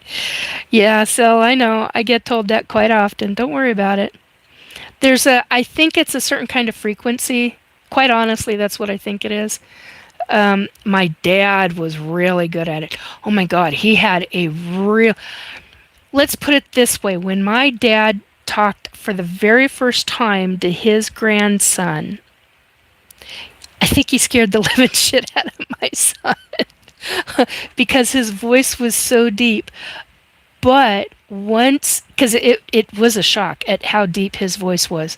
Um, God, his laugh was awesome, though. I do have to say that. I just loved my dad's laugh. Uh, but I hadn't thought about that in years, so thank you for that. I appreciate that.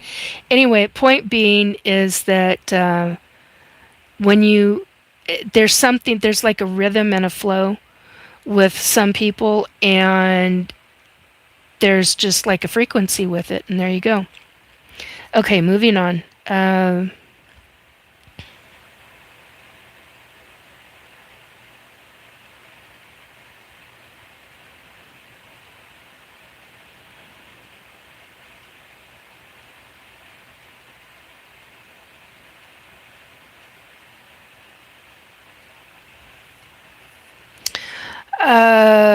Nikki may not be for everyone, but there is certainly a segment that totally resonates with her.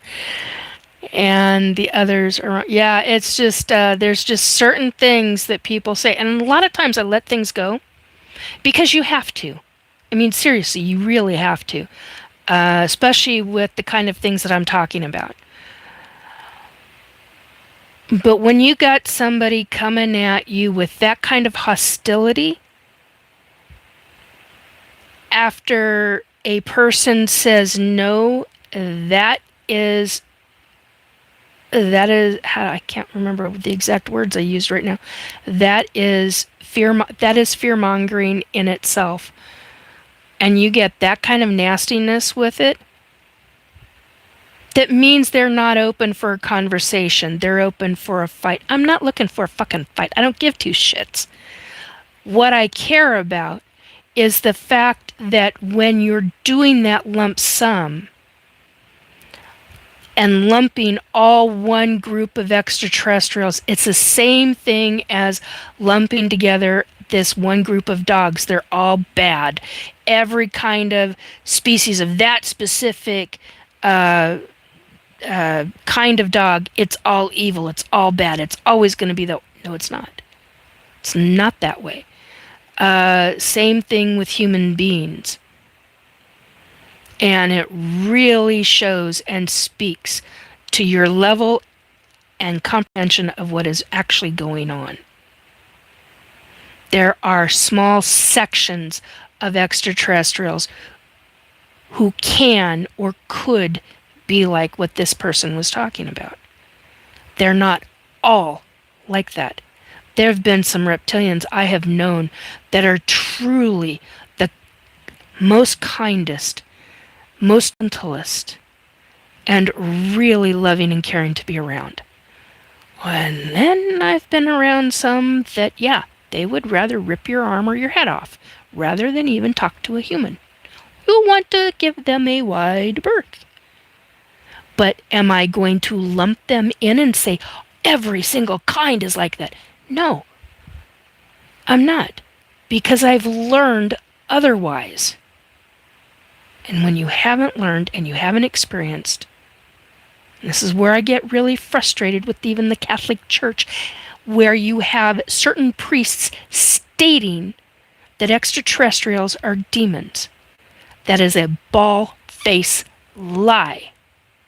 And I take great issue with that, because extraterrestrials are not demons.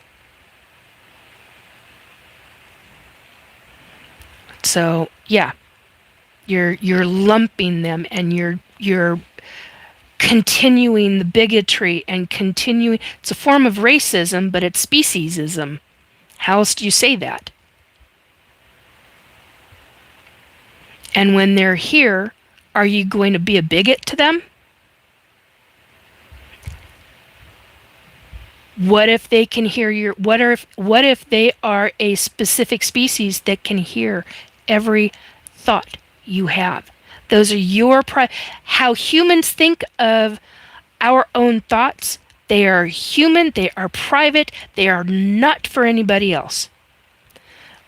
But with an extraterrestrial who has those abilities, who has the ability to hear everything and be telepathic with you, it is offensive to them.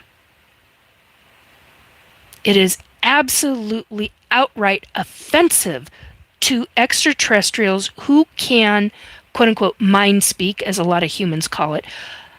Telepathic is what it's actually called.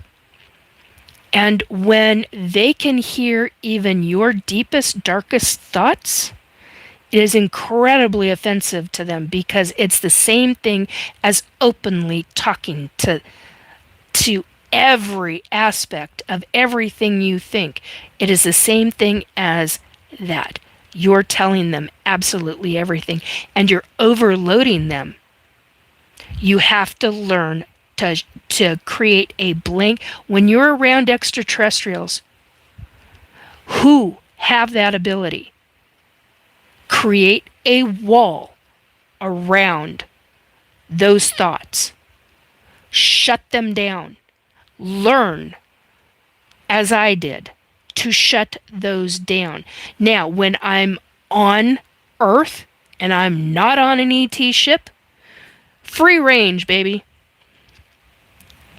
It's my head, my thoughts. Humans aren't going, typically, most humans are not going to be able to think think like that, penetrate the mind, the brain in that way, because we do not resonate at the same frequencies that those certain extraterrestrials that have those abilities do.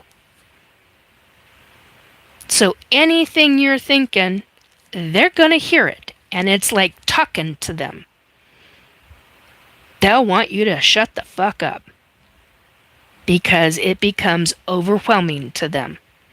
It becomes really offensive.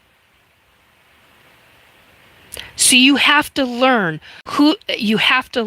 in order how to work with extraterrestrials. And there's a number of us that know how to work with extraterrestrials. And we should be the ones that are on the platform because we know how to be telepathic. We know and how to be respectful. A lot of humans don't, because they have been taught to constantly fear and demonize, demoralize, and be bigotry about them. It's not okay. So yeah, there's a lot I've got to say tonight about a lot of this stuff. But anyway, I'm trying to get through this so that we can get done, because 3 hours and 50 minutes. Holy cripes, folks! I'm so sorry to my mods.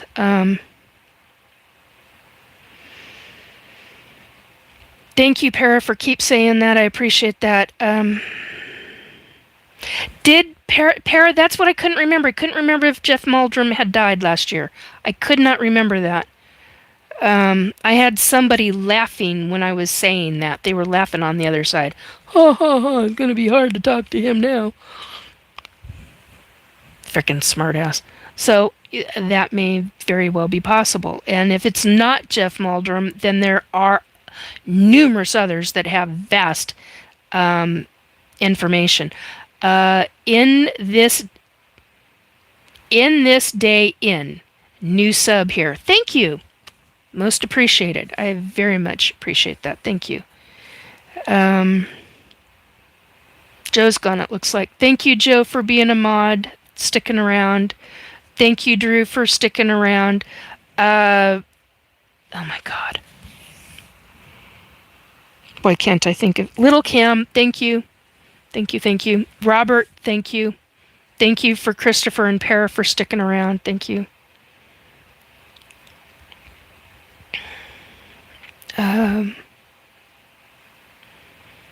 Sil, yeah. Wow, 81 likes. Whoop, whoop. Yeah, we're at 85 now. I'm still going. Thank you, Para, for... Can you send in binary? Okay.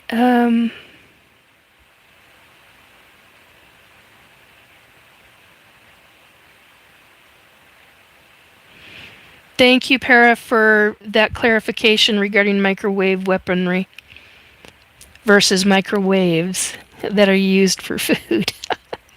Kind of different, but kind of the same.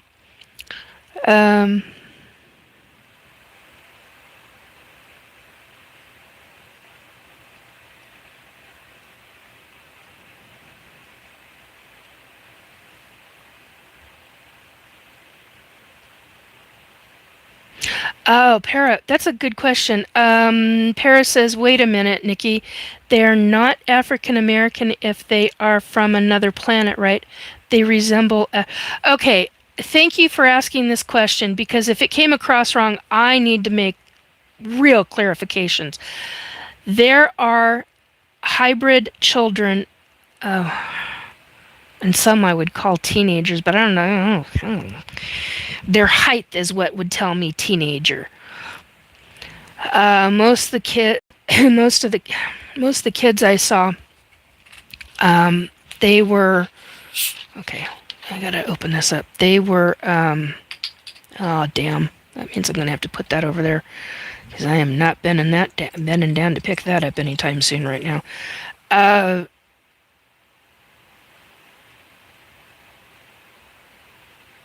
They looked really close to human. Like, really close to human. Could easily pass for human. Does that help, Para? I suspect their mother or their their father was African American. That's what I meant by that. The ET, I believe, was an Arcturian. Excuse me. Hopefully that makes sense. I hope.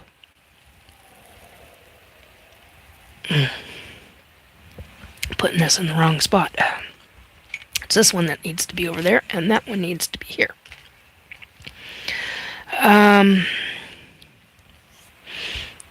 Let me know in the chat. I'm going to sneeze. Here we go.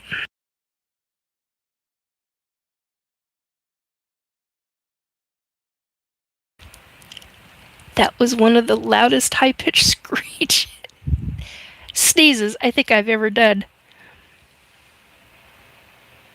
Lauren says, Nikki, the skin morphine, it's called pigmentation melanin. Thank you.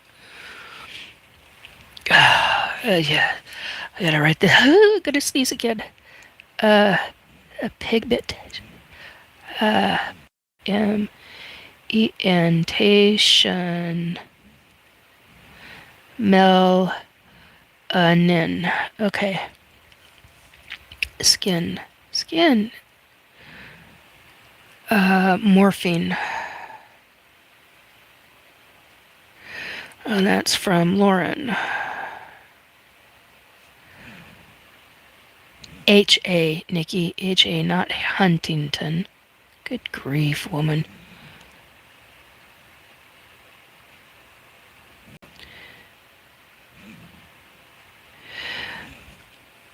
Okay, 2019, it's just a little one, hold on. Better than environmental.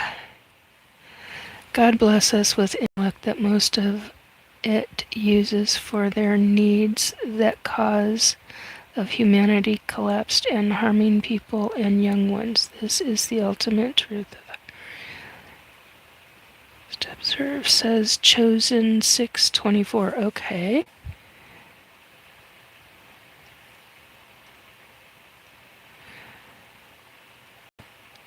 Yeah, chosen says spiritual warfare is real and knowledge of truth of Christ. Yeah, there's all kinds of spiritual warfare. Believe me, I've witnessed it firsthand.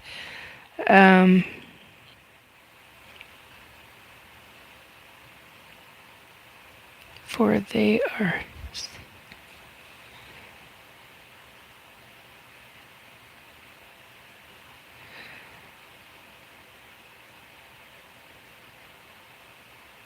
No, because I'm not in that kind of a hybridization program, Juan Martinez. Juan Martinez is RR1W. It's either an I or an L. You ever done it with an ET? There are hybridization programs that do that very thing. I am not in one of those programs. I am in a hybridization program where they take my genetic material, depending upon how you look at it. Some women look at it as they steal my eggs.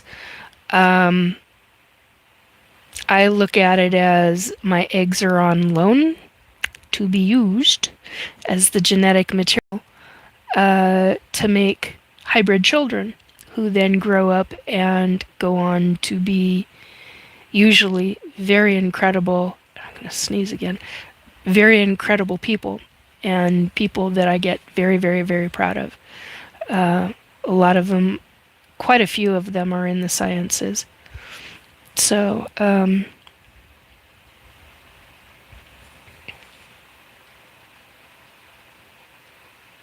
this can only be the truth if you deny Scripture and the authority of Jesus Christ.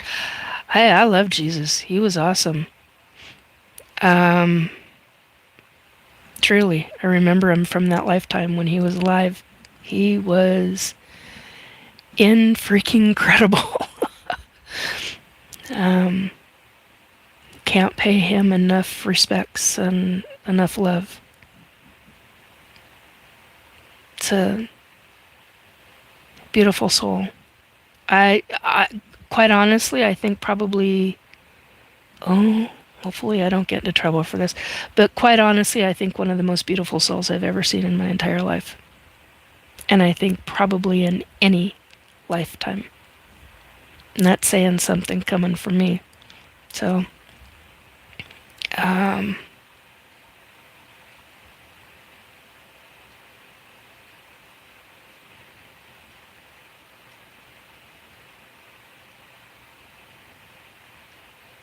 hang on a second. I gotta blow the nose. The nose is starting to really bug me. Hang on a minute.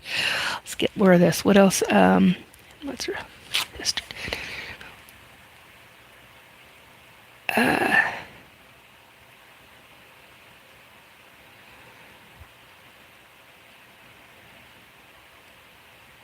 greetings. Enter one Oment 78. Greetings from Kansas, Missouri. You mean Kansas City, Missouri? Hi, hon. How you doing? uh, okay. Okay, they're talking about all kinds of things.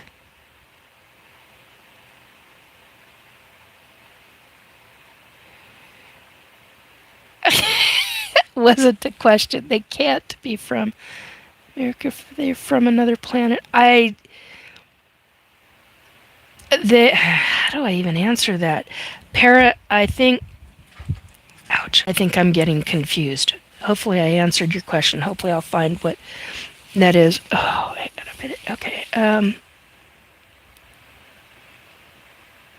Yes, African genetics. Yes.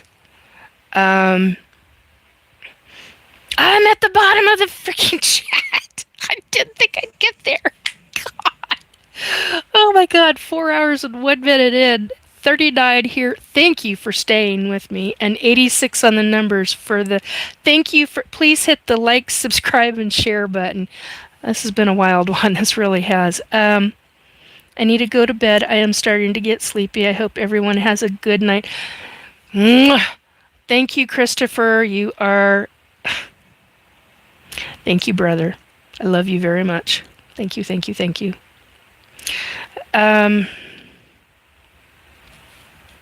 He's a brother from a different lifetime. Quite literally. Love him to pieces. Anyhow. And he's never been a mod on here, and his chair keeps squeaking. Anyway, go to sleep, my dear boy. And he's not a dear boy. He's in my age bracket, so we're all freaking Gen Xers here. Where did you get that shirt you're wearing? I want to get one for my mom. I don't have the magazine. Catherine's. It's a Catherine's catalog. You better hurry. They're having sales right now. CATHERINE_S.com. Or drop the apostrophe when you do the .com. Anyway, they're a really good company. They go from, I think they go from 1X to 6X, and depending upon what company they use for their 90s, they'll go up to an 8 or a 9X, which is bigger than me. A lot bigger than me. So, and they're comfortable, and they hold up well for a long freaking time in the wash. I stopped wearing their jeans. I love their jeans, but I stopped wearing them because I wanted something softer against my skin, so I started wearing these pants that I just dearly love. So I got everything under the sun. So yeah, if you're a SS supersized BBW woman, that's the place to go. A lot of these other places, when they say they go up to a triple X, that's laughable. The industry doesn't know shit about.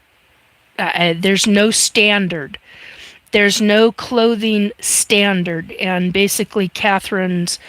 I've been buying from them. I highly recommend them if you're a BBW. I used to get a lot of my clothes from another company that was a lot younger, but they they started downsizing their sizes, and I was like, what the for? That's ridiculous. So anyway, go to Catherine's, Catherine's.com. They are really good stuff, and they hold up. They changed their fabrics not too long ago. I don't know, about 4 years ago, 3 years, about 3-4 years ago. So the shirts are a little bit different, but for the most part, they got some interesting clothing. Good question. Hello, Big Mac Orange. Thank you for the question. I appreciate it. Anyway, back to the ETs. Christopher, have you gone to... Yes, he's gone. Okay. I was going to say, Christopher, get to bed. Okay.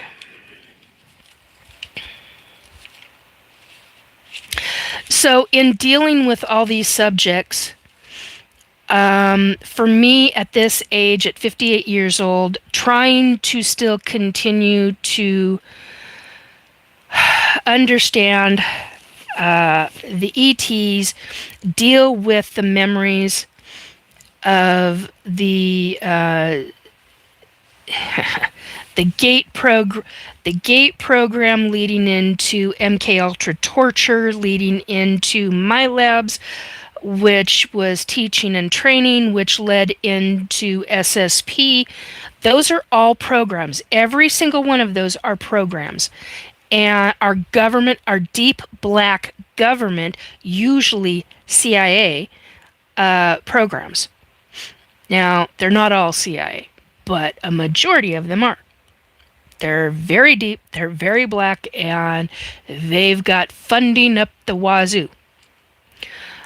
All of that said, how am I dealing with getting through the gate, the MK Ultra torture techniques used on me, the My Labs, and the SSP shit? How do I get through all of that? I work on it very slowly. We talked about that at the beginning. Using old counseling techniques from back in the day. But I'm at a point now in the process of dealing with this where I'm just simply wanting peace. That's what I really want. Is just for me it's about finding peace, and how do I live with all of this knowledge? I've been told over and over and over and over again since I've been a teenager to write a book. Now, as a teenager, I was like, why the hell do you want me to write a book? I'm a teenager. Blah, blah, blah. Well, now I understand why. 58 and I haven't written it yet. However, I've got large sections of it written. It just needs to be put together. I've got large sections. And Darren, wherever you are on the other side, I miss you because you, oh my God, not only were you a wonderful human being, my dear friend, and yes, he was a very dear friend, and I give his former fiance, a gigantic hug. God, I love the two of them. When he found her, I practically hooped, hollered, and then I sat and cried because I was so, I love the fact that I found this woman. It just, God, he was so in love with her. But he was my go-to person for reading anything I wrote. And it's because of him. A lot of people I miss in my life. He's one of them. He was my go-to person for reading, like I said, whatever I wrote. And it's because of him that he is the one who instigated that I start writing a certain story. And he was so sweet about it. He's like, send me what you've got. And I'm like, well, it's the beginning of the chapter. It's not even at the end. He goes, just send it to me. So I sent it to him, and he read it, and he's like, Nikki, that's erotica. I'm like, that is not erotica. How the hell is that erotica? He goes, Nikki, that's erotica. I'm like, no, it's not. like I'm just telling the story of a woman. What the hell are you talking about? He goes, no. He goes, you need to write. That is really good. And then he proceeds to tell me why. And I'm like, oh, then I got embarrassed. I was so fucking embarrassed. I'm like, it's not erotica. He goes, no, you're writing about an advocate. He goes, essentially, you're writing about you. And I'm like, I'm not writing about me. I know somebody. He goes, no. He goes, well, when I think of advocacy, I think of you. And I'm like, oh. My point being, it's because of him that he actually got me to want to write. And after he died, I couldn't write. I couldn't. I couldn't bring myself to do it. And then I started writing in journals again. I haven't written in journals in years. And because of the ET abductions, that is something, if you're an ET abductee, you need to keep journals. I don't care if they're this size. I don't care if they're on a frickin' Post-it note. Write notes. If I'm using Post-it notes, I'm finding, I don't have it in front of me right now, but I find strips of tape, like not masking tape. Oh, magic. They call it magic tape. I can't Scotch tape, that kind of thing. That company. Oh God, they make wonderful tape. Anyway, love that. It's another company. I love the Scotch tape. But anyway, and I don't get to use them very often, except for in my journals. They are, oh my God. I forgot about that. That's, hang on. That's kind of a big frickin' deal, Nikki. You've got to put that back in your book. Speaking of which, this specific one goes in my book. Matter of fact, you're going right there. There's a perfect spot for you. And it's going to get taped. Anyway, they come in real handy when you don't have time to write a full thing in your journal. You make a note and then you go in. Why is nobody else asking questions? Is my Para, are you still here? Is my chat still going? Because it looks like my chat is stalled. That's interesting. Now, somebody tell me if you can still hear me or not. Anyway, but making a major life change in writing is huge. You've got to do that for yourself. Anyhow, let me know if you can hear me or even see me. I've got people coming and going in and out of chat or in and out, and I'm not seeing anything in my numbers, so I don't know what the hell's going on.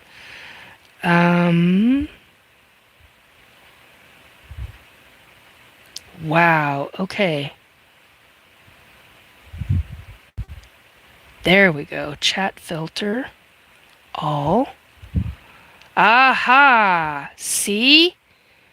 This stupid.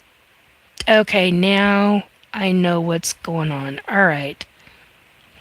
Thank you, thank you, thank you. When it did what it did, it changed all my settings. Yeah, I've been to Torrid. Got a few things from Torrid, but not a lot.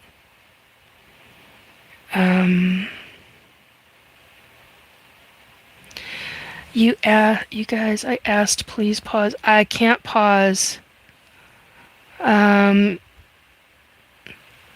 Okay, here's one of those things. This is one of the things that I've learned. You either have to tune out the person that's talking or turn the volume down and just read chat, or turn up the volume and listen to the person and not read chat. So there's some of that too, and I understand that. There's a lot of us that do that. Know the app better. Oh, yeah.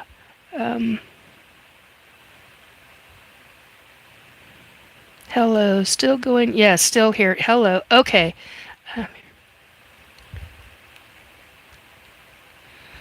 Jay Waters, paramorph chromosomal abnormalities increase with a woman's age. Fact. Okay. Your audio is silent. Okay. You hear me. Thank you. Thank you, thank you, thank you. Giant hugs and a kiss on the cheeks or foreheads for everybody. Thank you, thank you. I like Lane Bryant. I'm not a fan. And the reason is because of the cut. When you've got a very, very large bust, Lane Bryant ain't gonna cut it. So if you have if you can't hear Nikki, refresh your page. Thank you, Lauren. I appreciate that. That's a perfect point. But if you've got a very large bust like I do, Lane Bryant isn't going to cut it. The cut of their clothes are not. You need a different kind of a cut. And typically, I would choose princess seams because princess seams usually look better on me. And if you don't know what a princess seam is, they've got straight down the front, and then you've usually got 4 panels going in front. But they don't do that with these t-shirts. So, but she's silent. I see her vid talking. Yeah, turn up the volume. No, I'm not restarting. Not at all. Okay, so anyway,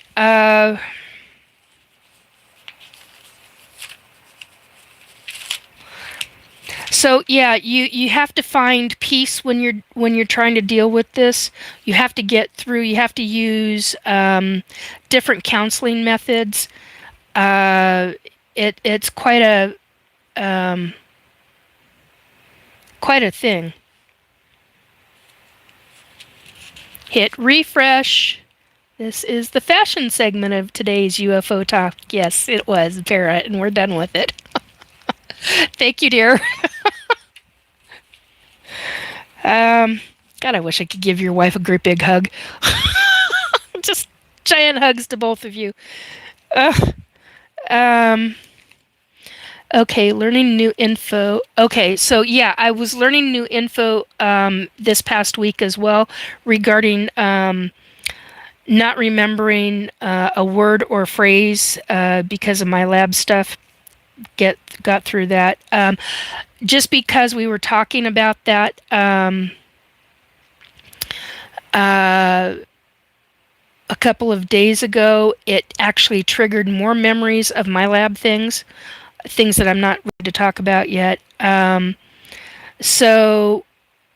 But there is something that I'm willing to talk about. One of those is having your head down in a device that's similar to one of the, in the Olympics, they've got the luge, not the skulls. You have your face down in it, not your legs, but your face is down. Maybe it's the skiffs. I can't remember what the hell they're called. Anyway, your face is down. You're literally flying those ET ships, and they're very small. They're specifically sized for a child. And your mind, they put like it's like a helmet, but it's not a helmet. I don't know what to call it. It's a device that they put on. God, my ears itchy. It's a device they put on your head, and it doesn't go over your ears. At least I don't remember going over mine. And it goes over the top of your head, and it literally connects you with. No, it's not aphasia, hun. It literally connects you with the device, with the ET machine. And you can fly those. Drive them, fly them, whatever you want to call that. And you learn how to fly those and modify. Literally heard the word modify. Fly and modify how you fly those ships. Now, since that is being done, It has me questioning because us as kids flew in Earth's skies. Once you had the hang of things, you could fly. They would allow you out and up. Then, her audio isn't working for Eve. Well, that's interesting. Yeah, hit refresh.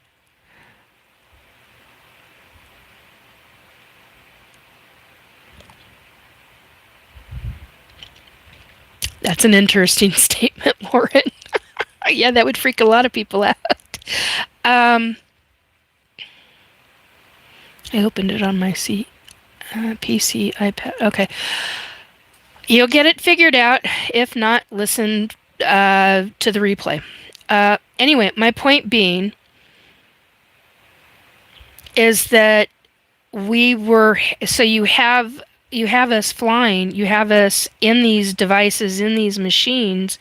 They're form of ET machines, and they can cloak. From what I remember, they can cloak. Now, remember, this is in 1970. Hang on one second. 1978 and 1979.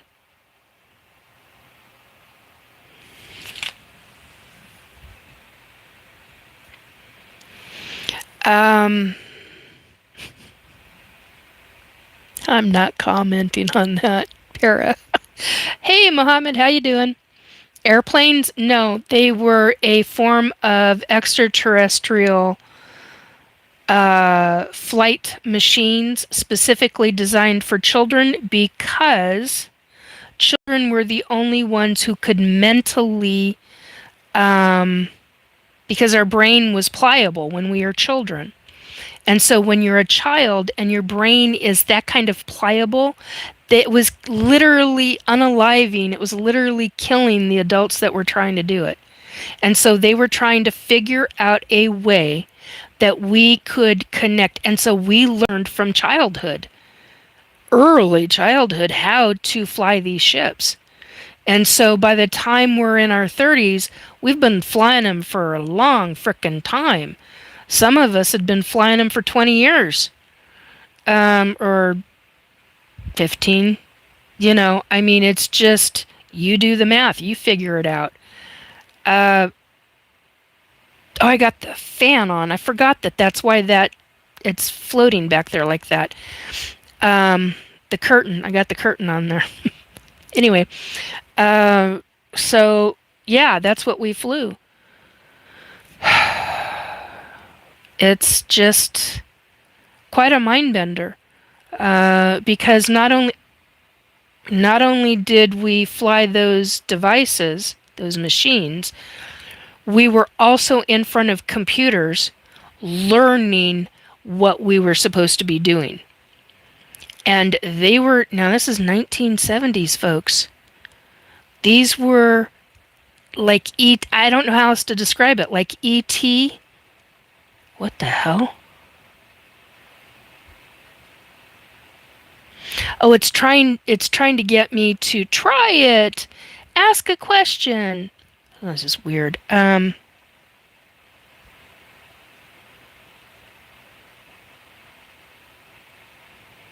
how bizarre.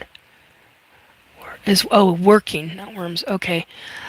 And I'm at 24%, and we're at 3:30. Okay, so I need to start wrapping this up. Anyhow, so when we're at the computer, we're being taught different things, different information, what we have to remember, and some of it because it was being high-tech computers. And this is not back in the day. These are like ET type of computers. That's how I remember it. I do not remember the great big giant screens and the great big fat backs to the... Not like in the 80s. In the 1980s, in 1983, that is what human computers were looking like. You had the great big monitors, the great big fat monitors. They're wide, they're short, and they had deep back ends to them. I'm not talking about those. These were flat screen panels, okay? Like what we have now. That's what I'm talking about.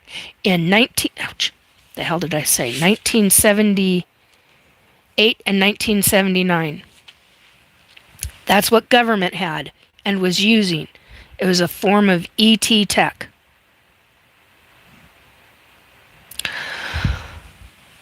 The last thing I remember regarding computers and technology, regarding SSP, it was kind of like not a looking glass, but it was like sheer glass panel. But it's not glass. I don't know what to call it. It's like it's not even there.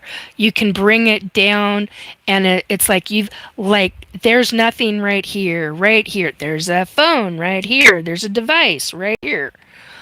Well, you can literally bring things out because it's shown in the air. It's cool. It's really freaking cool. But when I was a kid, everything was on panels. It was like on an ET ship, they were panels, great big panels on the wall. But yet, it came down, it went back up, and it's disappeared. There were buttons. Almost everything was flat on the panels. It was kind of like a version of a push button, but smooth. Which wouldn't work very well for people who have autism and need things that they can actually feel punching down, like on keyboards and stuff like that. So, holographic, thank you. I never remember the frickin' words. Lauren, thank you. I gotta write that one down. I'm having a hard time with remembering those kind of things. I just don't remember it. I don't remember the language for it, and the language that I do remember, I will repeat that. PH, Nikki, holographic. Computers. I need to write that down. Yeah, thank you, Lauren. Yeah, it's quite the thing when you're on an ET ship and you are seeing all of this. It is mind-bending. To a human, it is truly mind-bending, but when you've grown up with it, it makes perfect sense. Yes, Lauren is exactly right.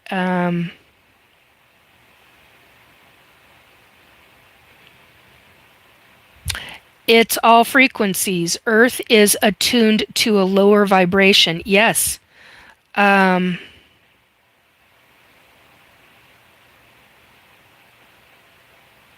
Yeah, I agree. I think it's something that's going on with their internet stuff and connections or slowness. That's what I had happen a number of months ago before it had to get changed to a different speed.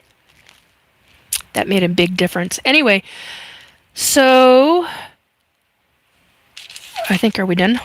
Are we done? Are we done? No. Did we? Oh, the body marks. Oh, and psychic visions. Damn. Okay. Okay, so there's a couple things that I need to say first before we get into those. Crap, it's been a long one, guys. I'm sorry. You might have to listen to this in sections.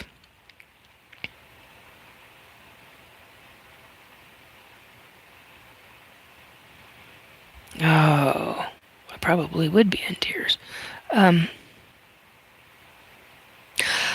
Cool Cat 3032, is the moon really moving away from the Earth? That's a good question. I honestly don't know. I didn't think it was. But I know this. The moon is hollow, folks. Hello? Hello? Knock, knock, knock. It's hollow. There's a one gigantic moon station. It's an ET base, actually. ET's created it long frickin' time ago.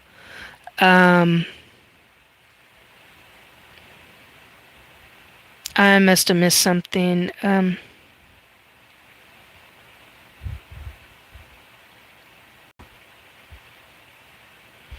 Which moon have you to? The Yeah, not going there.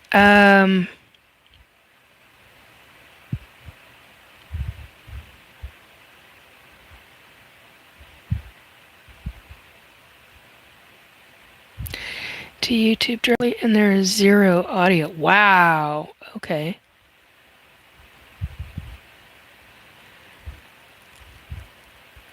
Okay. All right. So I'm scrolling back up.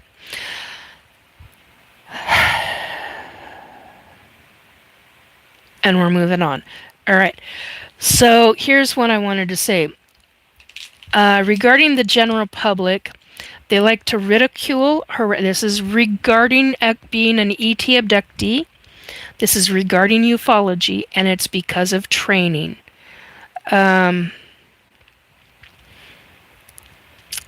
General public.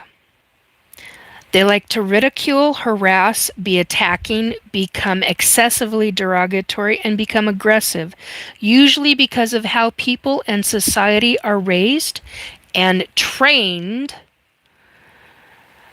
to believe the narratives from governments, from movie industries, many of which have been infiltrated by government using military personnel who represents, hello, U.S. military, and they discredit, hang on, personnel, military who represents the discredit movement and who state you can't have that tech in any movie or some version of it, stating that some version of it. Yeah, there's all kinds of stories I've heard over the years, and I mean, even in the 90s I heard things with military officers coming on to a movie set and saying to the writers, you can't put that in there because it's too close to what's going on and what is taking place. So, whoa. Hello. Well, this is not drug induced. I've not been on anything like that, Jay Weathers. I don't do things like that.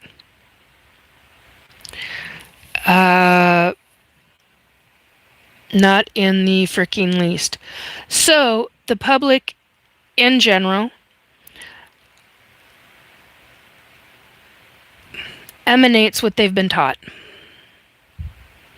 And it's now about restructuring and reteaching the public.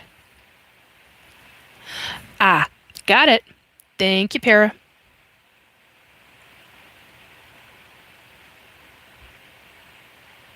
Yeah, I agree.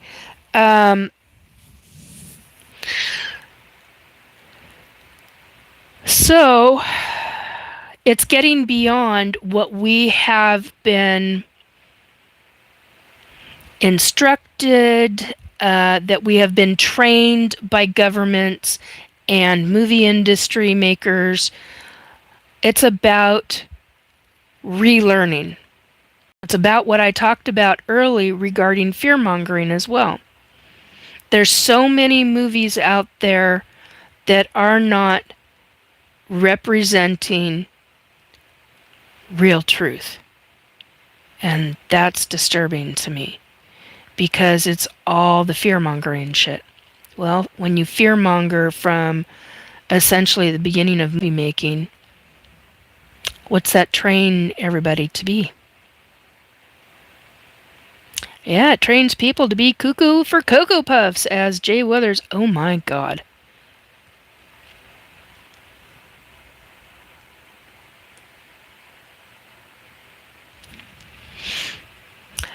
Jay Weathers, does your first initial start with the letter N?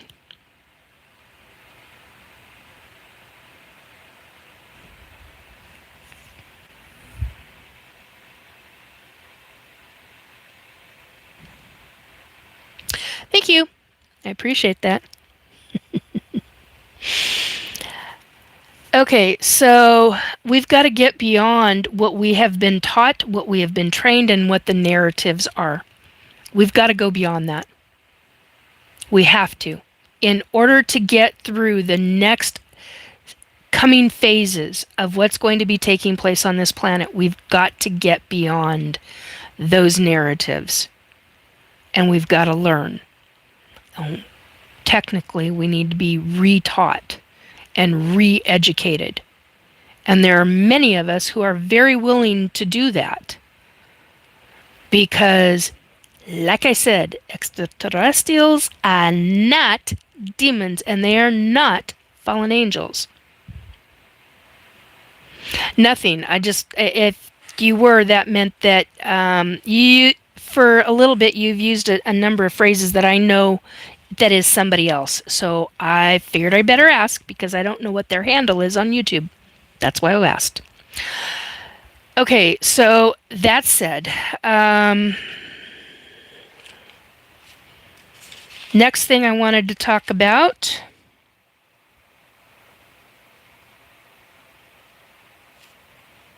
No, I did that already. Okay.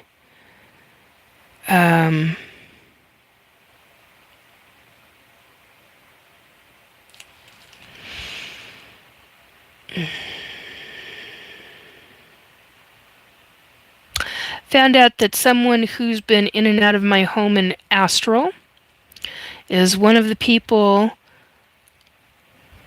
I can't say that.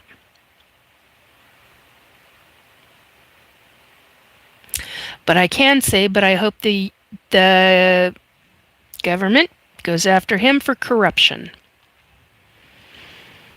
And yes, I'm publicly stating that, especially after what that MFer ordered, a dew and microwave frequency hit on me right after I had a phone call where I stated certain information.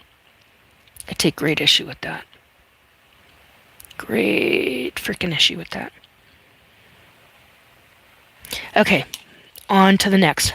The next thing being ET abduction marks on a body. Now, I'm going to try to get through this quickly, so pay attention. If you have to, go back and hit replay. Slow it down if you have to. Okay? Because we've been doing this for a long frickin' time, and all of us need to go to bed. So I want to get through this. Okay. ET abduction body marks.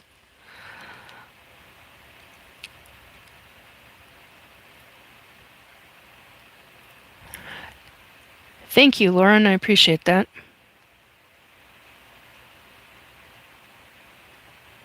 Yes, I agree. Nikki, it's greed and ego-driven people need to control the narrative. Yes, I wholeheartedly agree. Lauren goes on and says, Nikki is one of contacts that is willing to speak truth about the negativity of the dark side. She is a light worker elder. Thank you for that. All right, so ET abduction body marks on a human. Here we go. On there, like I said, gonna go fast. Okay, dots in a row. Okay, you can have 3 dots. It's usually typical for 3. If you've got 4 or more in a straight row or as close to a straight row, even if it's like that, those are what I call ET tag marks. Okay, they're done with a specific kind of device. Okay. Don't ask me what kind of device. I don't remember. I just remember it's done with a certain kind of device. It is done to mark. There's a number of reasons it can be done, but from what I remember, it's usually done because they've just done a procedure on you and they need to find the location of whatever they implanted in you. Hello, think ET tag marks or ET devices. That could be a tracking device, a medical device, a monitoring device, or it can be all in one lump sum now. Back in my day when I had all this shit going on, They were very specific and individualized. Not anymore. They're all lumped together in one little device and it does it all. Okay, so dots in a row, triangle dots, so 3 dots that literally create a triangle, and they're usually small. The big ones mean something else, and I'm not exactly sure what the big triangle dots. So, like, I've got, you see these freckles? If I had one if I had one like right about here, or one on the opposite side, which I don't have any right there. But if I did, I would be questioning those. I would be, and I don't mean freckles, but they're like, not like that one, but like that one. The They don't look like freckles. These dots are literally perfect circles. Okay, they are, and they do disappear over time. Depends on how long. That's a whole nother subject. Depends on the procedure and how long and all of that stuff.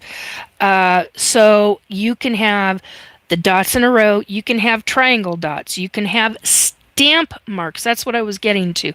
So stamp mark is a device, and it literally just stamps a symbol. So there are triangle stamp marks, square stamp marks, circle stamp marks, and oval stamp marks. Whoops, my knuckle just popped. Where can these things be located? On the arms, the legs. The males can have them on the chest. The females can have them typically under the breasts, sometimes on the side, but usually under. They can be in the armpits. They can be at the back of the neck. They can be at the hairline, any part of the hairline.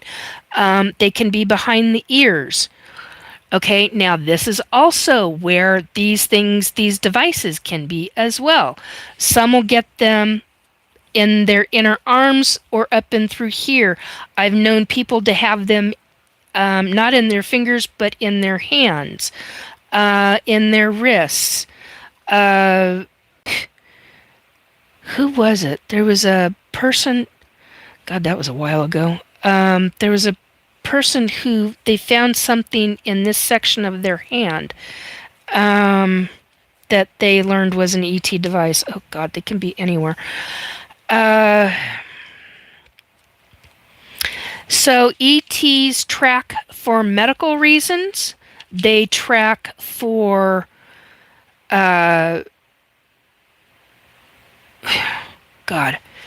histamine levels. It can be, if you're a female or a male for that matter, they can be hormone levels because, hello, males have hormones.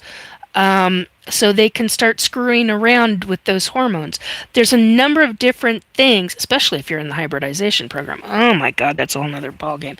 But if you're a male, they will get you to have a wet dream, and you will what you think on your bed or in your sheets because you're having a wet dream. And no, they usually do, the guys, according to what I understand, they usually have the guys with a wet dream on the ships. Now, I could be mistaken. There could be some that do that from the bed and they collect the semen that way.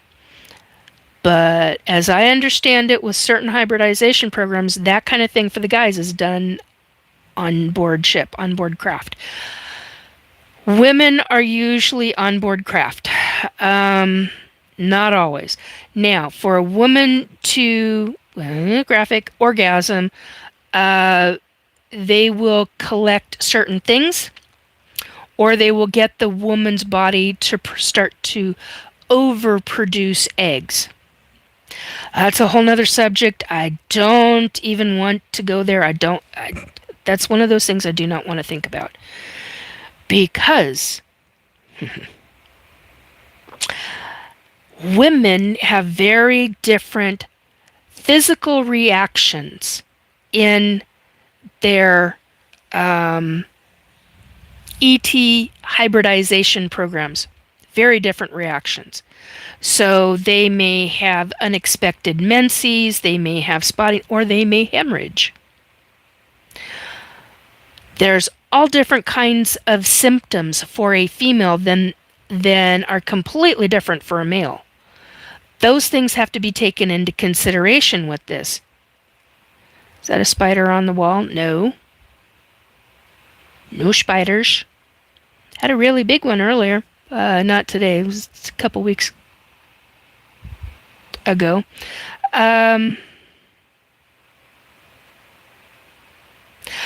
This is the Butterfly Nebula.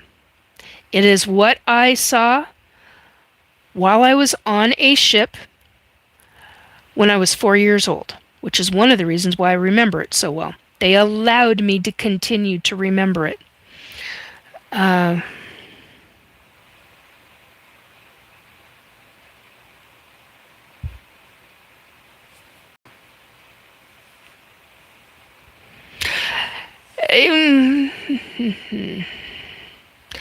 Okay, when you say 100% fact, Lauren, you have to understand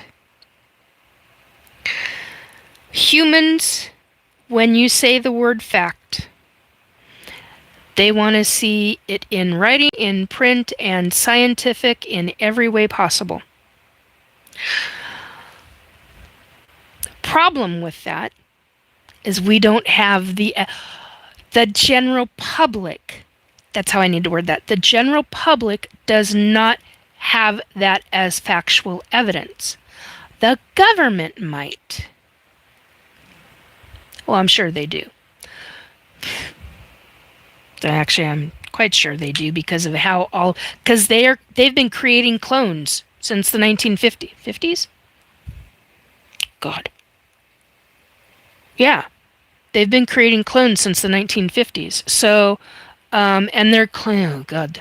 I've heard from others who are much older than me who have said the clones were not so nice looking in comparison to when I was in the 1970s and they started creating. That's the other thing. They started creating my clones. Hang on. I got to look at the dates. As far as I am aware now, I have to preface that because I may end up having more memories about it. And I may be able to provide you with... Oh, hey, Aussie Ange. Hugs and kisses to you, my dear girl. Gigantic hugs. Okay, and I mean kisses on the cheek. Or the forehead. So, I may remember more later. All right, so they started clones with me... Oh, God, it's bugging me again. I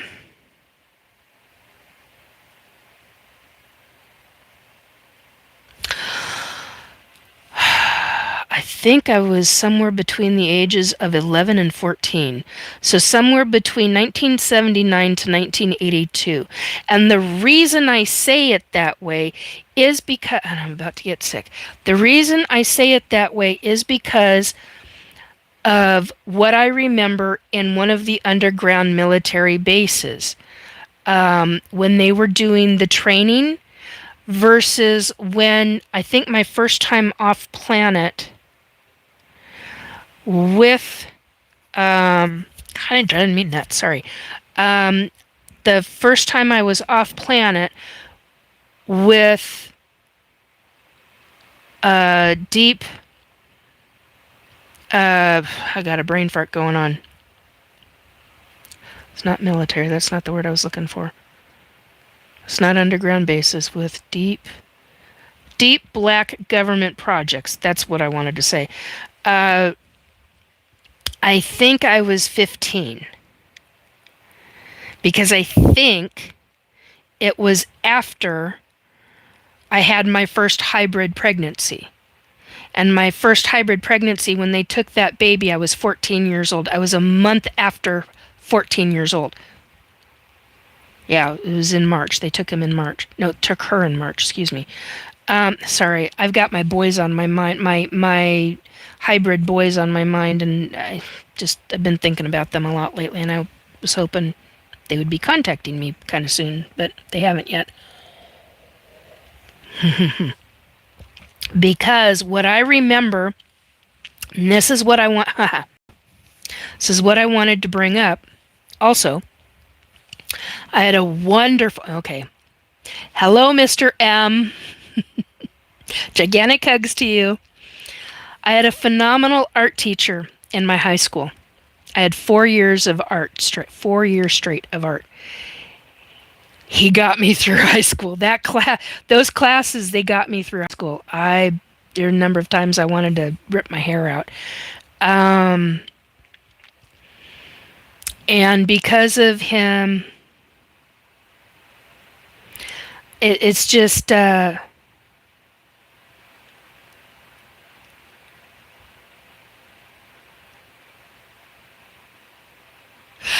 that I know. Okay, hey, I'm just not speaking it though, but yeah, I did know that.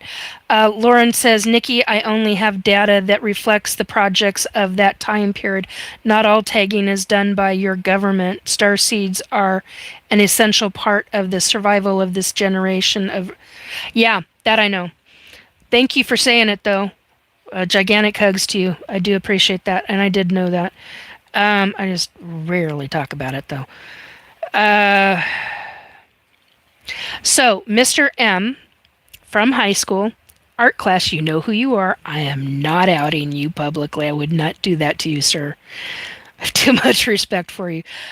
You created a lot in that high school, and you went on, and I know that I saw a recent post from your adult son, and I thought it was wonderful. Wonderful tributes to you, and I know he's not dead or anything like that, but I just wanted to say hello. And my God, I bet you never thought I'd be doing this shit. Holy crap. God, what a time. Anyway, I had the reason I'm bringing you up, sir. And I know, don't call you sir.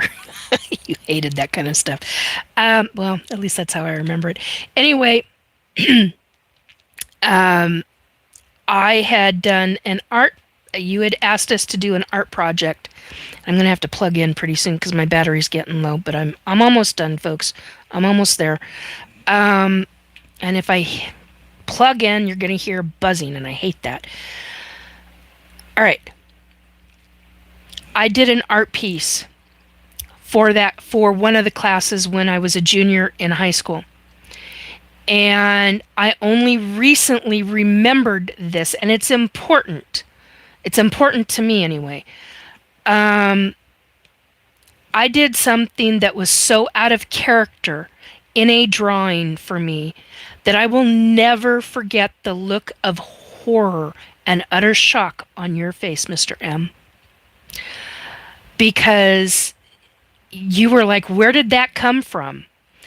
And at the time, the week earlier, there were talk of quote unquote skinheads and what they believed in, and we're talking in Seattle at the time, and we were not living in Seattle at the time, but there was talk of them, and there was talk of skinheads and what they believed, and neo this and neo that, and Heil this and Heil that, and all this crap that to me is crap.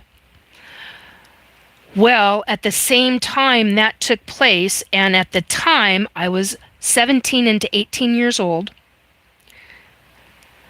and I just come back. What I've realized in the last few weeks is that at that time point, I had just come back from being on board one of those ships. And it was a Nachtwaffen ship. And I now understand why I did that. And if you ever want to have a conversation with me about that, please feel free to contact me, restorebelief2022@gmail.com, and I will gladly have a conversation with you as to why I did that drawing. It was a hell of a thing, and I never meant to shock the living shit out of you, sir. I never meant to do that. But apparently I did, and wow, it was quite a mind bender. Um,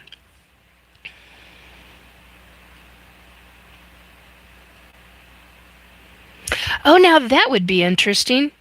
Lauren, email me and let's have a conversation about that. That would have to be a lockdown class. Um, yes, Para says, please take a moment, hit the like button. It helps the show with YouTube's dark magic algorithms. Yep, yep, yep. Uh,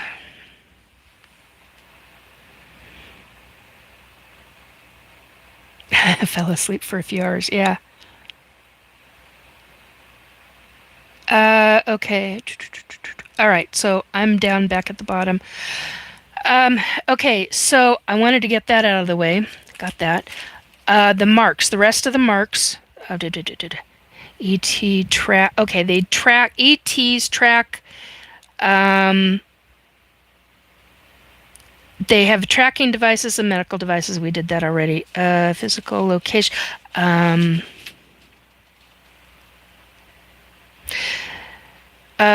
They track not only your physical location, but can tell, and this is what I found out the hard way, they can tell what you think and images that you see in your mind. Found that out the very, very, very hard way. That's for another day. Somebody remind me about it, and I will tell you some stories how I found that out. Uh,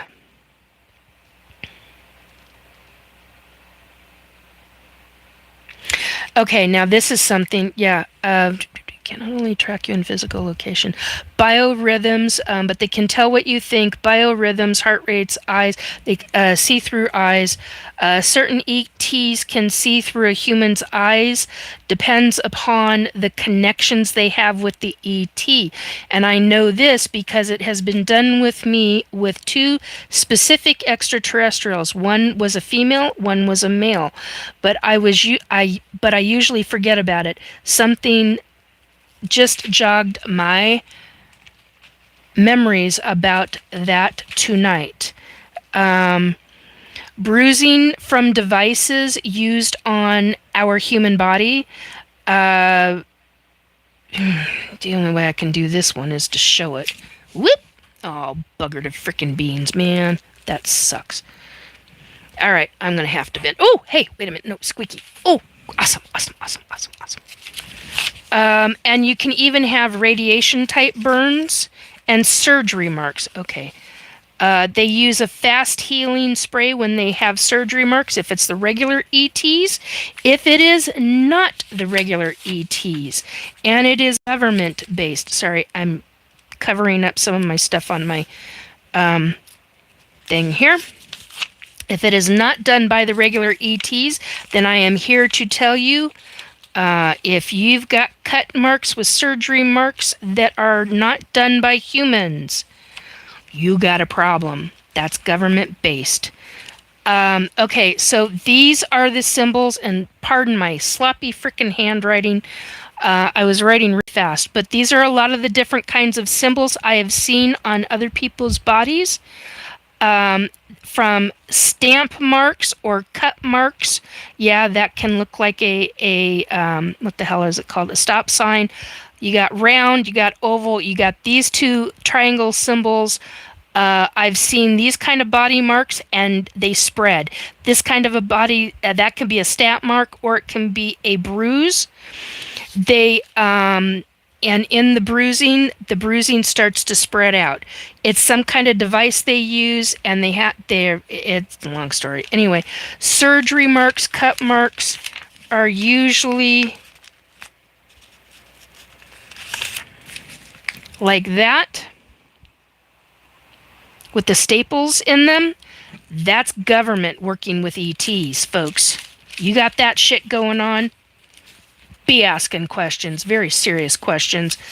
However, if you get radiation style burn marks and they're on the back of the head, it means your head was in a cradle of some kind.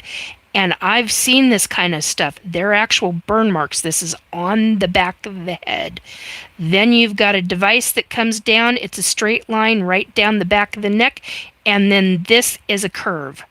It's not necessarily a straight line. It's a slight curve at the bottom. Those are radiation burn marks. Those are not done by regular extraterrestrials. As far as I understand it right now, that is done by government who is working with extraterrestrials, the negative kind of extraterrestrials. And they also do hybridization programs as well. Just an FYI, folks. Okay. Oh my God, I think I got it done, and hopefully... Ooh, I'm down to 13%. Woohoo, I did good. I did freaking good. Oh my God. But did I get all of it? Oh, psychic visions. Oh, freaking hell. Thought I got everything. Okay, psychic visions. Had to make a clarification from someone I know this week because they had posted videos of a mountain, and I received an extremely strong psychic download as I watched the video. It was a beautiful video. Oh my God, it was beautiful.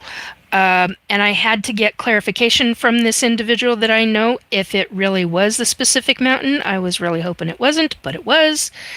And here is the information. I got an extremely strong psychic download, and it showed me that one of the Washington mountains is still going to go off. But I was once again told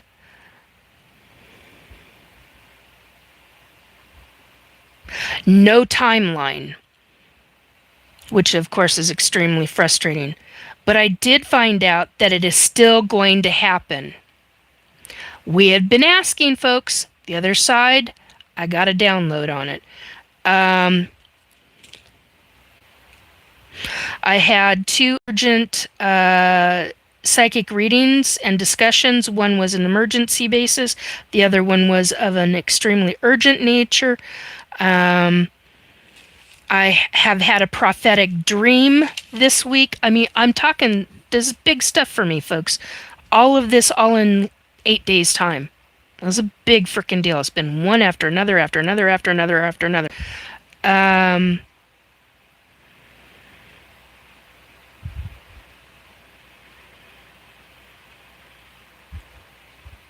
Yeah, I have a friend who can do that. Lauren is saying they can x-ray and scan the entire body without surgical tools. Remove disease or mend an organ using frequencies that heal. Your Nikolai Tesla was aware of this. Yeah, I know. Matter of fact, I think... Never mind.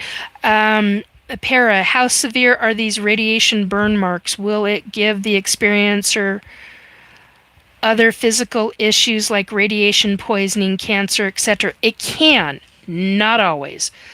It's usually skin deep, from what I understand from the people that I know that have experienced this, and they can leave real significant tissue damage if it is not healed properly. And if I did not know about castor oil back then, when I first learned of this from somebody, from somebody who had experienced it, and I'd never seen something quite like that. And yes, they have pictures of it. Those are not my pictures to share. Don't ask. Yeah,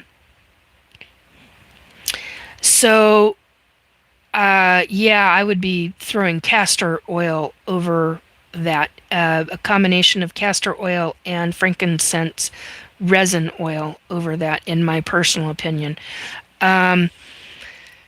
So the prophetic dream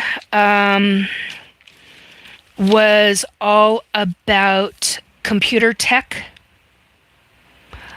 and nanobots. And if this goes down, this is actually something that humanity should be terrified over. I'm not going to get into it, but it does deal, if they, meaning the global governments who did what they did before, go in and are working with nanobots the way that I saw, wow, I can't even fathom this kind of technology. It goes beyond anything I've ever seen in movies. It goes beyond anything I can even conceive of. I described it only to one person, and they were like, "My God, what can we do, Nikki?" And I was like, I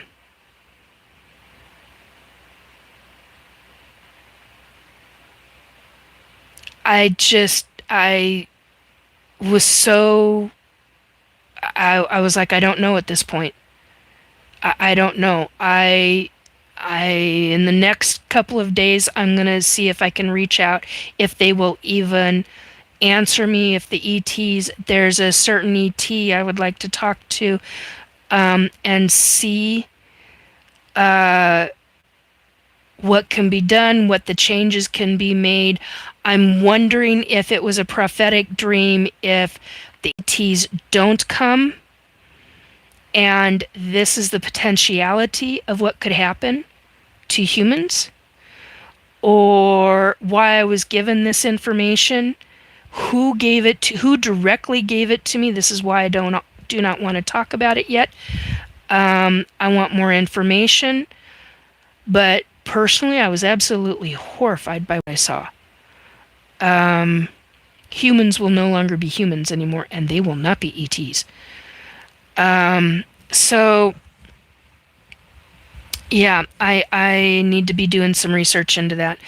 Anyway, I'm down to 11%. I think we have hit all of it. Xena is asking, what information have you received about the soon coming prophetic great and... Ho ho! Xena, that's an interesting message to leave me. I was actually told he's coming back. I was told directly by him. No idea when, no idea what body. There's all sorts of things, and I've never said that to anybody. It's only in my notes. I have seen other people talk about that. I don't know if we're looking at 50 years, 100 years, 2,000 years. I don't know. I tried asking and I got shut down. But I got specifically told, yeah, he is. And I sat and cried. Gonna get me going again. And I know people aren't going to believe that. I don't care. I don't care what you believe. You believe what you want to believe. I'm going to believe what I believe. You have your own religion. I've got my own religion. I'm not going to... That's just what I was told. And I know it was him because I've talked to him before. I've talked to him a few times. I got to be careful. Few. 1, 2. 2 times. I've talked to him twice. I have to be very careful. Anyway, yeah. But I know this. Before that day comes, I know the ETs will be here. And there will not be anything to be afraid of. The ones that want good for us. If it's government doing it, different ballgame. They're going to use fear factor in every fear-mongering fear factor in every way possible. So you gotta figure things out. What do you want to do?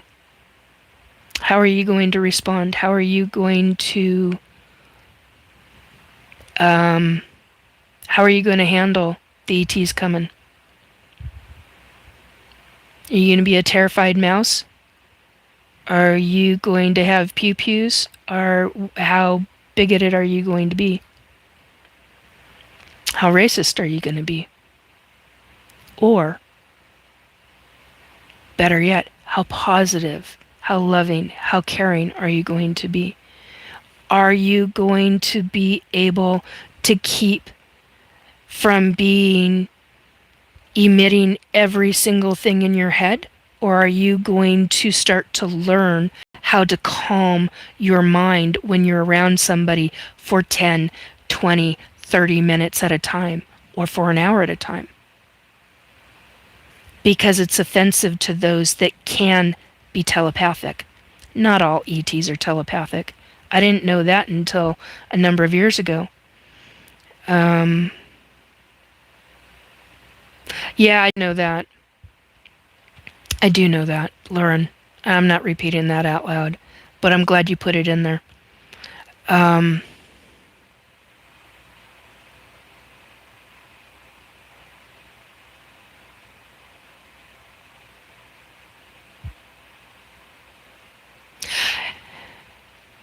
Yeah, don't be afraid. When things, I mean, that's the thing. It's all about who has control of narrative and what can be done.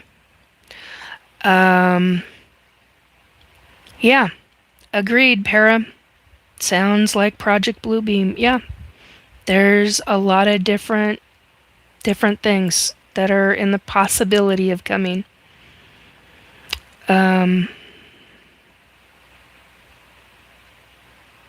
Yeah, if you find out, Friction Hitch, if you find out that they're telepathic, they have a lot more frequency than you do.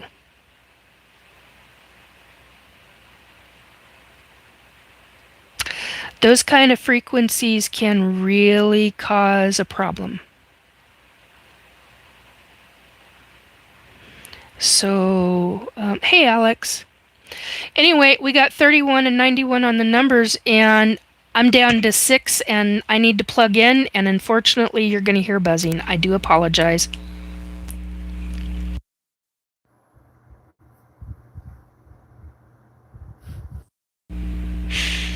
And it just went down to 4% and started to black out as I plugged in. So I caught it just at the time.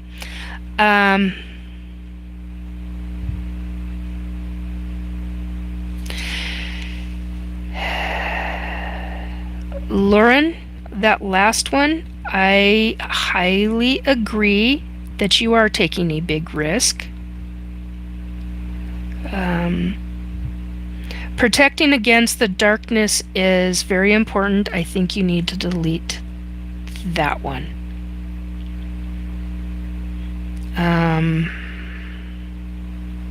For safety's sake, amongst other things. This is why I try not to do full names of stuff when I get to know people.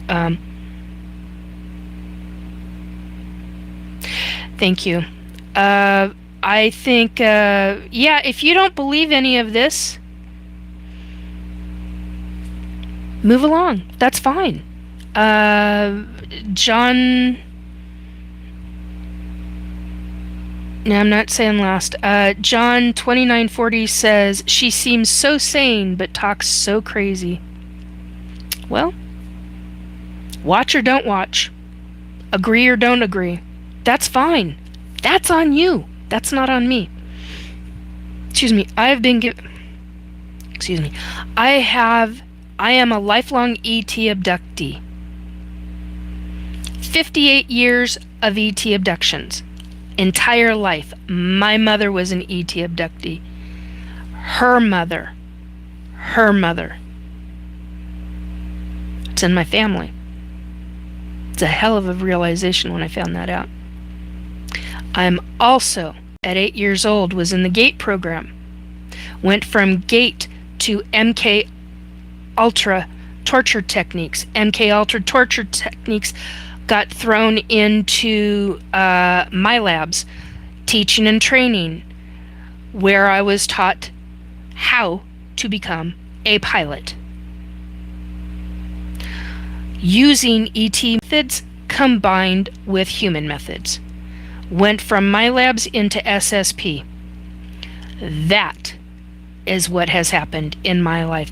And yet, at the same time, while that was going on in a different section of my life, I lived a regular, average, everyday Joe Schmo life. Do you know what it's been like to realize what the hell's been going on in my life? To remember what I've been remembering? Yeah. It's been really hard. I've had a lot of people walk out on me because, just like SME Retired says, desperate. Oh. Desperate minds and delusions.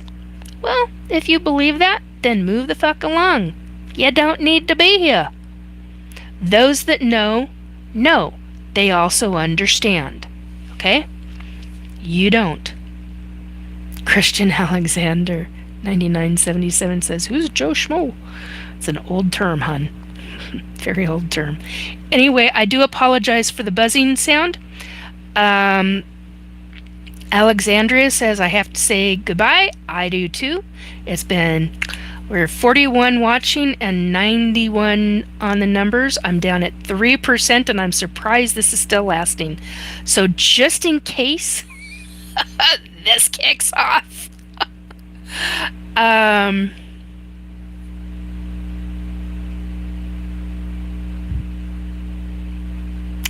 love you guys. Thank you so much for sitting in and listening. Thank you for the 92 on the numbers, the 35 who are continuing to watch, 515 on the numbers at the moment. What else?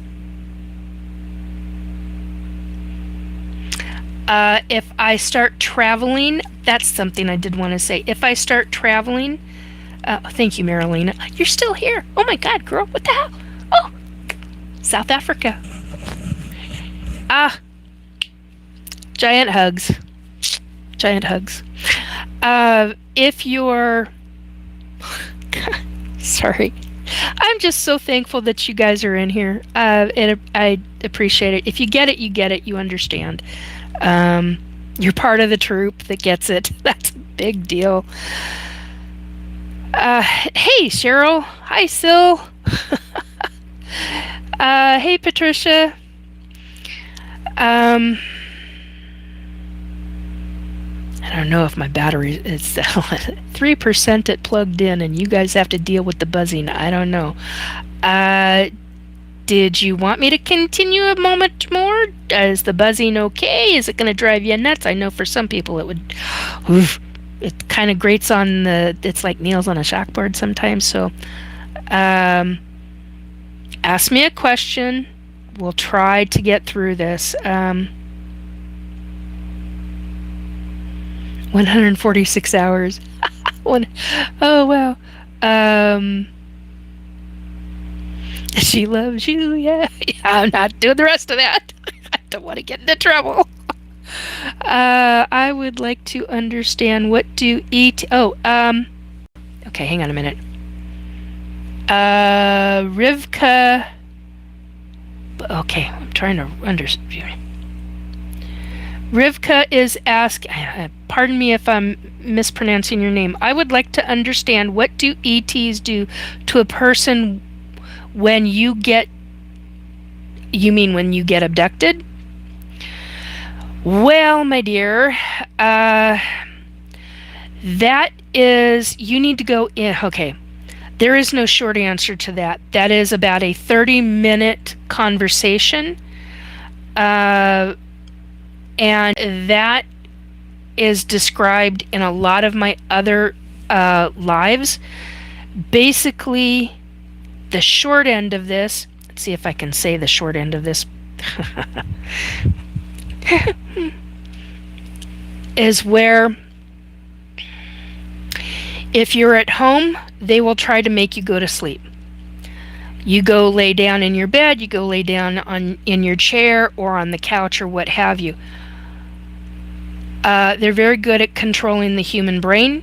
The ones that come for the abductions, those are usually I call them the 7-foot tall whites, but they are actually 7-foot tall grays. They look like they're grays. They're long and skinny like the grays. The long arms, usually the these fingers and an opposable thumb, so it's like That's like that.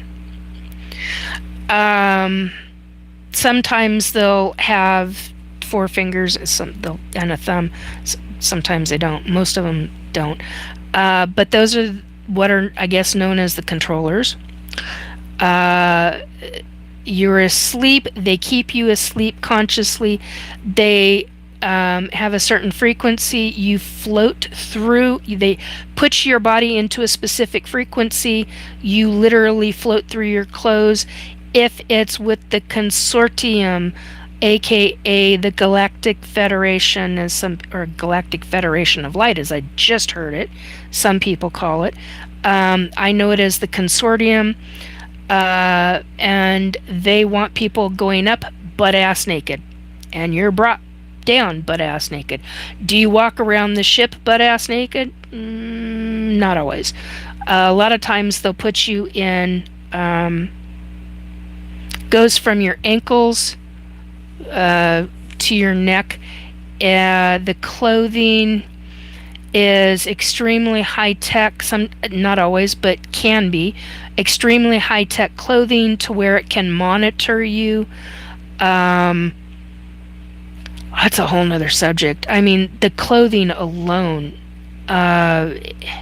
it's a lot of reason why you'll see the tall white grays. They will walk around what we would consider butt-ass naked.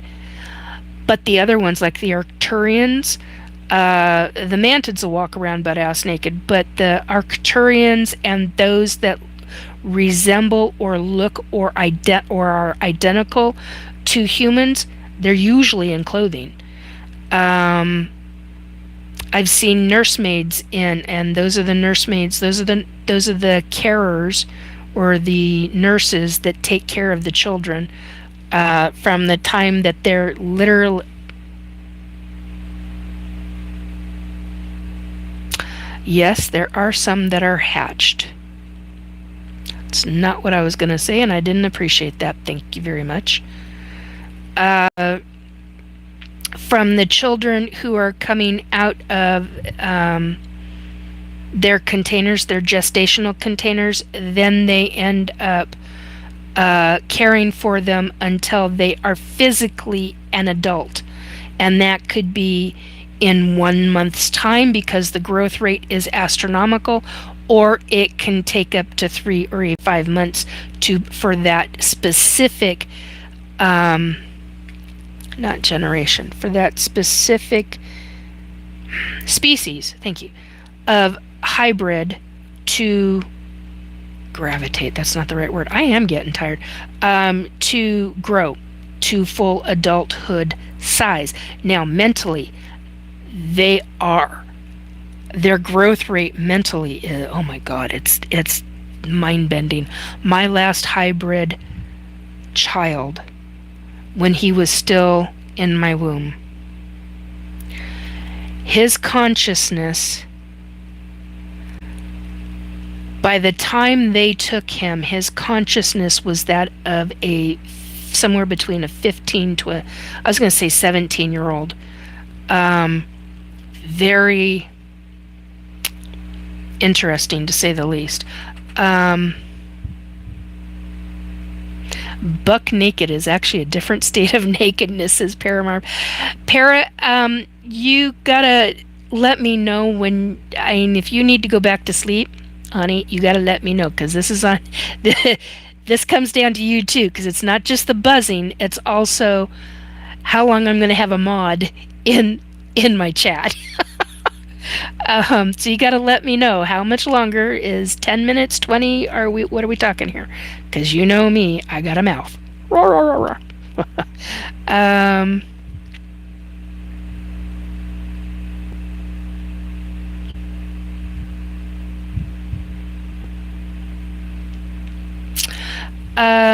Alex is asking, have you heard any stories about them messing with people's feet? Devices, tracking, monitoring health devices in feet have been found. ET tramp stamps, the dots, all different kinds of marks, bruises, all strange things. Well, they're not that strange. It's just depends on how you look at it. Cutting open, no. I now have the surgery marks that they've done on my arms are now showing up. That has actually pissed me off. Really pissed me off, but that's a different subject. Hang on a minute. 3293 on the numbers. Thank you very much, everybody. What else? Oh, somebody asked about the abduction. So they'll take you. I'm fine, Nikki. I'll be up all day now. Oh, honey, I'm so sorry. Oh, honey, I'm sorry.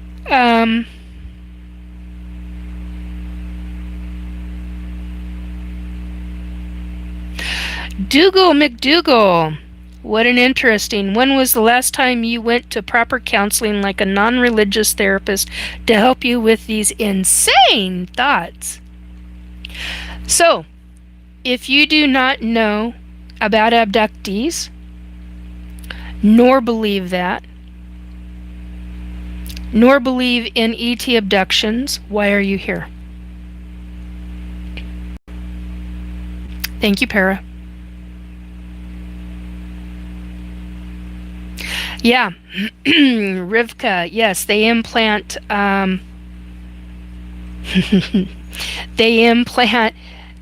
scrolling. Okay, then keep on scrolling because this obviously ain't the channel for you, honey. And you're bored. Well, then don't be a troll and don't spam in my chat. If you want good logical answers, ask logical questions in order to answer that and to bug you. Yeah.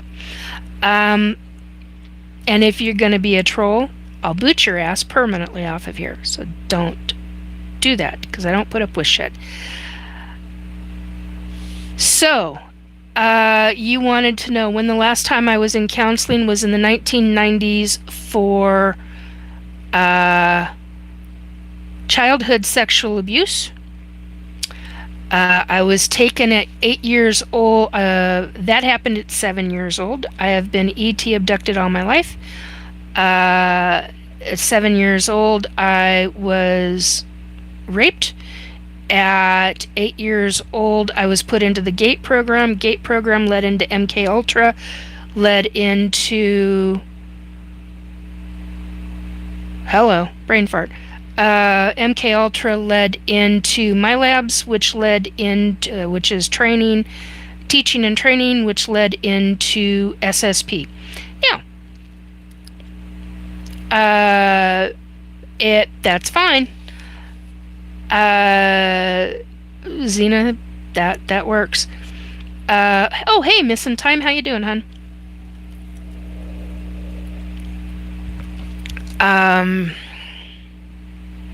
And try dealing with all of that. There are people who have had it so much worse than anything I have ever had happen. So I got taught in the 1990s how to deal with a lot of issues. And I thank God damn near every day now for the counselors I had. They were phenomenal. And one of them taught me really freaking well. And I appreciate him up one side and down the other. And if you ever see this, hello. Thank you for teaching me all that you have. Yes, I know there are certain things that I need to come back for my anger.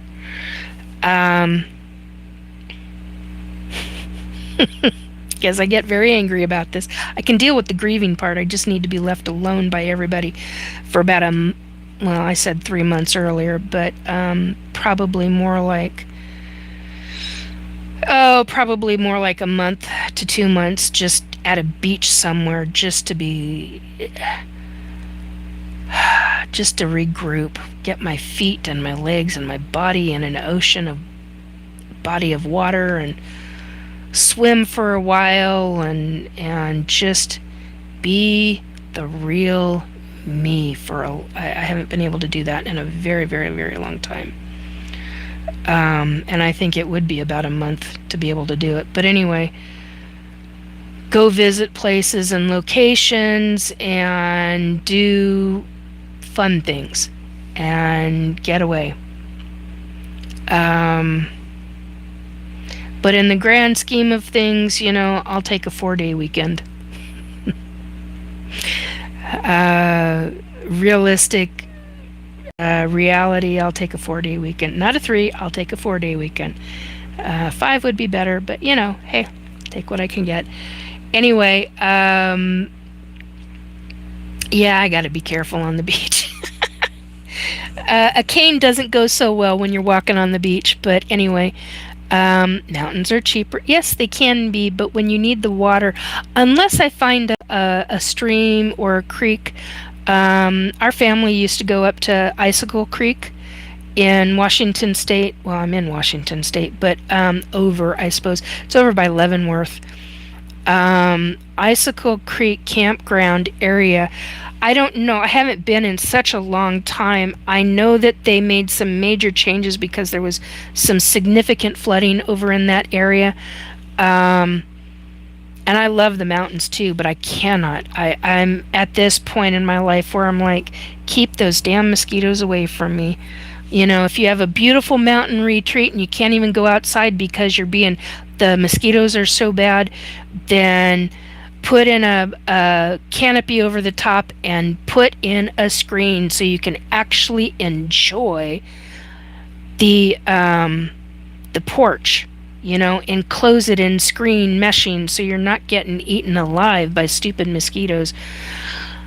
Pet peeve. Anyway, I love the mountains. Mountains with the Sasquatch is like home to me.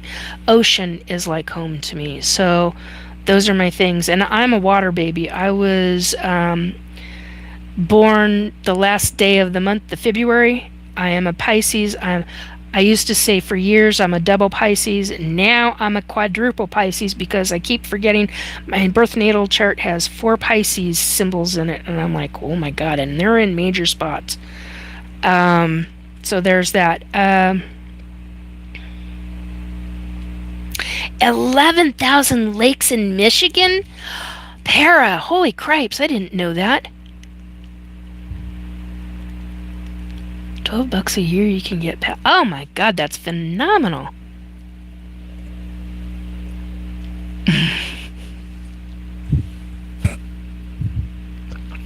Lauren, I am not repeating that.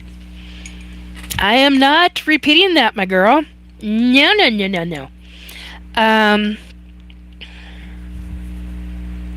Yeah, we talked about that on earlier Missing Time, about the Sasquatch that was found deceased.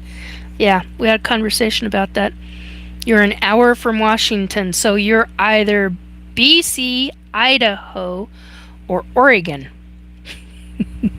If you're in Oregon, an hour from, that would put you at, I was going to say Castle Rock. That is not what I meant. God, I can picture it. I can't think of the frickin' name. I had the name and it's gone. Below Portland into the, it's not the Willamette Valley because that's way too damn low, Nikki. Holy cripes. I got a brain fart. I can't think of the name of it. And I know this name. It's got the word lake in it. Something lake. Anyway, whatever. Hello, how you doing? Hello, Alex.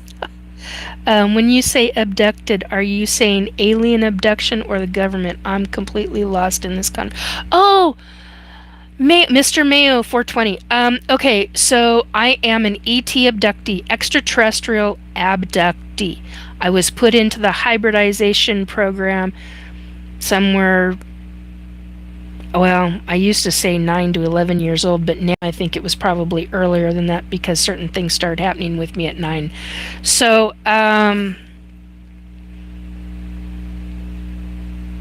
depends on the kind of sand. Missing Time.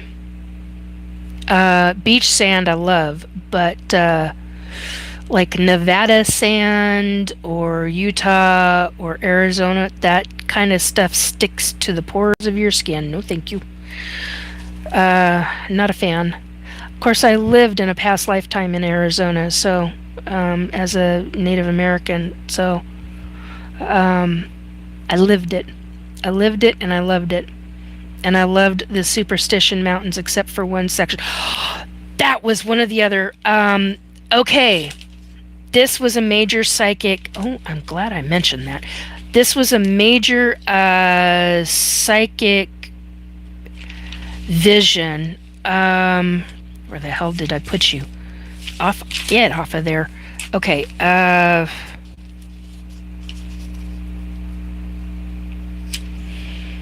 Oh, we're at 6%, so at least it's going up.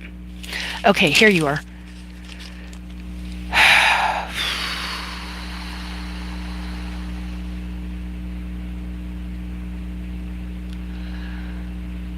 Oh, no, it's not in here. That's why I wasn't going to mention it tonight. Well, guess what? We're mentioning it now.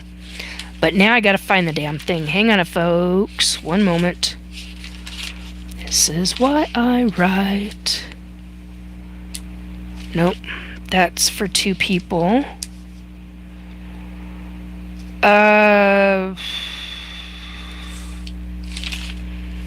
You talked about John Quincy Adams. Yeah, I've been having a lot of presidents come through. That's been interesting. Okay, here it is.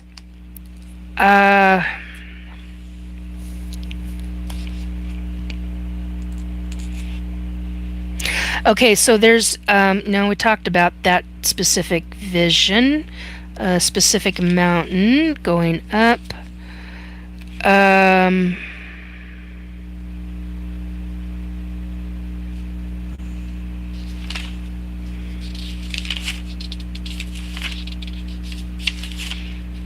The hell are you? On the 7th, I was told the ETs are coming in. And when I asked when, I was told soon, quote unquote, very soon. And I asked, are the ETs coming to show themselves to me? And they knew what I meant by that. And I was told yes. And I said, like, seriously? And I was told yes.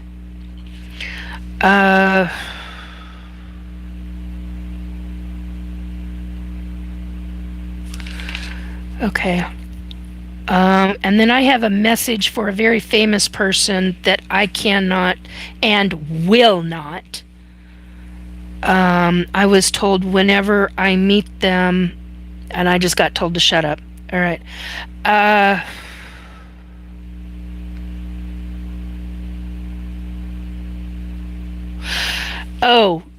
Okay. On July 5th, I got told the name of a woman, Teresa, spelled T-H-E-R-E-S-S-A,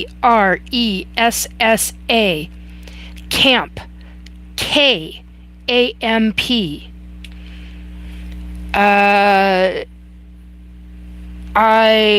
Originally it sounded like Kemp, and then I said Camp or Kemp, and they said Camp.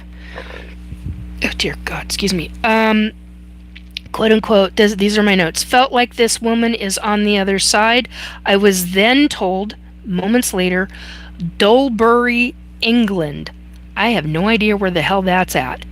If you know a family, she came through, she's doing okay, that's all I've got.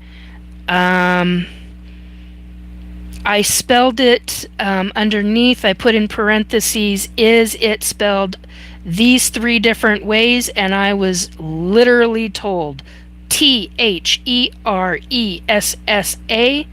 K-A-M-P. Dolbury. That's what it sounded like to me. So if it's spelled wrong, I apologize. I haven't looked it up. I haven't had time to look it up. D-O-L-B-U-R-Y is how it sounded to my ears. So if you know somebody with that last name, just tell them to come here and look at the last end of this. Totally forgot about that. I knew there was something else I was gonna. And I had a lot of different family coming through. Where the hell is this? It was about an entire mountain system that's going to go up. There it is. Okay. So on the 3rd of July, oh God, it's over a 3-page prediction. In May of 2027 until and through, now these are direct quotes, until and through July 2027,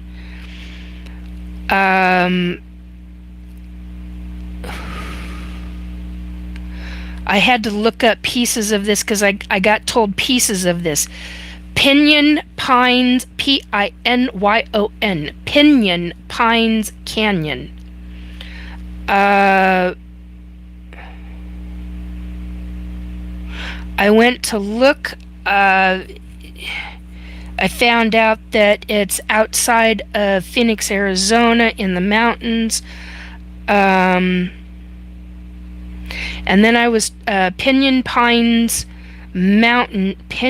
Mountains is above the Superstition Mountains. And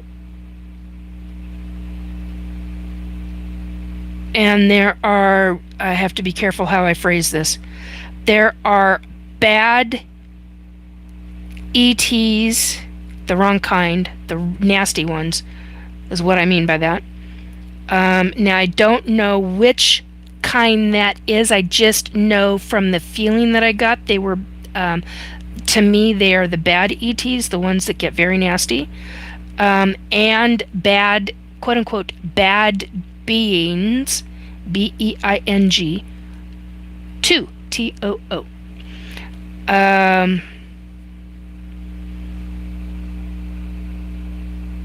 The fact that I got a timeline on this, I was specifically told blue moon. Well, the next blue moon is May 20th, 27. May 20th, 2027. But I specifically got told May 2027 until and through July 2027. So I don't know what the F is actually, I mean, I do. I'm just not, because that's fear-mongering, and I refuse to fear-monger. But keep an eye in that mountain range. Keep an eye out for earthquakes, for disturbances. Don't be on alert, just keep an eye out for it. If you got stuff going on, put it in my chat or send me an email, and I'm getting in trouble.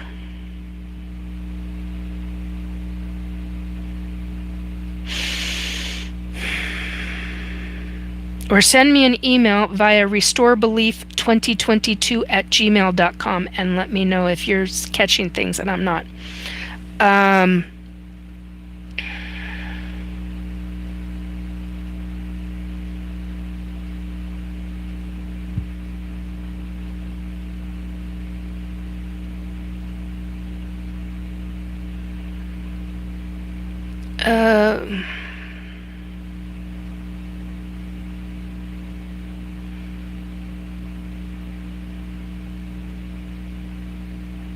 Yes, missing time. I heard the Superstitious Mountains is big paranormal hotspot. Well, hello.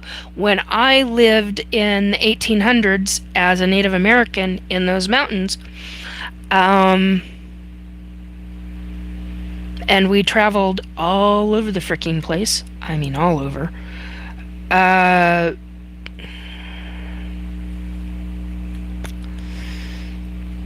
Yeah. There were certain sections of that mountain you did not go. It was forbidden to go. You would have...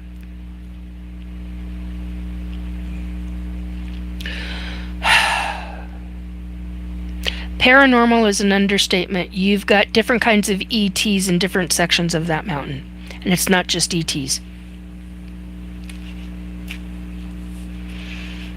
Like I said, like I have always said, there are good ETs. There are ETs who want betterment for humans.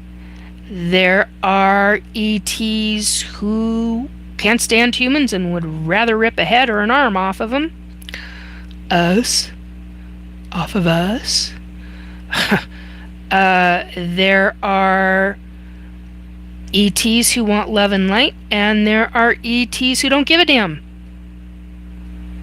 Just like humans, we're all different levels of different kind of personalities. We're all different kinds of people on this planet. ETs are the same way. You can't lump them all into one lump sum. It doesn't work like that. It's not real. It's not realistic if you're doing that. Anyway,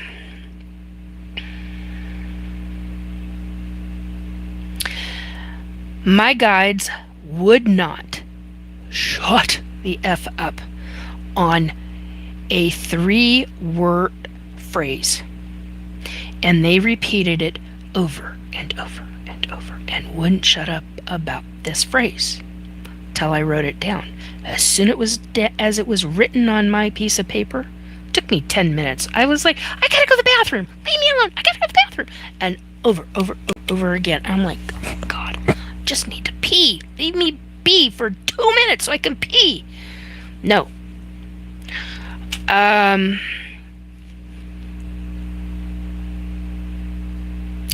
Torrential rainstorm was one.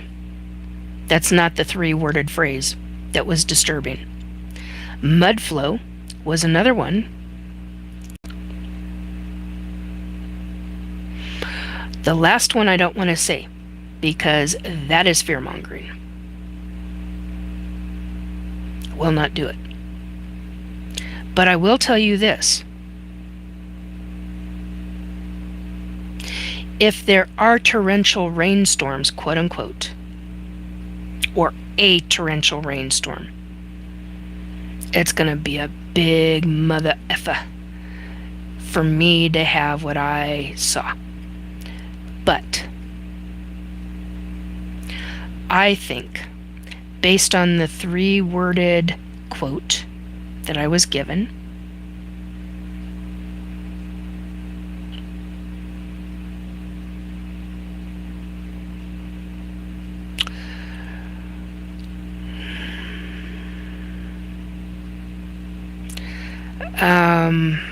I don't even know how to phrase what I was going to say. I think if you start seeing hard rain for a length of time,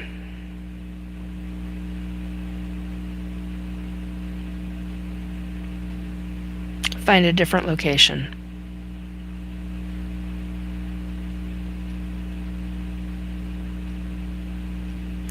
Because I got one specific phrase first. That was the one that was over and over and over again. And then I got the word mudflow. And then I got torrential rainstorm.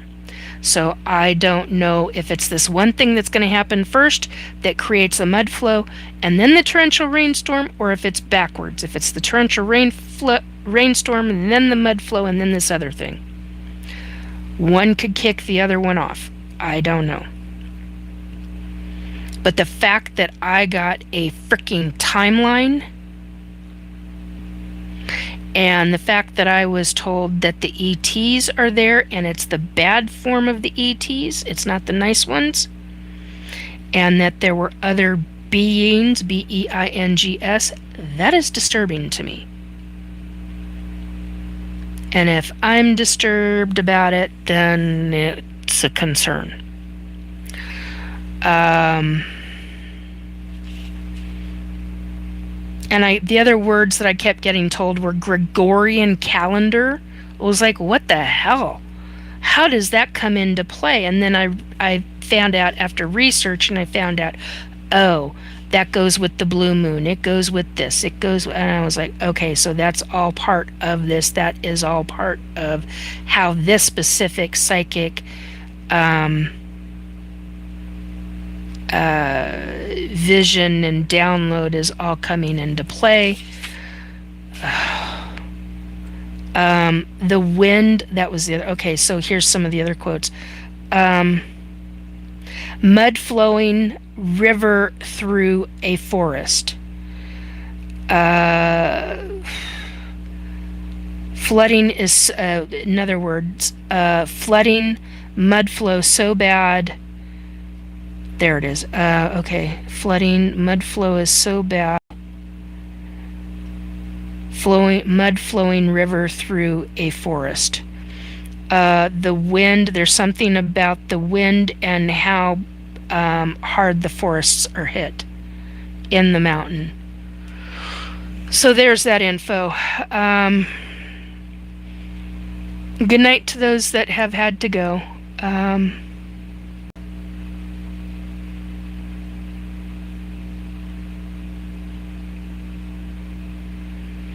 Yeah, I know, Zenith. They've been told a lot of that. Oh, honey, you're gonna be holding your breath for a while. I'm real particular about my mods right now. And I have...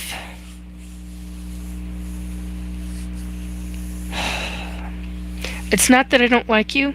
It's that I need to know you more in private, away from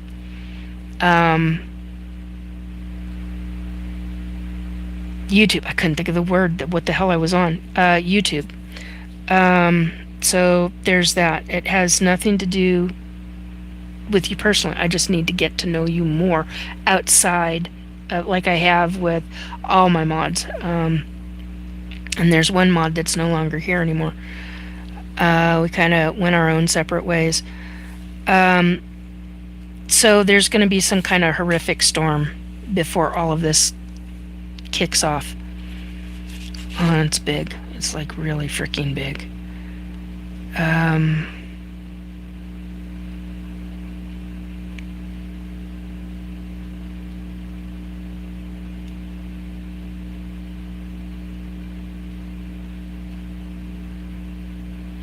Oh, and I found out who Pocahontas' soul was. That flipped me out. Not going there other than what I just said. Ain't getting it out of me, but I am going to say that. I will say I found out who her soul was. It just threw me for a loop.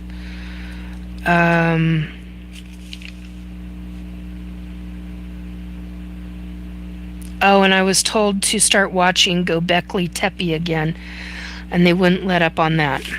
I knew there was another one. Okay, I think that's it.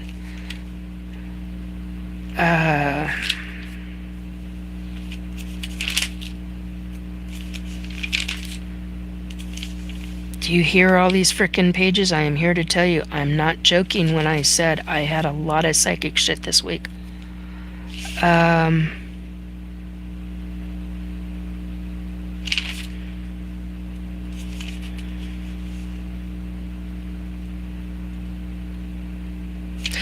Oh, Cheryl. Cheryl, are you still here?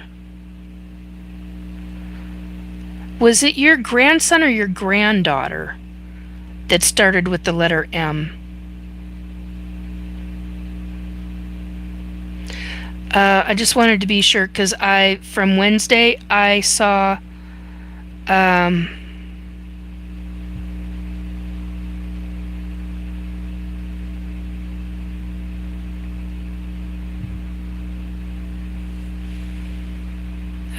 okay.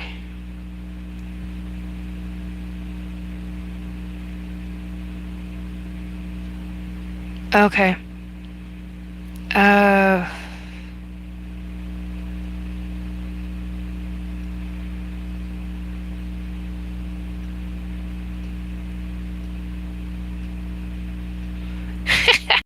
Stanley, that's funny.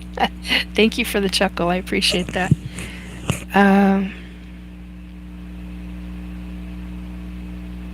Where are the evil negative ETs?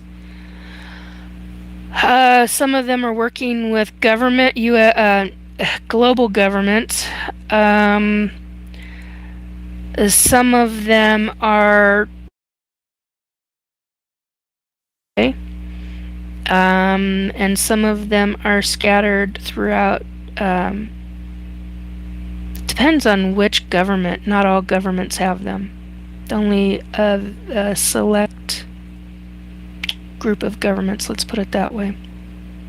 And some are negative, some are detrimental, and others I would call truly evil. But not all of them are evil. That's what I'm talking about. You get a wide range of extraterrestrials dealing in government. Some are some I have a suspicion that some of them have what the hell is it called? Contracts. I highly suspect some of them have contracts with their own ETs to work with humans and probably do not want to, which would make them very angry. And in a lot of ways, some of these ETs look at these kind of things as a job, because to them it is a job. It's kind of how government deals with some of it. Oh, hang on a second. Excuse me. Okay.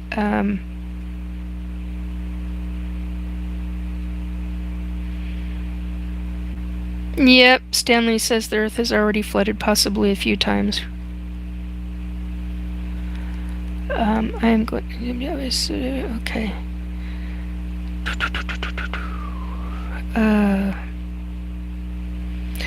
Yeah. No, not all negative ETs are underground. That's not the case. A lot of them just want to be the ones that are underground. Many of them, from what I understand, just want to be left the hell alone. So,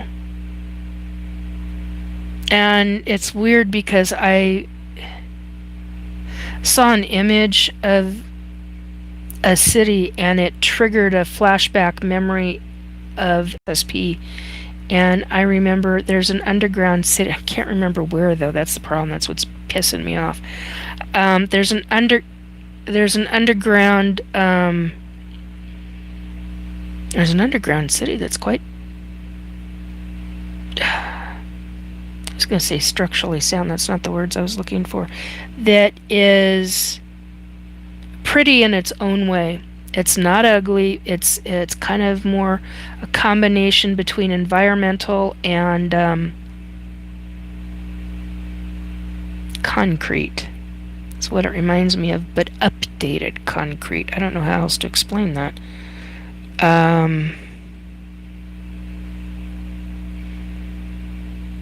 Kind of like futuristic, but not quite futuristic. You still have nature around. You still they're using tram type systems to get around.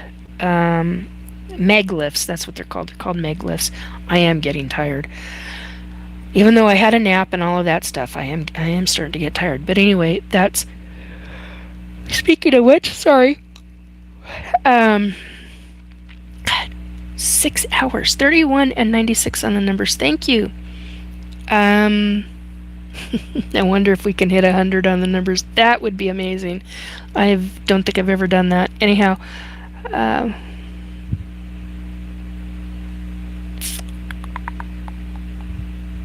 let's see. So Rivka has asked this, and I've already answered it, but I am going to make a clarification. Is it going to happen only in one place? In that one place? No, there's going to be a number of locations, but I didn't believe it would be next year. I thought we had a few more years out. I thought we had a few more years out of earthquakes and things like that, but we'll have to wait and see what happens.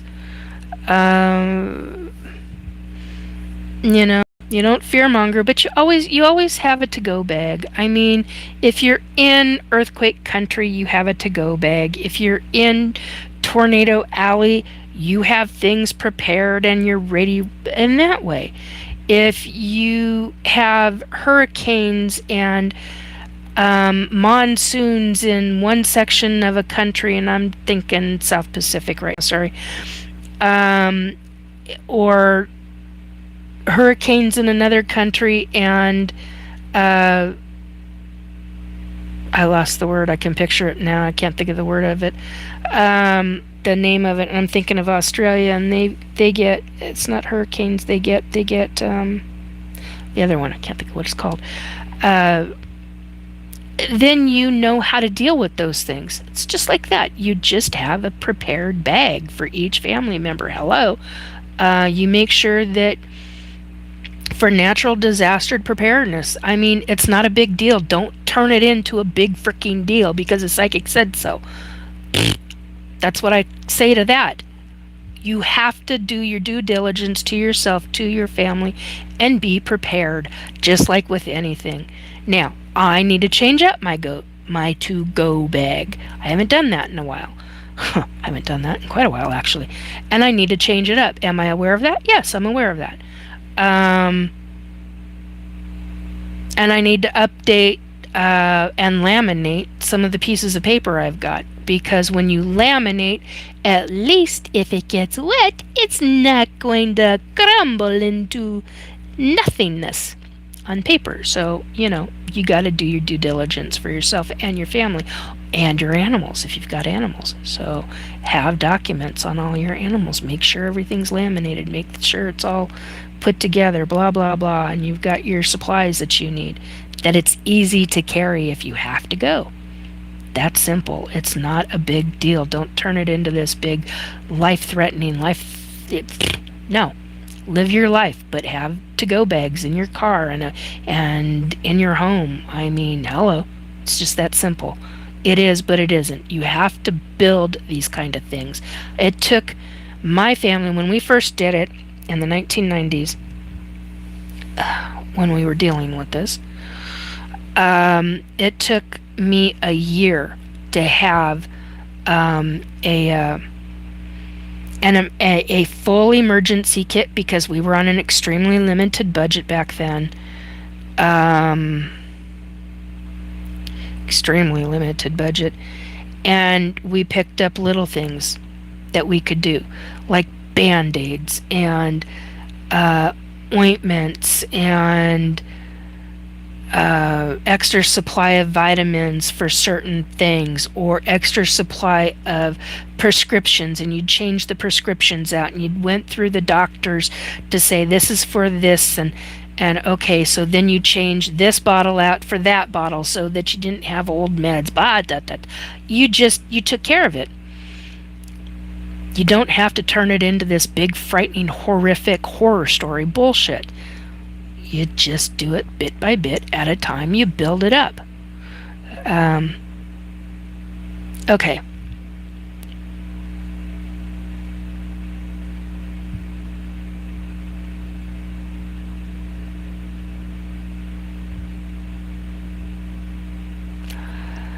Wow.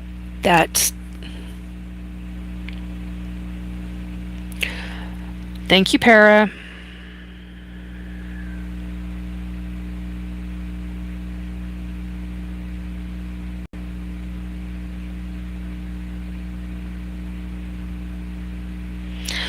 Yeah, there's a lot that go into different religions, Lauren, across this planet, and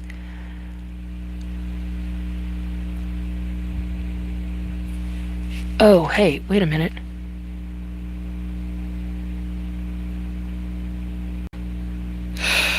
Oh.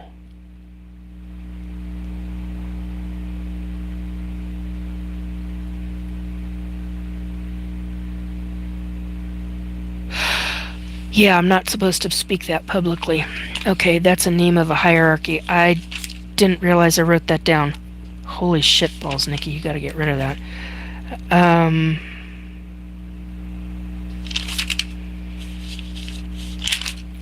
Okay. Consequences. Yeah, I've dealt with that already.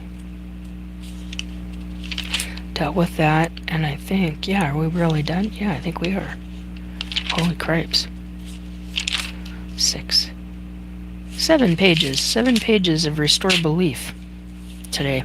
God, no wonder there's 6 hours and 4 minutes into this. Anyway, so if you have any other questions, just ask. And I'm glad I wrote our Keith Andrews down so that I would know and remember to put his information in the chat. Thank you, Lauren, for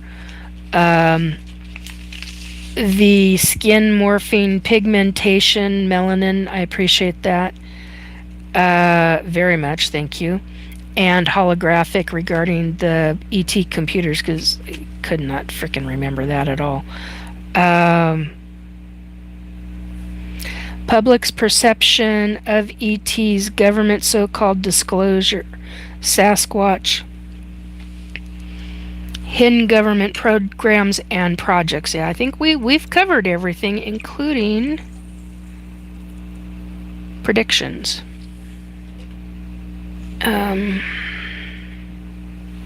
So, anybody else for last comments or last things before we go?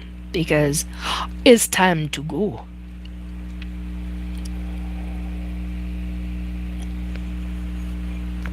Anybody? ET questions that I hopefully will be able to ask. Excuse me. Yeah, I am tired. Answer. I'll wait. Oh man. Woohoo! We're back up to 10%. Oh, that's bright. Anybody else? Tickle feet, tickle. Okay.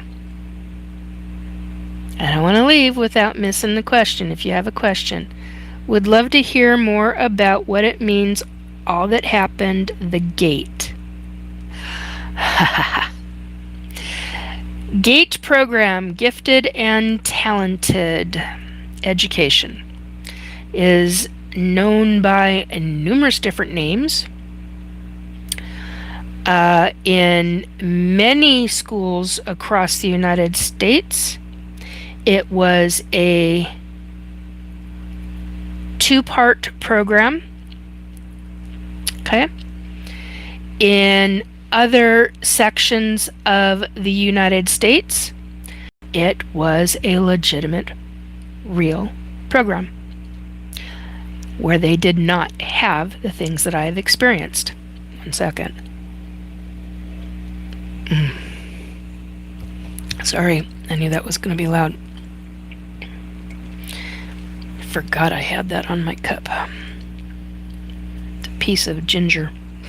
I was drinking ginger tea with this fresh ginger tea. Anyway, all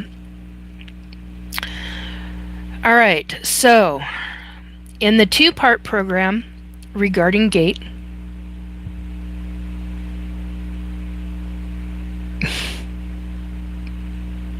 Lauren, I'm not answering that question.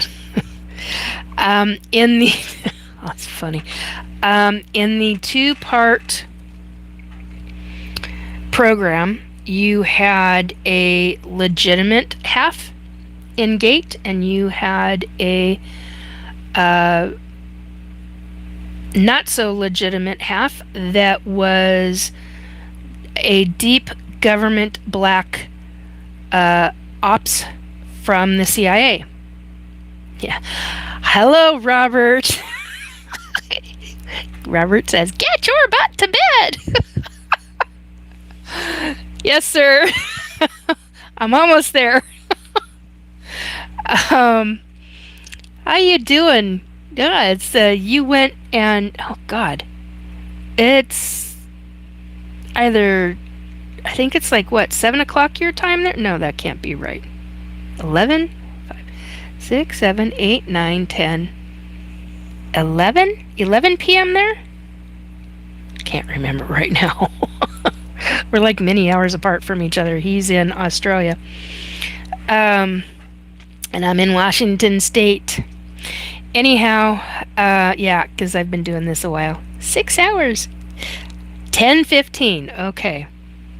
Oh, so you're 5 hours right now. I forgot. I always forget the seasonal change to that. It's either 5 hours or 6 hours because England is 8 hours. Well, you're not 5 or 6 hours, but that's the only way I can think of it because it's like 15 or 18 hours or something. And I'm like, I can't do that. I just know it's a different day there. Um, all right. I am babbling badly. This is me being tired. All right. So, in answer to your question, Rivka, um, in Gate, you had the cover story, which was the legitimate side, and you had the nefarious side. And the nefarious side, so they were targeting children in a very specific way. And they were seeking out children who were, for example, I'm dyslexic, although I wasn't diagnosed dyslexic until the following year, or 2 years later, year and a half later, whatever. Anyway, so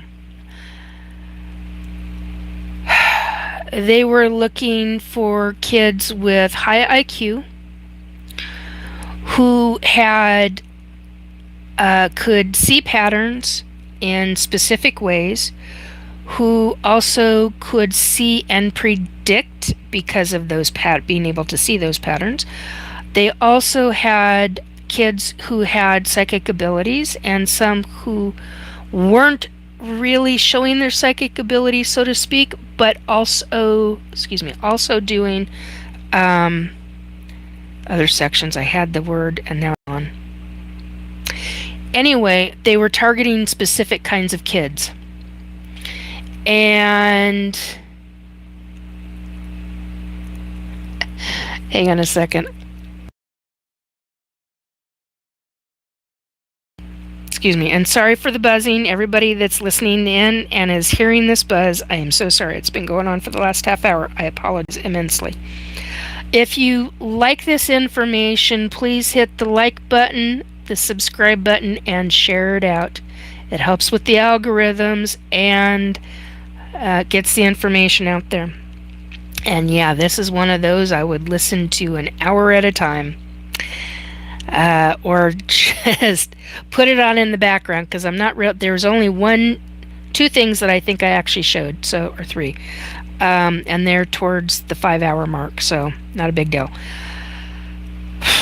So everything can be listened to. All right, so GATE program, they were targeting certain kinds of kids. This is out of, if I understand this correctly, and I may have to change this bit of information, but as I understand it right now, it came out of the MK Ultra, out of the MK Ultra program. They learned to mind control people out of MK Ultra, as I understand it. And that's what happened to me after I got put into the GATE program. Your parents signed a permission slip. Most parents sign permission slips because they talked about gifted and talented education and what the kids were going to be doing and all of that.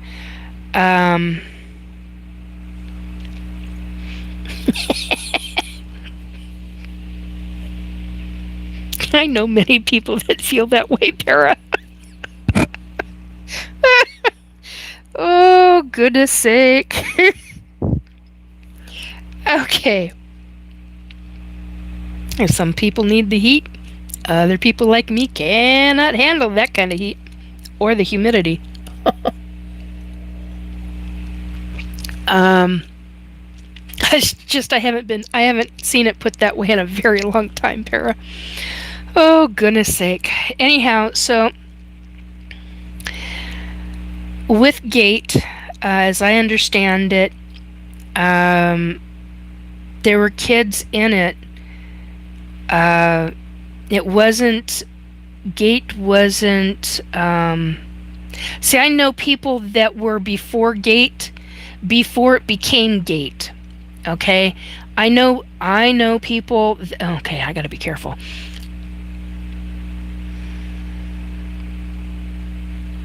I gotta figure out how to word this.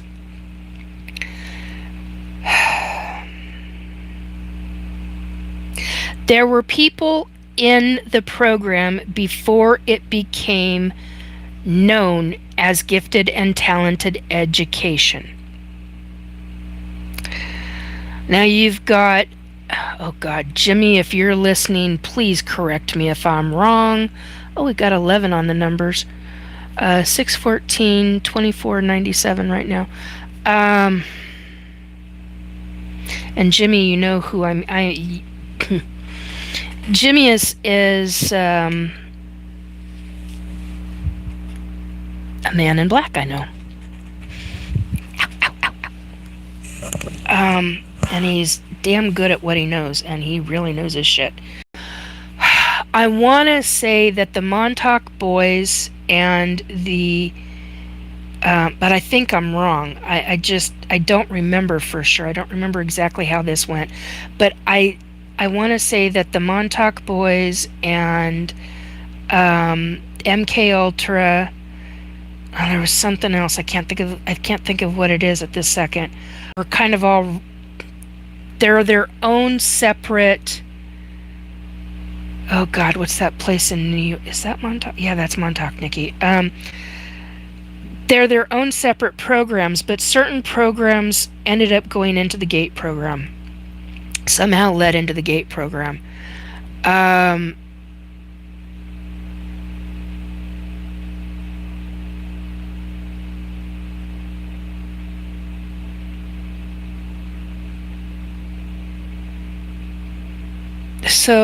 Sorry, I was reading. So basically, the folks that I know, some were in Montauk, some were in military that ended up in adult versions of GATE, I suppose you would call it. Some were different kinds of presidential models where they were drugged or hypnotized by CIA, taken away from family. That's all of their stories. And what ends up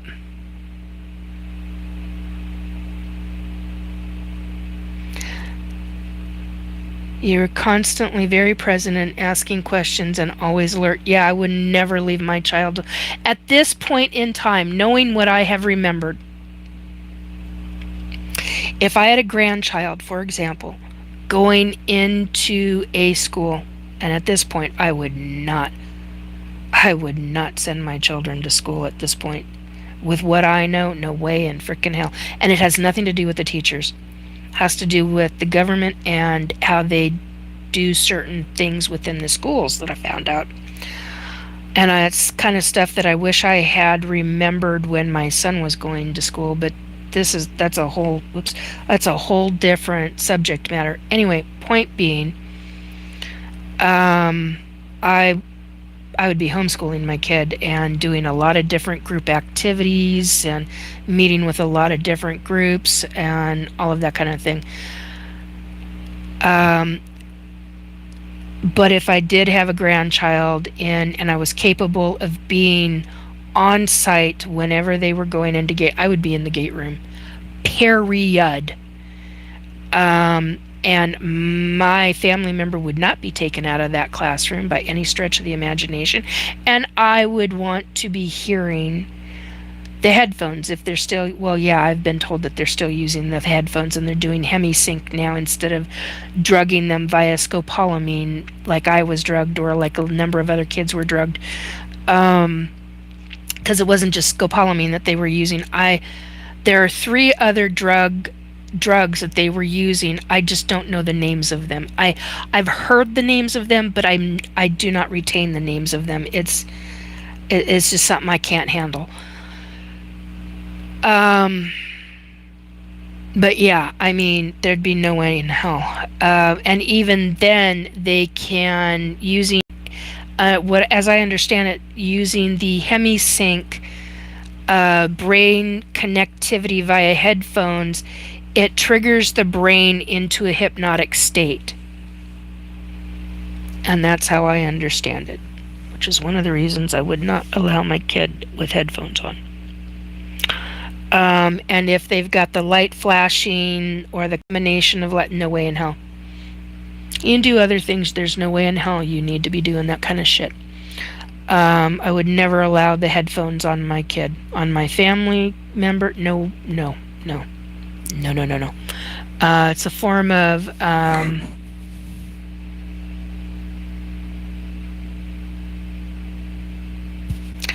Matt, that is really inappropriate.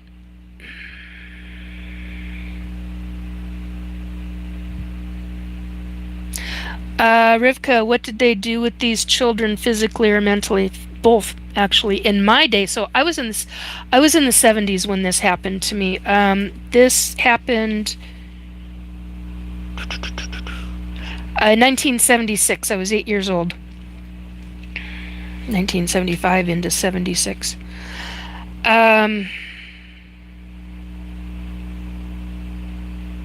76 into 77. Anyway, I was 8 years old, 1976, and so yeah, it was 75 into 76, and then straight on into God, such a mind-bending mind fuck. So in my time, we had two cups. We had a Dixie cup that was 3/4 to almost full of a pink drink. Most of us had either a pink drink, a yellow drink. I remember somebody commenting on it was banana flavored. An orange drink. I remember orange and pink at two different times. The orange was like a flavor of Tang. That's how I remember it. It was sickeningly sweet. And I had a sweet tooth, but it was just really overdone. The pink drink, I remember bubblegum, but I also remember... Oh no, now I can't think of the name of it. It wasn't Pepto. What the fuck? I was totally out of my head. I'm too tired, that's why. Alright, so, and I'm not hyper. Like on Friday, I went to talk to a number of people on Friday, and I got really hyper all of a sudden. I'm like, why the hell am I this hyper and I'm this tired? What the hell is that coming from? So that was just bizarre. And I'm not doing that this time. I find that strange. Anyhow, and I'm taking fucking forever to talk. I do apologize. That's my dyslexia. That's because I'm tired. So, what they ended up doing is you had a Dixie cup that had that full cup, and you had a Dixie cup, a second Dixie cup that was this big. You get targeted. The kids it's figured out which kids have what after usually the first day or within the first week, because the gate kids were being seen anywhere from once a week to 4 times a week. And what they did, goodness sake. Okay, Para, thank you so much.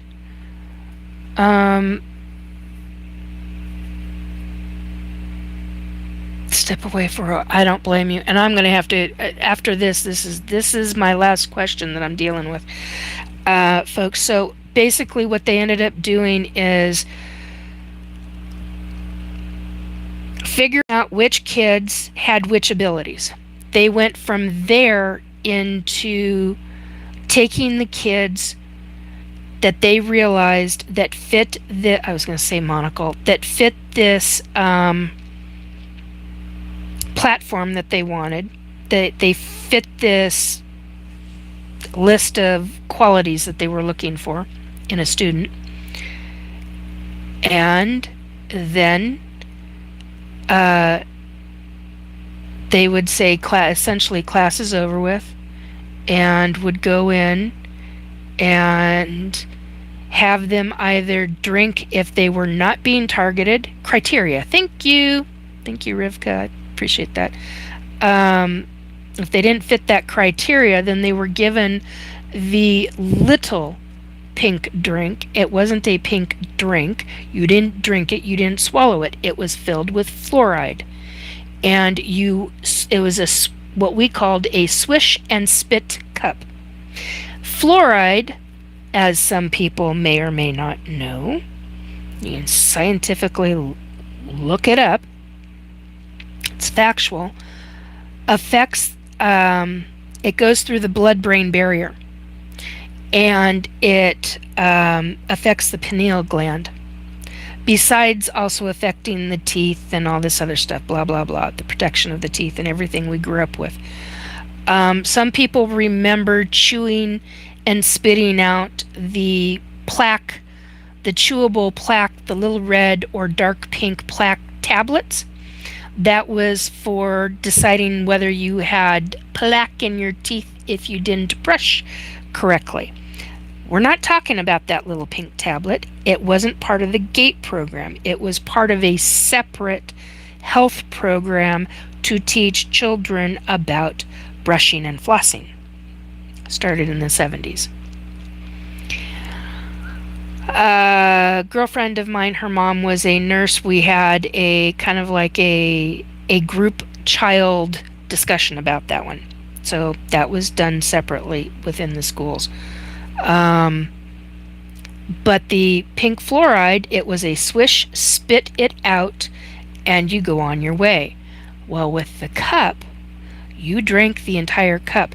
And with that pink cup, if you refused it, they tried to force it on you in one fashion, way, or form. I didn't want to drink it.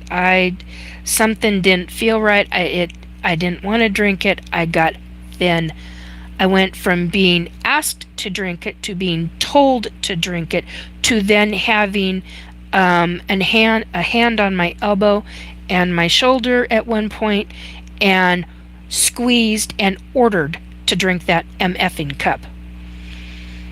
And I know people that are my age that have said that they would try to spit it out or vomit it back up, and they would be abused, physically assaulted for it.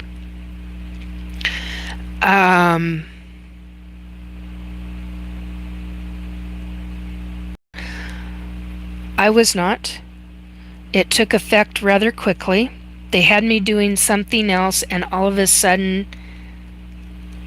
I had black memories. I mean, it's taken me a long freaking time to remember this process. A long freaking time. And so, life after death today says, I still can't believe they made us do that. Fluoride is, yes, I agree. But we weren't supposed to swallow it. It was supposed to be this swish and spit thing. But with the other cup, the nearly full Dixie cup, we were ordered to drink it. For me, what I have finally remembered, I finally remembered drinking it. I became a mindless little automaton. They could have done anything to me or ordered anything of me, and I would have followed suit, because that's what scopolamine does. You have no memory. It blacks out your memory afterwards. It was the perfect little mindless automaton drug. You could do anything, have that person do anything, they would never remember it. And even if it were caught on video, of course this was 1970s for me, but if it were caught on video, you'd have no idea that was even you. Your behavior wouldn't be the same. You could be controlled. You could have, not memory implants, what the hell am I looking for? You could be ordered to do things and never remember it. You become, Manchurian Candidate. You could become a Manchurian Candidate. I think isn't that the correct terminology, Manchurian Candidate? The one where they are so controlled that some kind of trigger clicks off and they can do something, and as soon as they do it, the trigger clicks back on and they're their normal person. So, I was given scopolamine. Ordered to drink it. A few minutes later, I don't remember how long, I was walked out the side door. Hang on a minute, I'm starting to have a reaction. So I was walked out the side door in full view of the principal's office, of the nurse's station, at the principal's office, in front of the secretary of the school. Right between these two men. Walked right out, walked right into a I am no buttercup. Michael, to me that is offensive. Suck it up, buttercup. Fuck you is what my answer is. Because I ain't no fucking buttercup with everything I've been through. You try having okay, this is me getting nasty. I do apologize. That's not okay. I was gonna say try having a cattle prod in your back at 8 years old. That's not being no buttercup. But I was about to say it in a very vicious way with a lot of energy, and that's stupid. It happens to be because I'm tired. Anyway, normally I would ignore that comment. So I was walked out, put into a van, ordered to lay down and go to sleep. I was put into a 1970s cargo type van, no windows in the back, none on the side. All you had is a windshield and a driver's side window and a passenger side window, and a seat. I was on a seat. I couldn't understand for a long time what I was laying on. And I remember starting to wake up as we went through down a road where you had a military, I never remember what the hell I call them cubicles every damn time, hut, a military hut, where you have somebody waving you through, or you had a post come down, and the post was already up because they knew these guys. They waved them fucking through. There was a guy in fatigues at the ouch. Oh my God! Hey Champlain, how you doing, hon?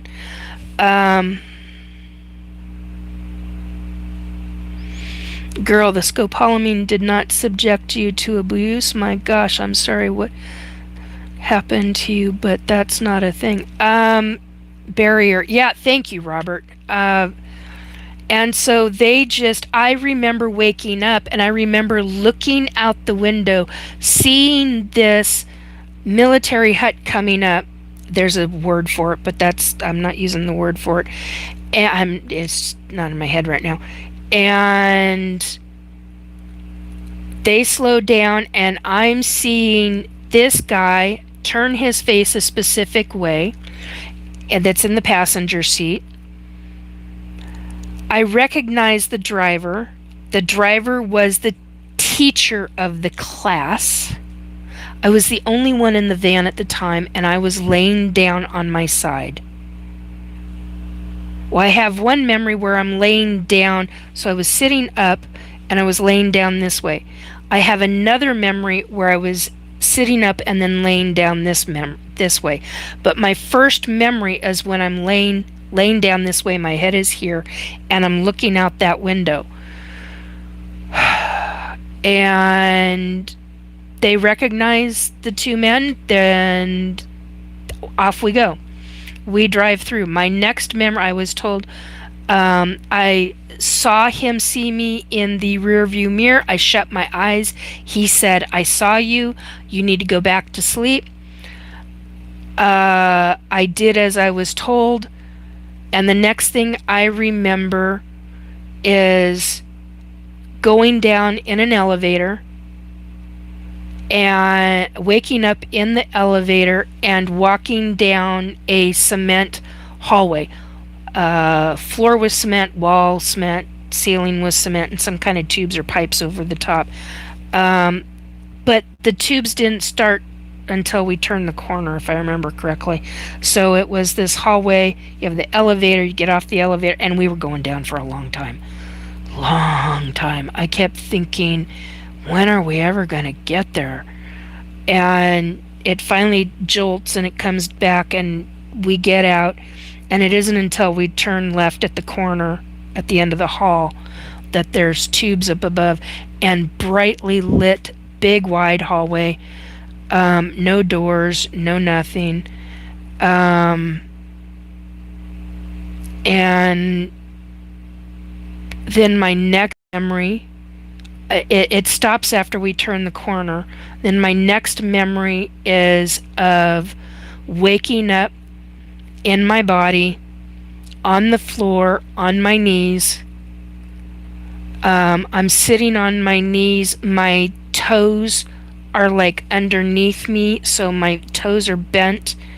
And normally when you sit on your knees, your feet go back. That's not what was happening. And I woke up rocking, and I was rocking back and forth. And I don't know what happened to me. I know something happened to me, but I have no idea what happened to me. And they're yelling and screaming at it. These two men, the one man is screaming at me. Excuse me, and maybe I don't want to know what happened to me. I know my body hurt. I don't know why. And as I'm waking up and I'm rocking back and forth, I'm registering there's people over on that wall. And they're little people. And I mean short. But I didn't understand any of that in the first memory. A guy, and this guy is yelling, and he's yelling and screaming, and I remember kind of looking up like this. I was like in a daze. I don't know how else to describe it. I'm in this daze, and everything's in slow motion. And I remember looking up at him, and he's yelling at the wall. And it isn't until later that I realized that that wall is nothing but a two-way, hello, as an adult, I know it's a two-way mirror. When I was a kid, it's just a mirror, and he's yelling and screaming at the mirror. And the next thing I hear the door open, and I turn and I look, and it's the guy that was in the passenger seat. I don't think I've ever said that before. And the two of them are yelling and screaming at each other. And they're yelling about why didn't the scopolamine work, and why can't I break her, and why can't she cross, and going from that into a bunch of other things, and they're back and forth. And that's how I found out that they use scopolamine on me. And so from there, there's a quote I want. Yeah, why the hell won't she cross? And then the other guy eventually, he's trying to calm down, he's realizing, well, we'll just put, this is a quote, we'll put her in as a star navigator. Well, I couldn't remember that word. If it wasn't for, and I knew when the person said navigator, I started screaming. I'm surprised I didn't break his eardrums, because I started screaming. I'm like, oh my God, that's the word, that's the word, that's the word. I freaked out. I just freaked out. And that happened on Friday. So, because I've been trying to remember that word, and I kept calling it pilot, and I'm like, it's not pilot. I can't remember the goddamn word. What is that word? And I got so angry at myself. And he goes, Nikki, it's called navigator. And it broke I was just like, oh my God. And he said, actually, it's called star navigator. And I lost it again, because I knew that was the correct words. And so they put me in the Star Navigator program. of my labs. And that is,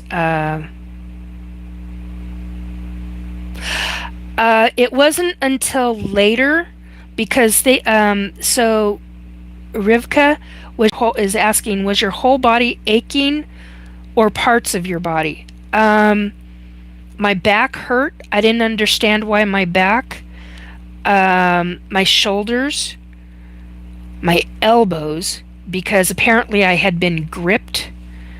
But, and it's weird because I did not, and I realized it, okay, how do I say this? I realized this not very long ago. I did not have bruise marks on my arms. They gripped me so tight, I would have thought for sure that I would have had bruise marks. I didn't have bruise marks on my arms because I had such a grip. They had such a grip on my elbows, that you would have thought it would have left bruise marks. But hello, CIA, so they're trained not to leave marks. Now, I don't know about in the 70s, but I didn't have marks. I didn't have marks on me until they used a cattle prod on my back to try to continue to break me. And I had 2 cattle prods used on me. So I don't honestly know if this was the first or the second time that they tried breaking me and I wasn't breaking, and they tried again and used a cattle prod a second time. Davey, not cool. Not dealing with any of that stuff in here. So in answer to your question, I know people where, and that's an MK Ultra torture technique. Those cattle prods are MK Ultra. I know people that had it so much worse. They were horrifically abused. I call that horrific too, but this is a different level of horrificness. I can't even fathom. I can't even fathom what they've gone through. It was so much worse than mine. And they break the psyche of the person, and then they start rebuilding and retraining that person. And that is why a lot of people, not everybody, but a lot of people in SSP that went through that kind of situation have what's known now as DID, dissociative identity disorder, or also used to be called multiple personalities. Well, it's because what the government did, yeah, I know the trolls are waking up. What does that mean, breaking? It means they literally split the personality. The person's personality is literally split. That person is so traumatized, so horrifically traumatized, that they are broken mentally. I don't need to see that on my screen. Get the hell off my screen, you stupid thing. Oh, good grief. Alright, sorry folks, I just had something weird. I've had that cake before, DMC. It's pretty good stuff. I haven't had it in years, but it's pretty dang good stuff. 100 likes! Woohoo! Thank you very much. 28 still listening. And so they break the psyche. That's literally, they use forms of torture, of physical trauma, of physical horrific abuse. Now, mind you, I was 8 years old. This is 8 years old, people. They were doing MK Ultra torture techniques on children. This is why I say that those sections of CIA need to be held accountable for crimes against humanity on children, because thousands of children have been used over the course of the years since the 1970s. Actually, I know some people in the 1960s who were in the process of the very beginning of GATE. It really didn't become into a thing until the early 1970s, but there you go. And what they end up doing is breaking the psyche, the mental faculties of the person. Hello. Sarah? Hello. I hope I pronounced your name correctly. If I haven't, I apologize. And what they do is they build up a personality that they want. And then shut that programming off, and it's buried deep within the person.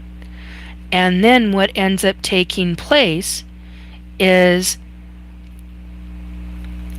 putting the physical person back into their regular environment, and that regular environment is where they hopefully thrive and survive. Survive and thrive, however that term is. So then they are given, each personality is given a trigger word or a trigger phrase or a series of tones in their ears with headphones. They can go back into that classroom, into the GATE classroom that they were removed from, and they go back onto that school campus, right back into that classroom, put the headphones on, hemi-sync is used in some fashion or form, it re-triggers the regular, typical behavior personality that the person was originally. It brings it back up, and then when the kid is back in the GATE program the next day or a couple of days later, the scopolamine, or at least this was mine, scopolamine was used, then you have the headphones, and then you're immediately taken out. The other kids think that you're back in class. You're not. You're off campus, and you're back in a deep underground military base being trained in whichever one of the personalities they want to come back up. That's no fucking joke. That is extremely serious, dangerous shit to be doing to children. Children, do you not fucking comprehend what I'm telling you? I know others who have talked about this was done to them at 4 years old. I know people who have talked about the fact that their families were military and those families handed over their children to have this done to them. Do you know how sick and twisted that is? More so than Yep, this is where my anger kicks in.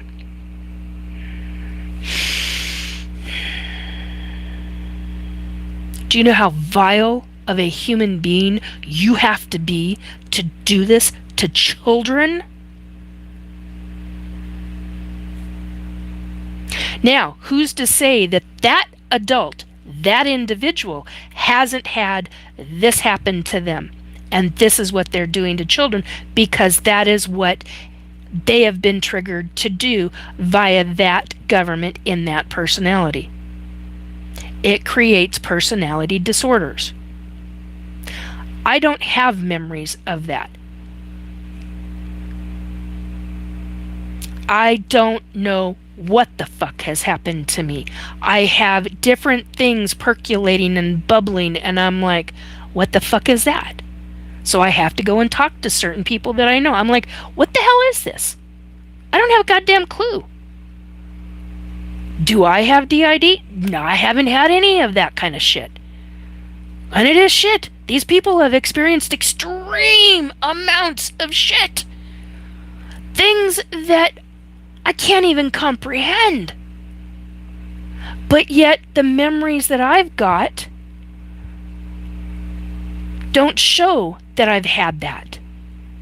They show that we're trying to break her. We can't break her. Why the hell can't we break her? Or why the F can't we break her? I'd never heard the F word.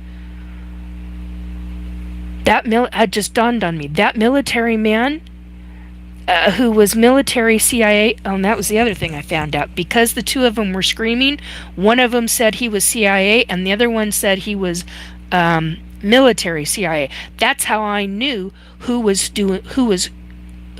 what each one was. That's how I knew who they were.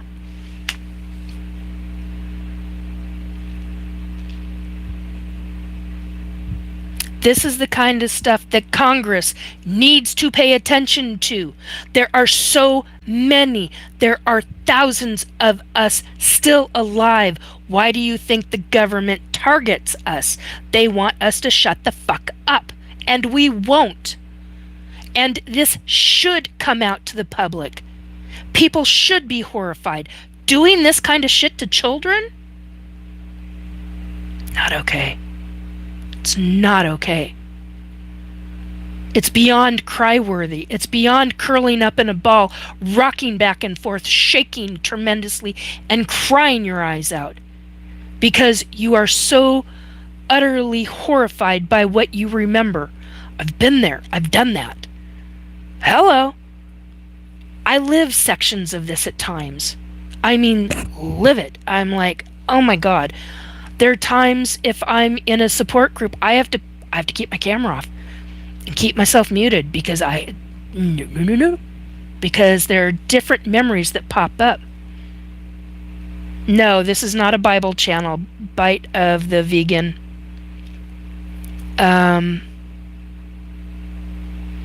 Yeah, hi Andy. Andy says government will always try to silence. What can we do? Take the information to congressmen and women, to those in Congress. Make this known to our representatives and our senators. I don't care what side of the whatever you stand on. This has to be made known to Congress. And the CIA regarding these things must be held accountable.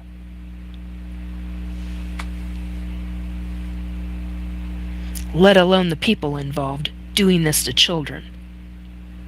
Horrific things that were done to children.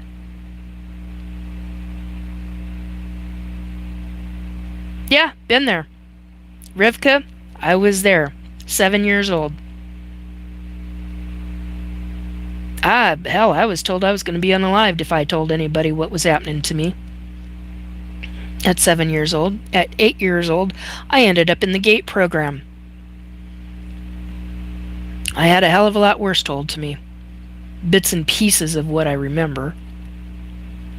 And they are small bits and pieces. The fact that I'm even remembering, I'm breaking through these memories. And thank God I am.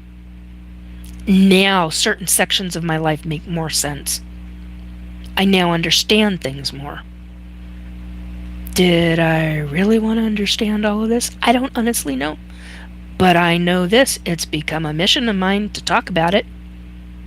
Along with the extraterrestrials who are not so good extraterrestrials who are working with this section of U.S. government and other governments who are involved in this. It's not just the United States doing this.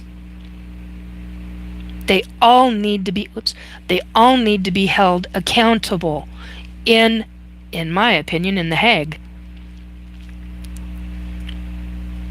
And every country involved should be out of the UN. They should be evicted. I have choice word. I have a lot to say about this. And I'm angry and I'm right. Oh.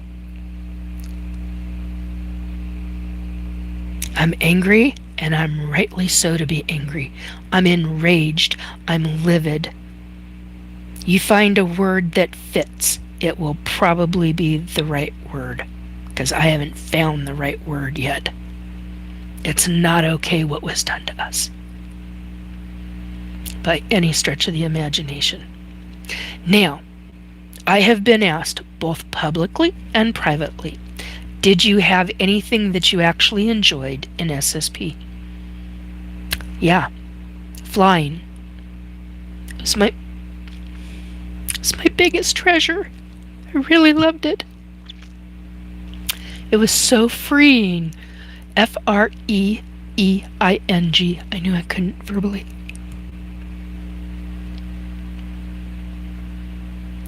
And I did things most other people wouldn't do. I went against orders. Yeah, I know. I know. Thank you, Robert. I know. You're being Mr. Protective right now, and I appreciate that. Which is one of the reasons why I love my friends, my mods, because they are very protective of me. They know a lot of what I've gone through, and Robert knows, I think, probably more than the other mods. A hell of a lot more. He's been through some of it with me, to say the least. Some of the ET abduction shit, too. And some of that I do call shit because it's just like, oh, God. It just gets overwhelming sometimes. But you live, you deal, you find a way to work through it. And that's the key to all of this, folks. You have to... you have to find a way. Thank you, I needed that. Because I know that I know what it means. You have to find a way to get through this. And a lot of people don't survive this. And the interesting thing is, this is all one of the reasons, all the varying many reasons I am being targeted, and I get shit for that all the time.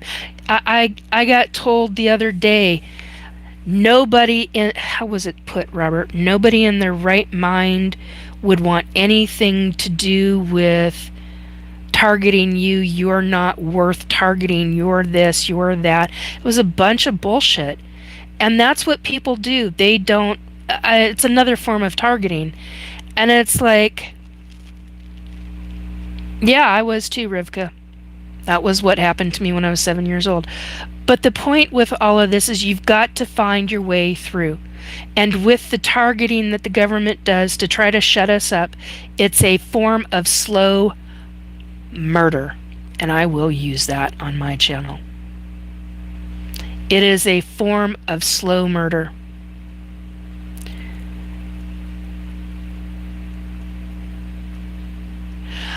Robert.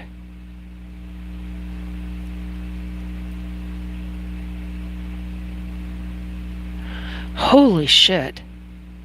You stood your ground then, hun.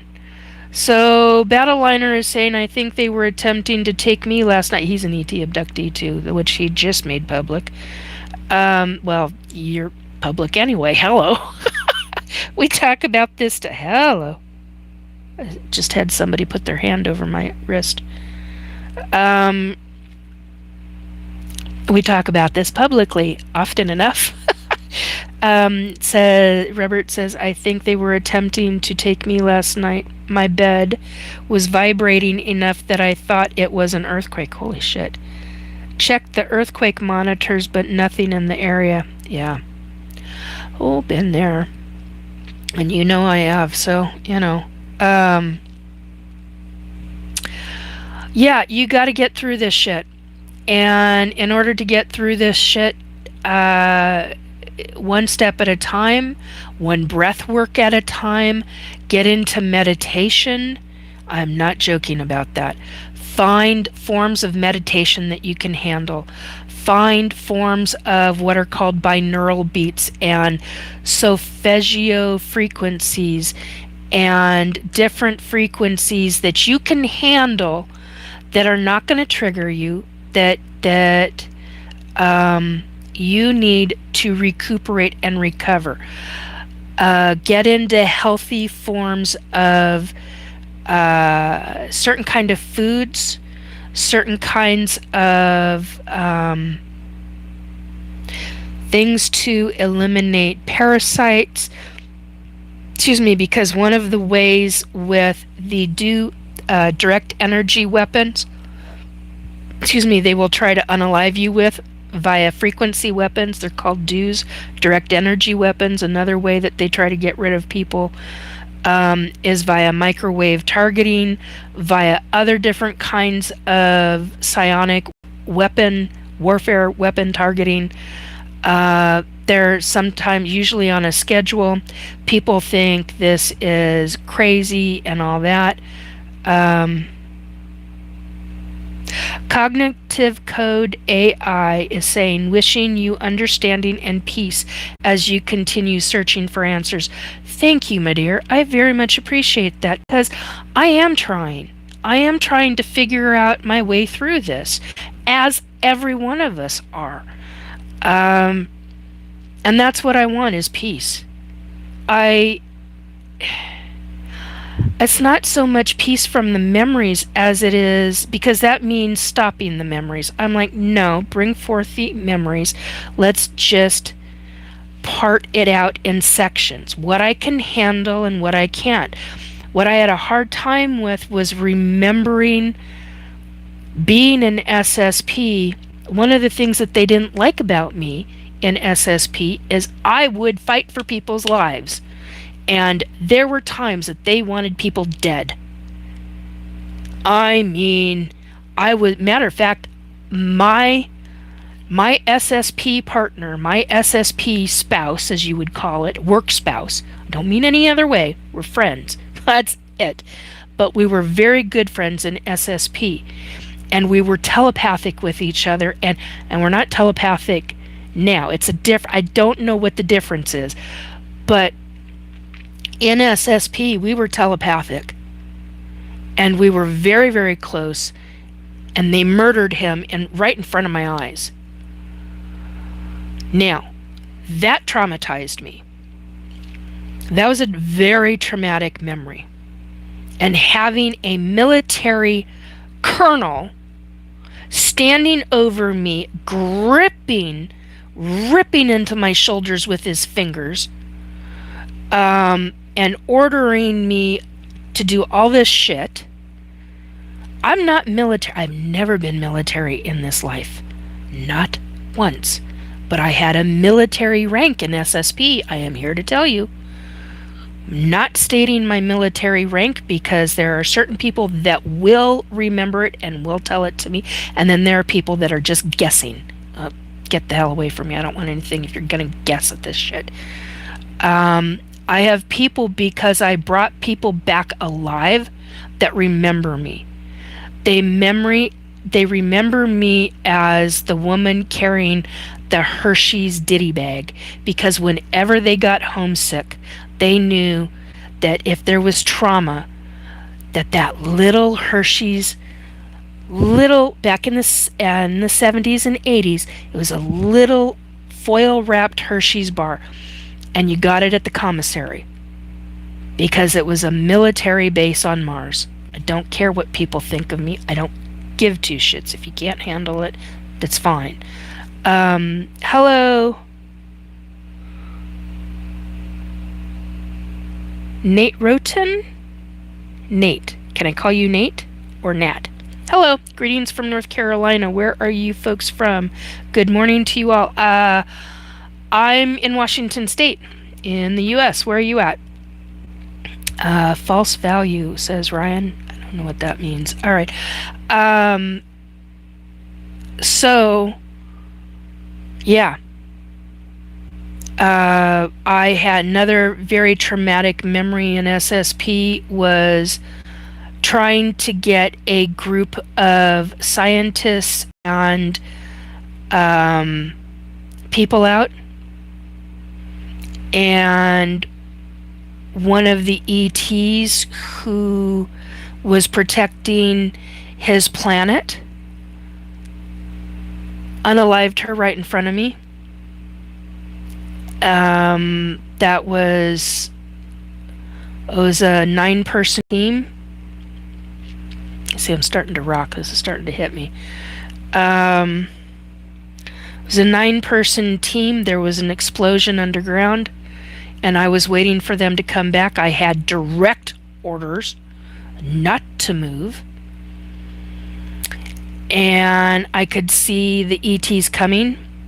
They were 12 to 15 feet tall, and they could fly over a lot. I mean, like, run over ground like it was nothing. And they got there. I don't even think they were there. I think within 30 to 60 seconds, if that, I got ordered to leave after the explosion. I wouldn't, because no man goes down without a fight. No man or woman, and this was a woman. And I wasn't going to leave her be. I wasn't going to leave her on her own to be unalived. They got to her before she could get to me in the transport vehicle. I got as close as I could safely get without getting hit. I had direct orders to leave immediately. I was not leaving a man or a woman down. No way in hell.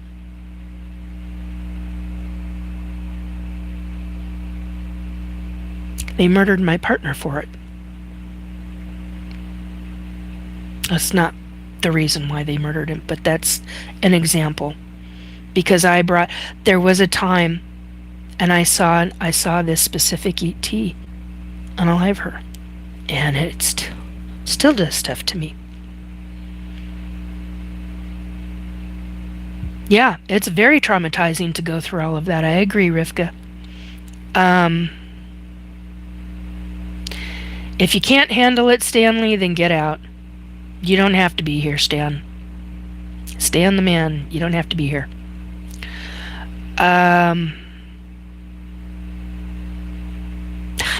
He's trying to get me off the channel. I understand, Robert. Thank you. So, I had an experience. I will say this one last thing. I had an experience where I did bring the entire team back, and I was ordered to leave them be. I was ordered to leave them. They all would have died. And I said no. I brought every one of us back home. Every single one of us back home. We got almost a half-hour dressing down.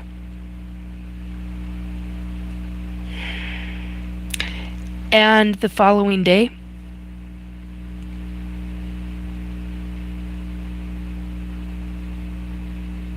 yeah, we were in the hangar bay when we got the dressing down. That was not fun. The following day, they unalived my partner right in front of me.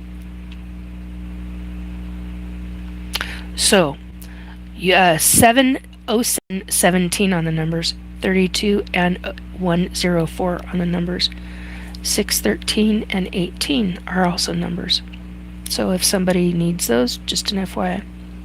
So if you do not think government unalives their own, you're fooling yourself. It's nothing to them to unalive people.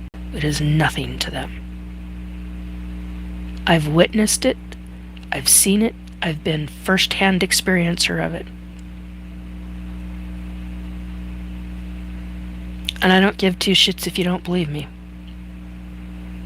You can believe whatever you want. I am telling you my experiences. And I make no bones about what's happened to me. It's very real. It's not just real to me, it's real to a lot of people who have experienced very similar things.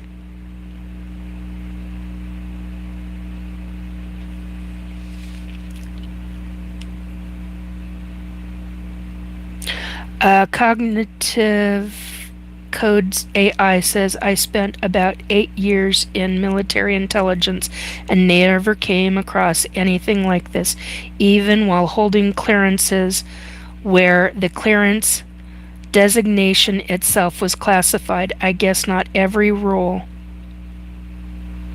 has access to every program. Correct. And thank you for your regular service. Because that kind of stuff I do appreciate. It means a lot to me. Regular military means a great deal to me. I had family. Okay. I had family in regular military. I had couple of family members who had kind of things that you just talked about. It means a great deal. This, however, is a different fucking ballgame. And this is the kind of shit that I want Congress to take action on. Do I know they're going to take action on it? Yeah, I do, because I've psychically seen it repeatedly, time and time and time again. The other side and the ETs are also showing me. So when you're dealing with this kind of subject, the fact that the kind of things that can actually be gotten to are the ones where they are taking children to deep underground military bases. The fact that they're using MK Ultra on 4-year-olds on up. That's the kind of thing that I'm talking about that must be dealt with within the upper echelons of government. And what I mean upper echelons, I'm talking Congress. That is a basic. That's not the upper echelons. I get that. I understand that. But it needs to be public. It needs to be brought out. It needs to be discussed within the public domain. And yes, behind skiffs. Or in skiffs, however you want to word that. Not sure how to word that. Anyway, so yes, our different representatives and our different senators need to be aware of what is taking place. What has taken place and has continued, because SSP still continues to this day. I know 21, 22, 23-year-olds who have been in it, who are still in it, and who are actually remembering. And now, likely what's going to happen with them is they will probably be mind wiped. Kind of easy to do nowadays, according to what other people are telling me. It's not my experience. Oh, I'm not getting into that tonight. Well, it's now this morning. We're at almost 6:20 in the morning. I'm not getting into what is MK Ultra. It's a totally different mindfuck, and believe me, it is a mindfuck. All right, I've been at this 7 hours and 12 minutes. It is time for me to go. I need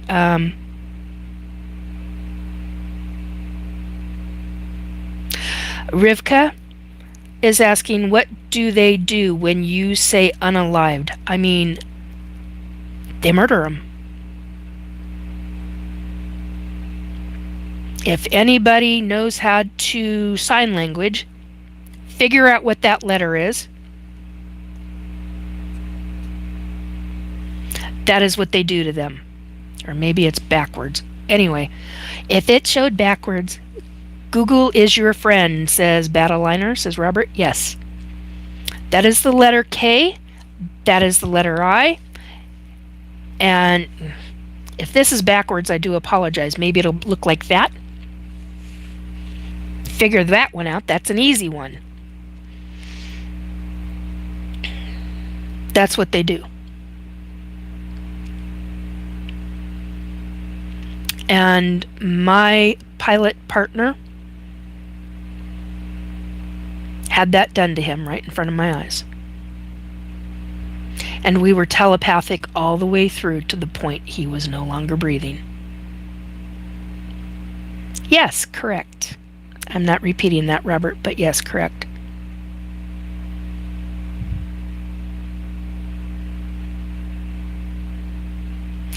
Bingo! Cognitive Code AI says a lot of people in our government seem like marionettes. The real question is, who's holding the strings? And do we even know? Well, look at the creator of MK Ultra.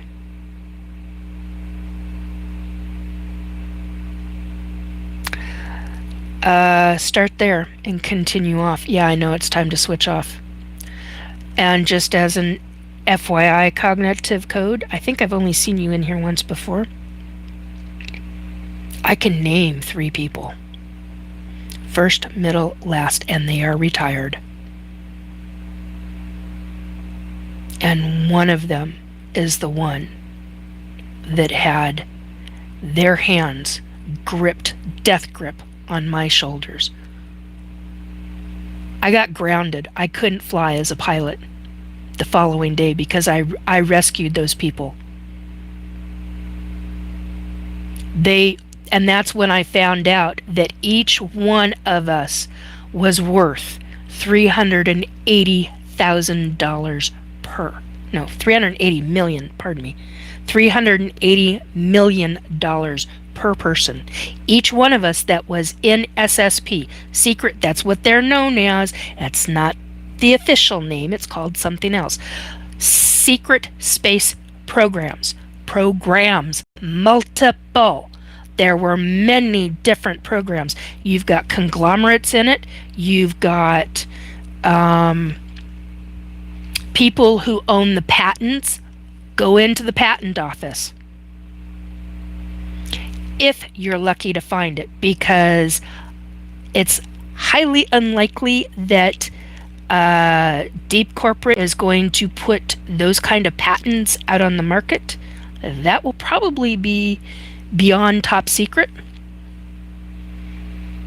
Yeah. And I've been told by the other side to shut my mouth as to what those names are of those 3 men. Hell, legally. I haven't even talked to anybody legally about it, but I already know that's a one you keep your mouth shut. So, yeah. And I wish them hell. I hope they have a serious amount of hell in their lives. And I hope they die horrible deaths. And for me to say something like that about military men is very upsetting to me. But the fact that they were doing this, no, that's off the table. Everything goes off the table when I find out and have realized and have remembered MK Ultra and have remembered how we were treated. I grew up in this shit. I don't give 2 shits anymore if my own family believes I'm delusional in La La Land. I don't care anymore. Let them think whatever the fuck they want. I'm standing up for those of us who have not remembered, and maybe it's a good thing that they haven't remembered. Maybe it's safer for them. But if they're being targeted by government with DEW weapons, frequency weapons of any kind, psionics in any way, fashion, form, or gang stalking, totally different ballgame. Everything goes off the table if they're being targeted. We're all on a list. Oh, and an FYI, I want my government contract because I know there's some kind of government contract, and I want my records, my military records and my identification records. And I was about to say something else and it's gone now. It would have been there's a 2-word phrase that would have rang bells and it's gone. I don't have it anymore, which probably means it's time. Closing my notebook and we're done. Yes. Bingo. Thank you. Yeah, and I do want back pay, Battleliner.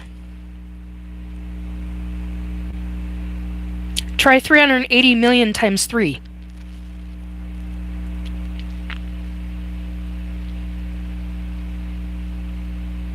Figure those numbers out. You stole, without my permission, my genetics. You want to know why I want that amount? Because each one of us that were put in, other SSP, you'll understand why I'm saying this.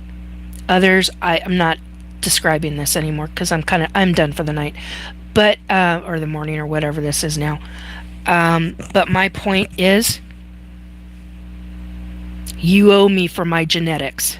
You stole my fucking genetics. And I want compensation. If we're talking back pay, yeah.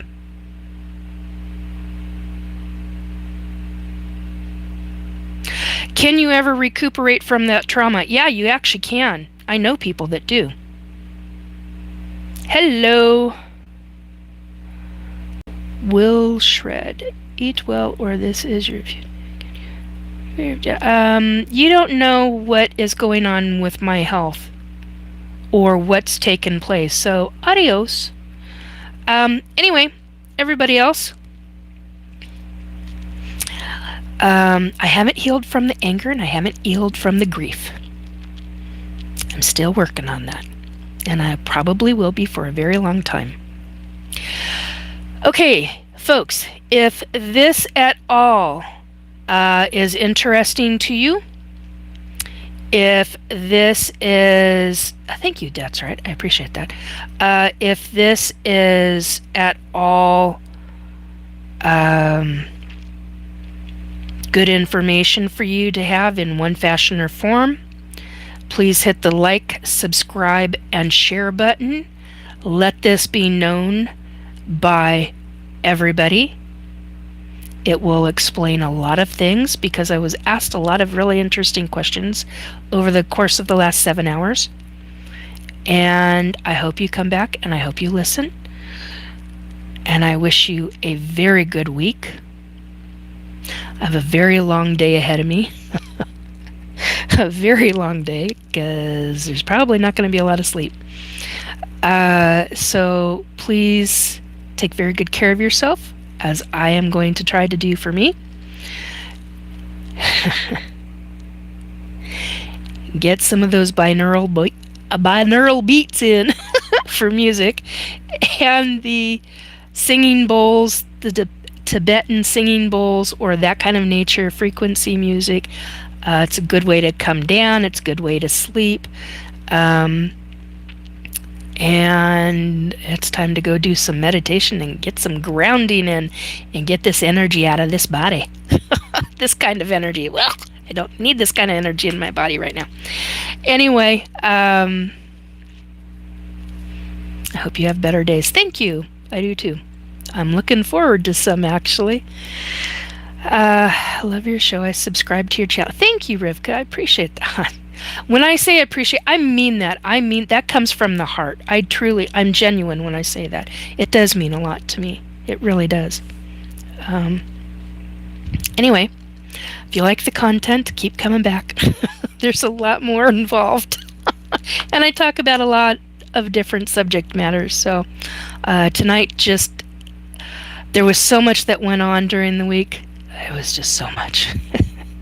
Hence the reason the almost 7.5 hour show, guys. Anyway, take care, folks. I wish you a blessed week. Hugs and kisses on the forehead or on the cheek. Bye, guys. And I do mean that. I really do. Bye. Okay, define the button and quit the buzzing. Bye, guys.